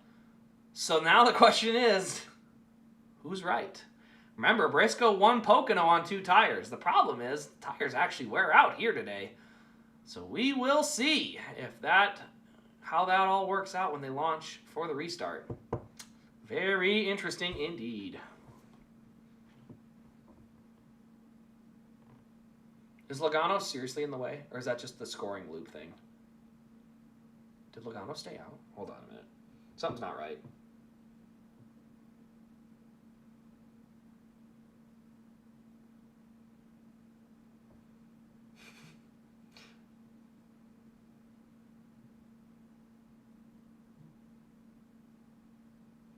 The tires didn't perform when the lights were bright. Okay, that's pretty funny. All right.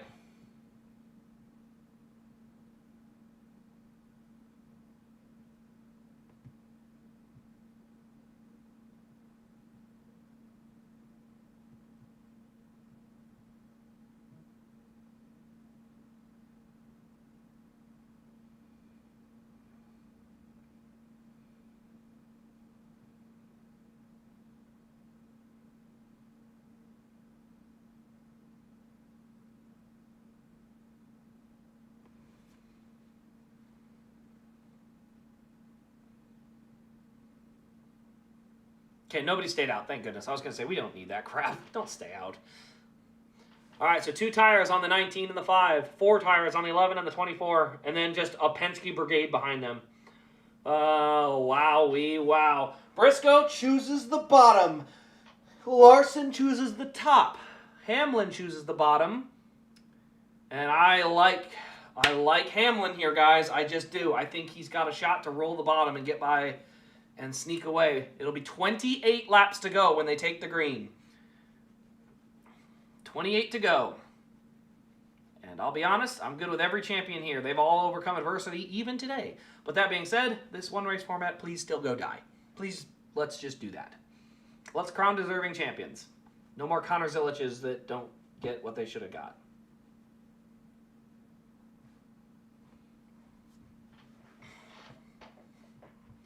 All right. They'll be coming to 28 to go. Briscoe on the bottom, Larson up top. Hamlin on the bottom, Byron up top. And everybody else behind him. But I'm only focused up front. Back to green we go. Great jump for the 19. Also, the 11 gets a good start. He's going to get up to second. He is side by side with Larson as they go to turn 1. Off into turn 1. Larson going to send it in up high. Hamlin gets a good bite off the corner. They're going to go 3 wide down the backstretch with Byron in. Oh my goodness, what is this going to turn into?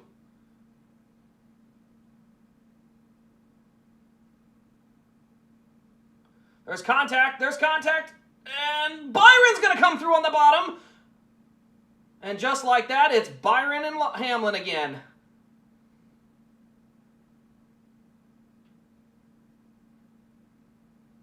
Good launch off the corner for Hamlin. Great launch off the corner for Hamlin. 27 to go, off into turn 3 and 4. Hamlin going to send it in hard. Get back to the gas. And he is clear for the lead. Denny Hamlin captures the lead. Then Byron, then Logano, Larson and Briscoe 4th and 5th. Meanwhile, Kyle Busch is running 7th right now, by the way. After the tire problem earlier, that is a very impressive recovery. The two tires definitely, there is a factor in that two tires. You can see the speed is just not there on the corner exit. They can't get the hookup. Denny Hamlin beginning to drive away. Can he do it? 60 career Cup wins. Actually, I think just 60. 60 career Cup wins, and he could finally snag the first championship, making him just as good as Chase Elliott. We can play this game. 36 races, absolutely. We need 36 race playoff. Or not playoff, 36 race championship. That's it. That's the only format I will accept at this point. All right, meanwhile, looking at the lap times, great lap times. Denny Hamlin is putting on an absolute clinic on the lap timer. 0.3 better. 0.6 of a second lead, just put good ones together. I know Denny wants it really, really bad. Meanwhile, Logano right up on the back of Byron. So Byron may still have to be very cautious about how he runs just to try to keep Logano behind him. 0.7 of a second lead.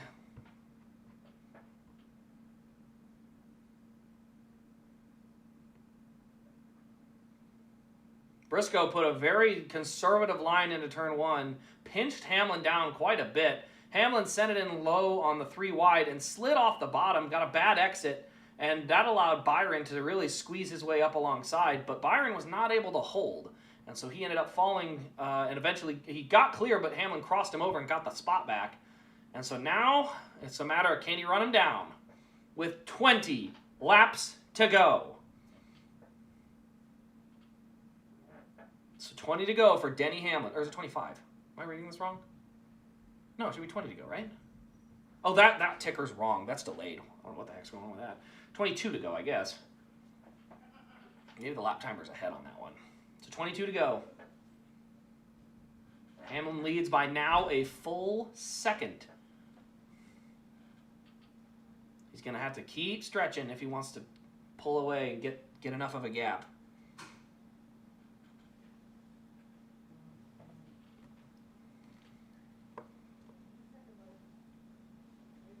All right, keeping an eye on it here. Let me keep my thing going there. There we go. Great lap times out of Denny Hamlin. He's running some very, very strong laps. Briscoe is now battling for 5th and 6th. Blaney's to the inside with the 4 tires. 4 tires are arguably going to be the best option for him, but if there happens to be a caution with 10 to go, the tire gamble will absolutely be on the table.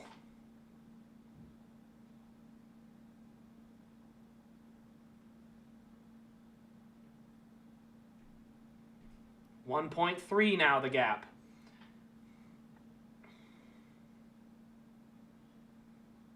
At this point, if you're in the rest of the field, I feel like your goal is literally don't crash. You don't want to be the guy that did it. Just like Carl Edwards. You don't want to be the guy that caused the yellow that cost a guy a title. You know, like, it's one thing when they're battling, but man, that's you just don't want to be that guy.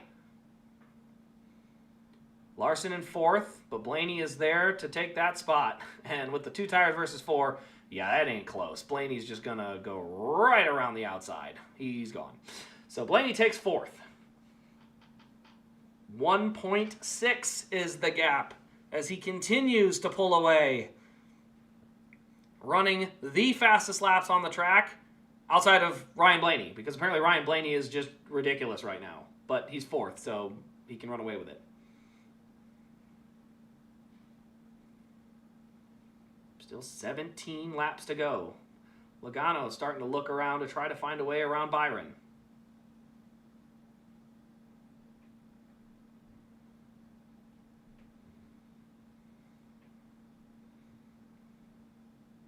Coming around, 16 to go. 1.8 is now the gap. 1/10 a lap, and you still won't get there if you're William Byron.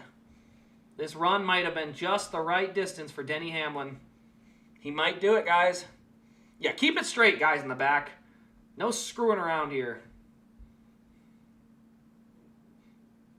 By far, the most wins without a championship. Junior Johnson with 50, I know that's a different era. Which, no offense to Junior Johnson, but it's different. I mean, 60 wins without a title is, without a doubt, the most we will probably ever see in NASCAR again if we get back to an actual format again. Because 60 is top 10. It's hard to be a top 10 driver all time and somehow not snag that elusive championship. But that being said, it's happened in NASCAR. 2.1 is the gap with 15 to go. Ryan Blaney is freaking fast, by the way, right now. He is the fastest car on the track, and if he could just get by Logano and Byron, he may actually still come win this race. He's actually capable of it, but he's stuck in traffic. But I'm telling you, if Blaney gets through, yeah, the opportunity is going to be there. 14 to go.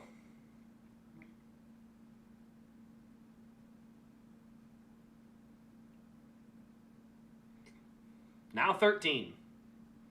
13 laps to go. 2.1 the gap.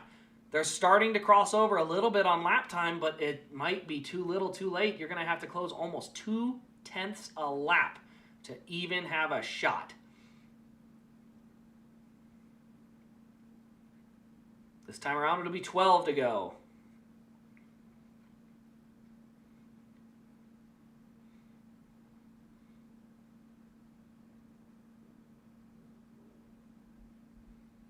.3 now the gap as he continues to pull away.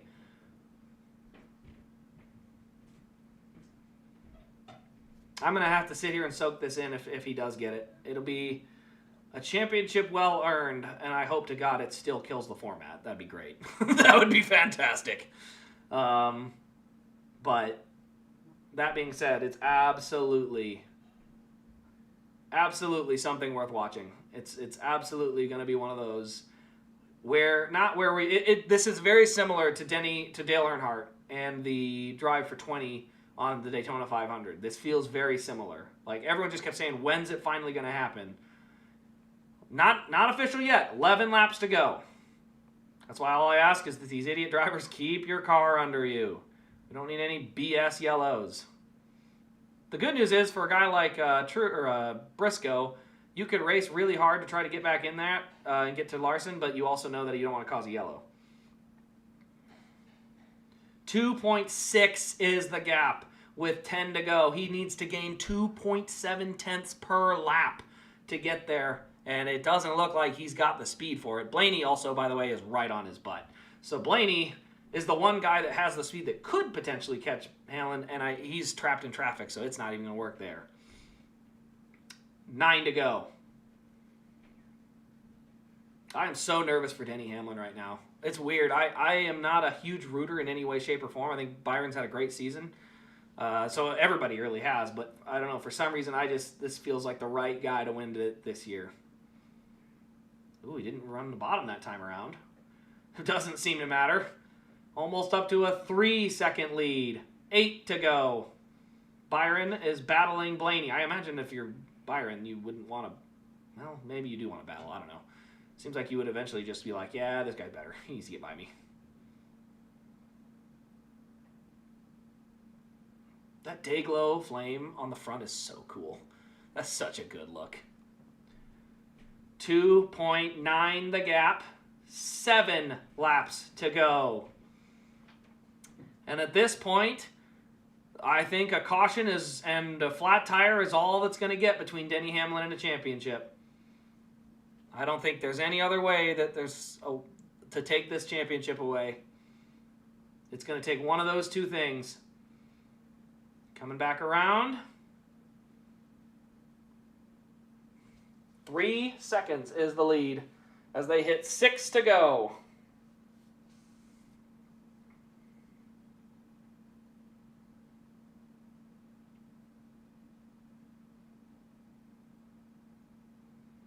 Byron battling really hard up top. Who is that? There is a lap car in the way. Get the F out of the way, dude. 44. Just get away. Get way, way, way away. Don't be anywhere near the leader. You should be on the apron when going down the straightaway. 5 to go. 3-second gap. FedEx was the problem, clearly. I hope FedEx gives him a little shout out. I don't think FedEx was leaving on bad terms by any stretch. Long time sponsor of Denny Hamlin. All right, on the lap timer. 4 to go for Denny Hamlin with a 3.1 second gap. They're coming up on the tail of the field. He may catch him, but it will not play a factor.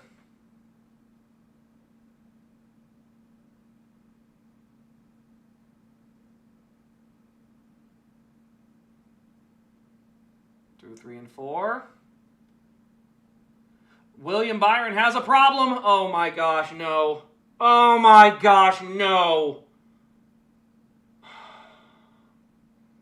We got a caution.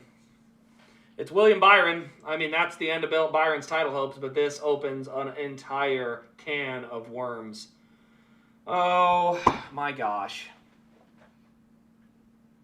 If we had a green-white checker rule, this wouldn't even be a problem. If we didn't even have the green-white checker, this would still end the race. But now we're going to play this silly overtime game. And Denny Hamlin's going to have to pick 2 or 4 tires. Oh my gosh.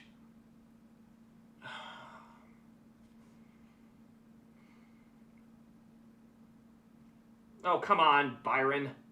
You knew the tire was down.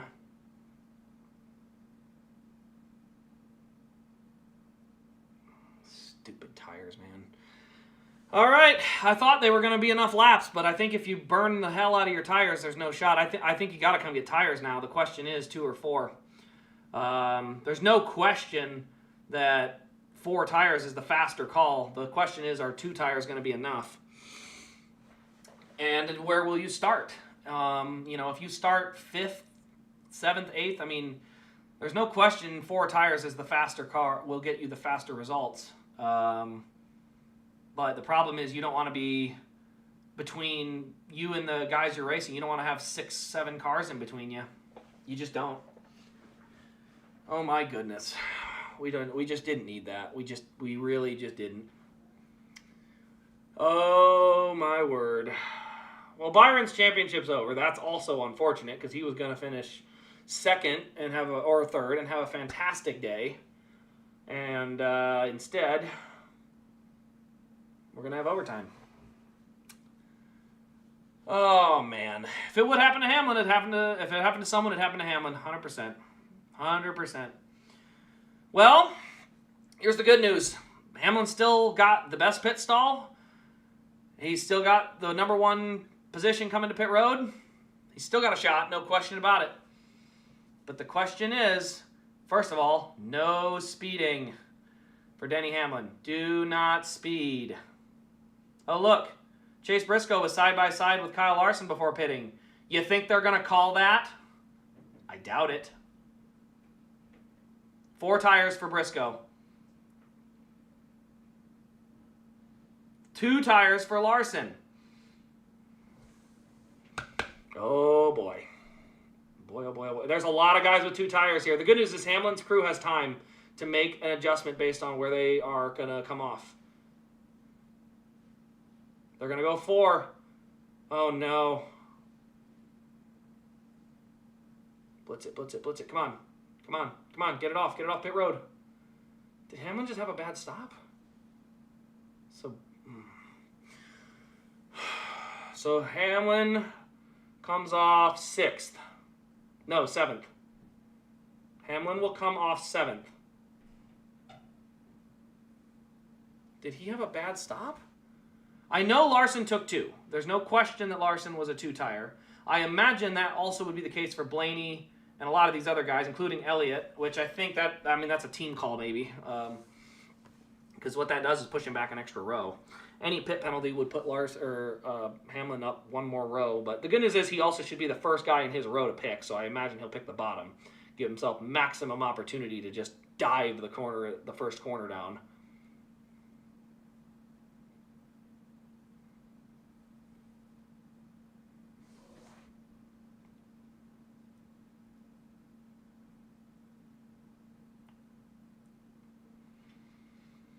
So Larson comes out 2nd.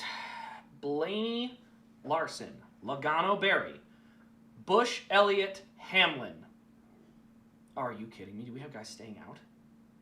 3 drivers stayed out. Oh my gosh. Oh no. Everyone took 2 except for Hamlin. Okay. So the good news is Hamlin did not have a bad stop. He is the first guy on 4. That's good for Hamlin. At this point, I'm rooting for Hamlin. I don't want this stupid flat tire to literally be the reason he loses a championship. No, we don't want that crap. So everyone takes 2 except for Hamlin. He's the first guy on 4. It'll be a green-white checker. 3 cars stayed out. Brad Keselowski, Ryan Preece, and Alex Bowman. Oh, no. Oh, no. Oh, boy. I don't have words, man. I am so not in the stomach right now over the way that this race has just turned. I mean, good gosh. How can you... How? It happened to Carl. Are we really going to do this again? I mean, oh God. I think if you, I think if you're Denny Hamlin, you better hope they clean the apron like they did for the 11 and make sure the Corey Heim truck that is, and pray and hope that that thing is clean as a whistle and you can get your way down there. I am sick to my stomach over the way this may turn out. Now to Larson, as far as I can tell, he's going to start 5th, so he is by no means in the clear, because he's going to be 2 rows deep at the restart. So don't get me wrong. This isn't over at all. As a matter of fact, this is going to be... Oh, gosh, this is going to be bad. This is going to be... Woof. This is going to be something. Oh, please don't let...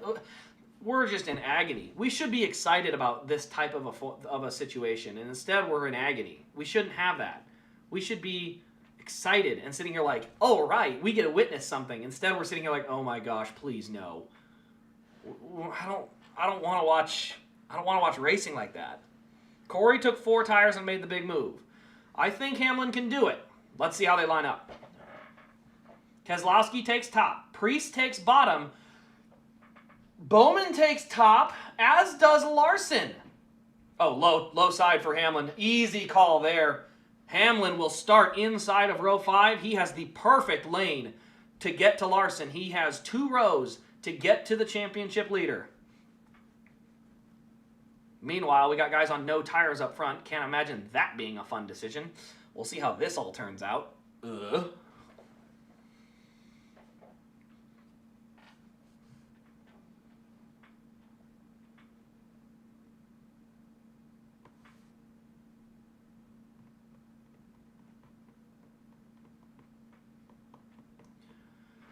Four to go. Actually, it'll be 2 to go when they get to the line. It was overtime, so are they... Why did it say 4 to go? Are they doing an extra lap? Oh my gosh, what are they doing? They're going to wait an extra lap, I guess. They already chose, though, didn't they? Yeah, they chose. They turned the lights back on for some silly reason. Let's make sure the track's clean. Hope the apron's clean, because he's going to need it.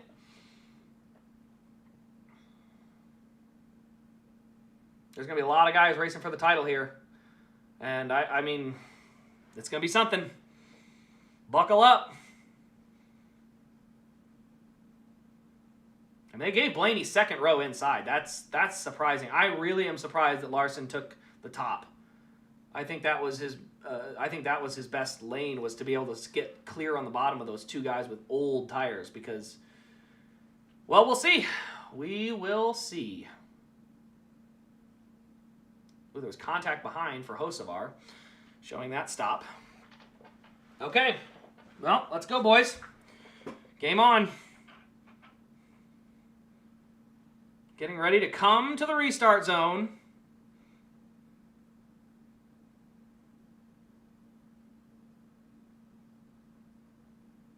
Where's Briscoe at? He's like 6 rows back, so he's 15th. All right, here we go.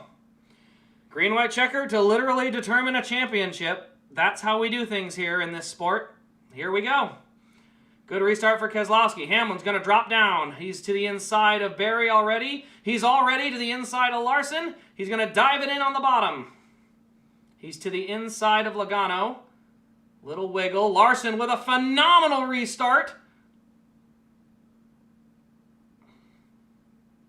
He's 3 wide on the top. There's contact.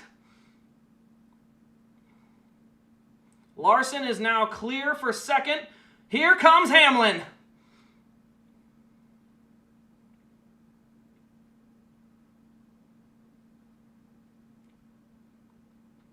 Oh, there's a wiggle out of Hamlin.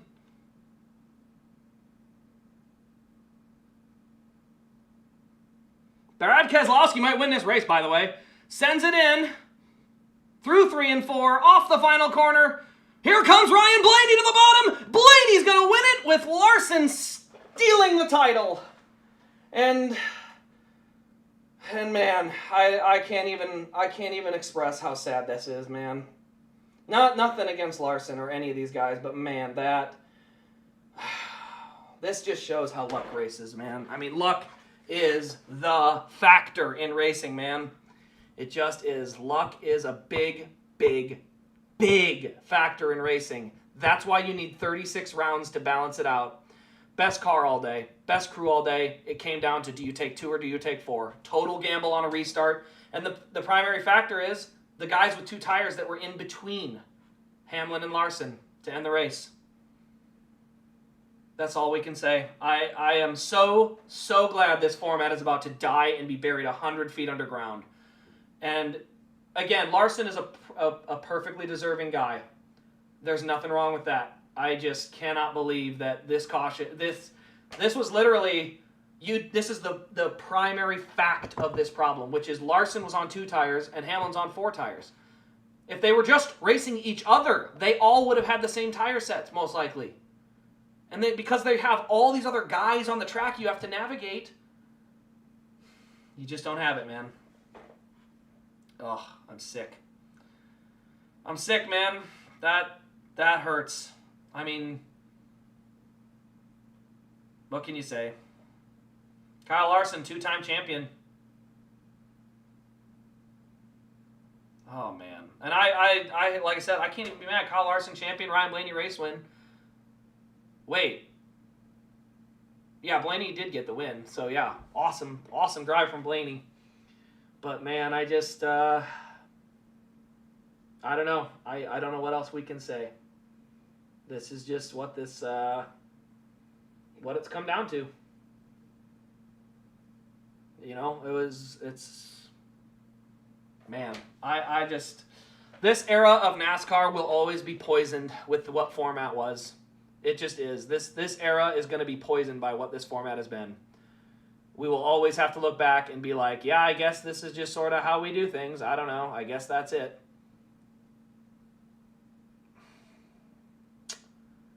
Oh, man.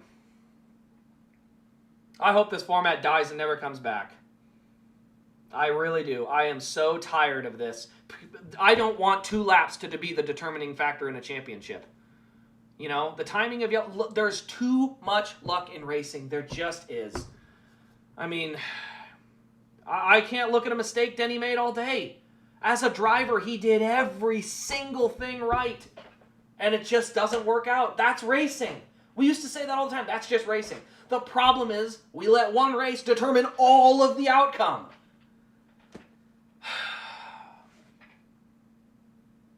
I hate this format so much.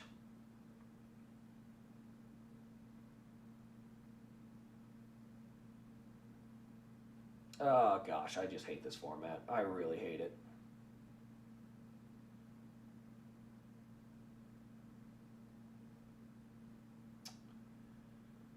Oh, I don't know. By the way, Ryan Blaney won the race. I don't know. They haven't even shown Ryan Blaney doing any burnouts. Because, again, who cares? The guy that wins the race gets literally no recognition because who cares is the attitude we have.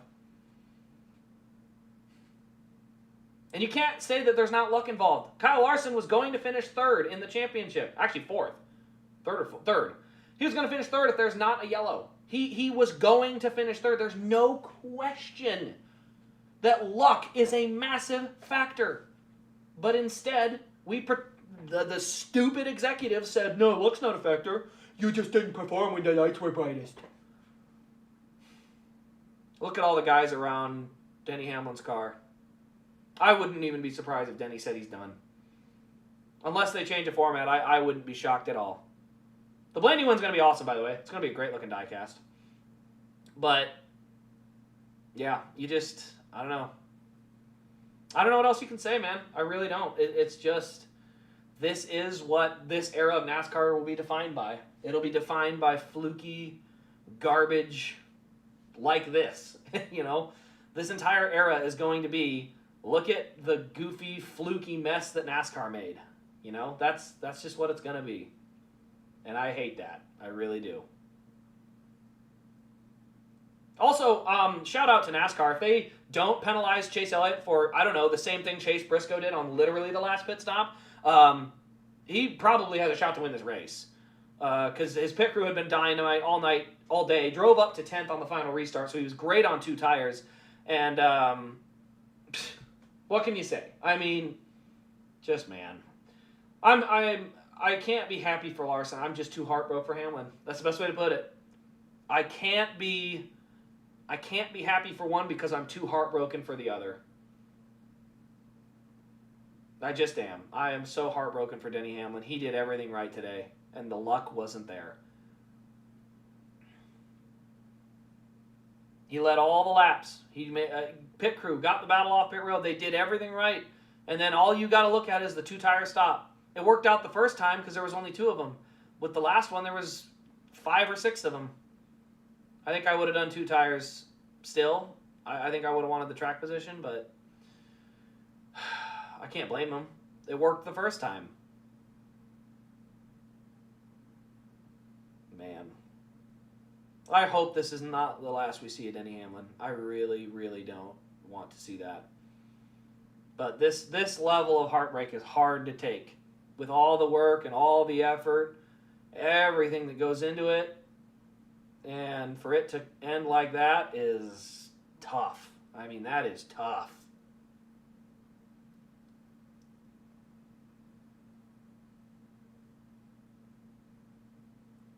I hope he has more chances too. I really do. Like I said, he has been, he's been one of the most deserving guys. But maybe with a new format, he will win it. And then we can celebrate even harder. Because at this point, that's tough. That is really, really tough. Kyle Larson, by the way, is going to be one of the best of our generation. No question. No question about it. There's no question Kyle Larson will be one of, if not the best of our generation. The biggest problem is just, I want it to be under the right format next time. I hope they fix this and we never, ever, ever have to walk away from a championship fight like this. Never again. At least if it's 36 races and it turned out like this, we can say, Denny, you had 35 other races to build a bigger gap. You know, we had 35 other races to build a bigger gap. And so I can live with that. You know, I mean, Denny scored more points. He outscored Kyle Larson in points today. He literally scored more points and lost. Tell me why that is. This format sucks so bad, man. It just sucks. Mark, I hate it. So saying he could be another Mark Martin.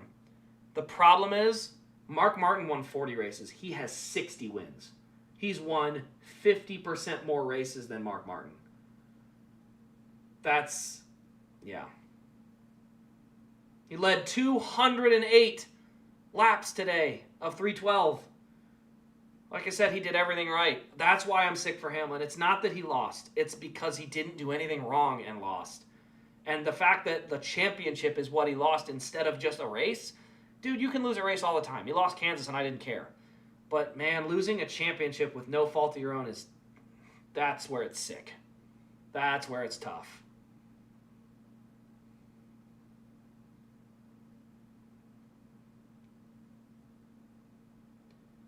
Let's hope we get this format fixed going into next year. Let's fix this crap. Let's never do this again.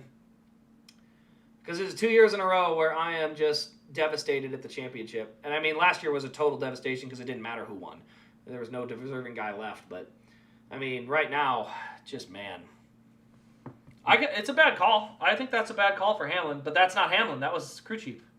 And I think right now, my problem is,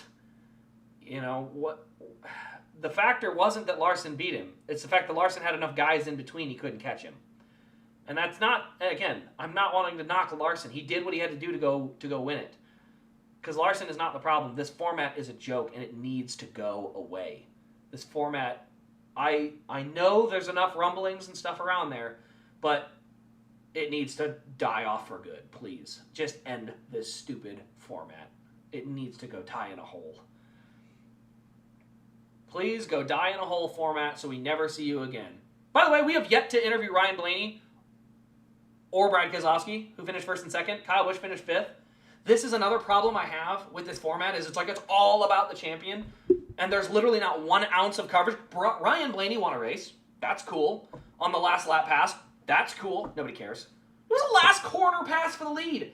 Keselowski slides up out of the corner, and he sneaks through for the win. That was one of the best Phoenix finishes in history, and nobody cares. Like, that should be the biggest problem with this format. One of the best Phoenix finishes in years, which is aided by a garbage system of the green-white checker, but that's whatever. But nobody cares. Because of the stupid format, nobody even cares. We were robbed of an incredible moment between Blaney and Keselowski racing to the line because it's all about one guy running third and sixth, or two guys running third and sixth. Like, again, so many faults in this format that can just go die. He could have said 2 tires. I mean, potato. I'm not going to play the game of, like, he's the problem. Let's be fair here.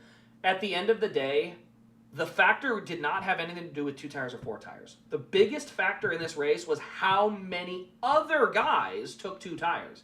If it was like the last time where the first 2 guys, which were Briscoe and Larson, if they take 2 and everyone else takes 4, we're not talking about this because that's the right call. The problem is 6 other guys took 2 tires. That's the problem. That's why it's an issue, is that there were too many other guys that took 2 tires. And again, that's the problem by saying, you didn't perform when the lights are brightest. The Dodgers and Blue Jays settled it literally last night in Game 7. And the Braves were not out there to cause problems. Neither were the Padres or the Pirates or any of the other teams. They weren't out there to cause a problem. And literally, I'm not saying they caused a problem. They're doing what they're supposed to do to win the race. The problem is they are literally a factor. And so for them to be a factor when they're eliminated is why it's dumb. So that's the end of it. I'm good. eBay page is up. There's cars for sale. Like I said, I think this format going and dying in the pit of hell will bring my interest in NASCAR back a little more. Right now, it's taken a lot of hits the last 5 years because it's not legitimate. I mean, I am so psyched to watch the end of the F1 season because I'm watching to see Can Verstappen run down the point leader. I mean, it's a building storyline. I'm hooked. I got to go see if he can do it. And with NASCAR, we've been robbed of that for the last 15 years or 10 years with this dumb format. So, yes, it absolutely needs to go. Last night was garbage. Again, Cup Series, none of these guys were dominant, where nobody was truly robbed of a championship. However, I mean, just the example. Literally, driving away for the championship and a caution. It's just like, you gotta be kidding me. You know, we can't have it. You can't have races end like that. And next year's at Homestead.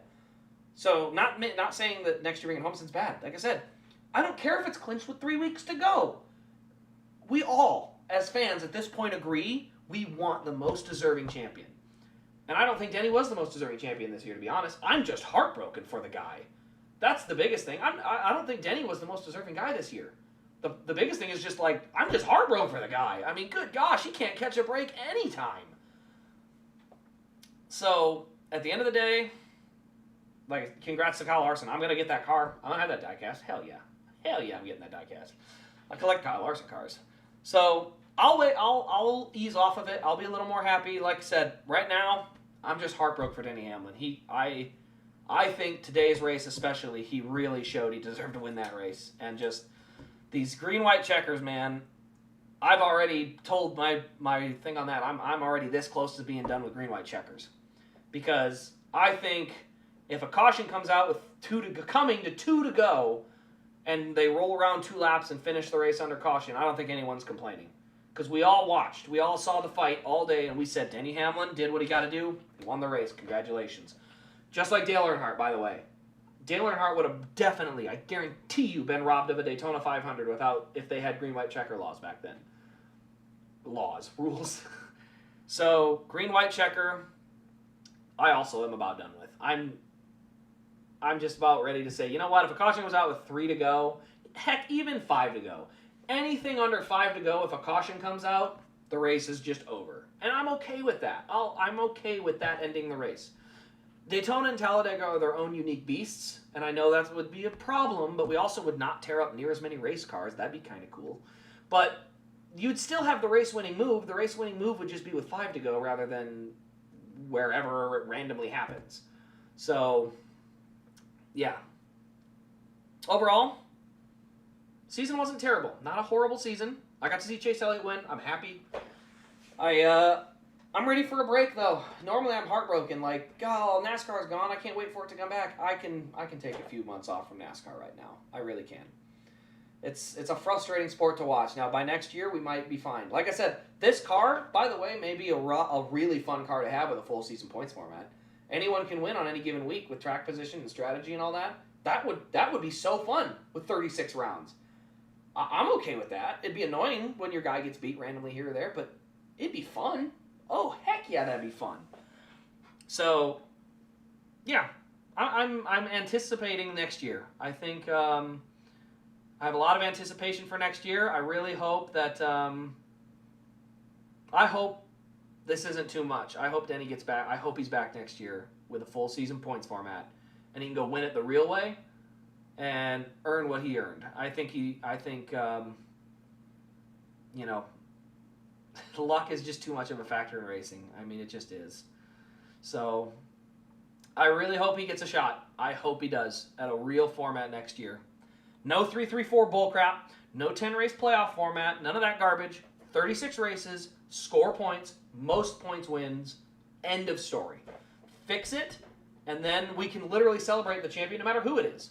Because it was 36 races. And even if something fluky happens in one race, we say, you had 35 other races, man. Something happens at the last second of a game. What do they always say? If there's a bad call in a football game, we always say, you had 3 other quarters, man, to win this game. Don't let it come down to one call. In this case, NASCAR forces it to come down to one call. Playoffs, go die. So anyway, guys, thanks for tuning in all season. I'll have a lot of diecast reviews coming up in the next little while, but I hope you guys have enjoyed the streams this season. I'll be back next season. We'll watch some NASCAR. Don't you worry. I'll be going to races. I'll be traveling around. I'm not done with the sport, but I'm just having a little mad at it. So, other than that, thanks for tuning in all season. See you next year, and playoffs, go burn in hell.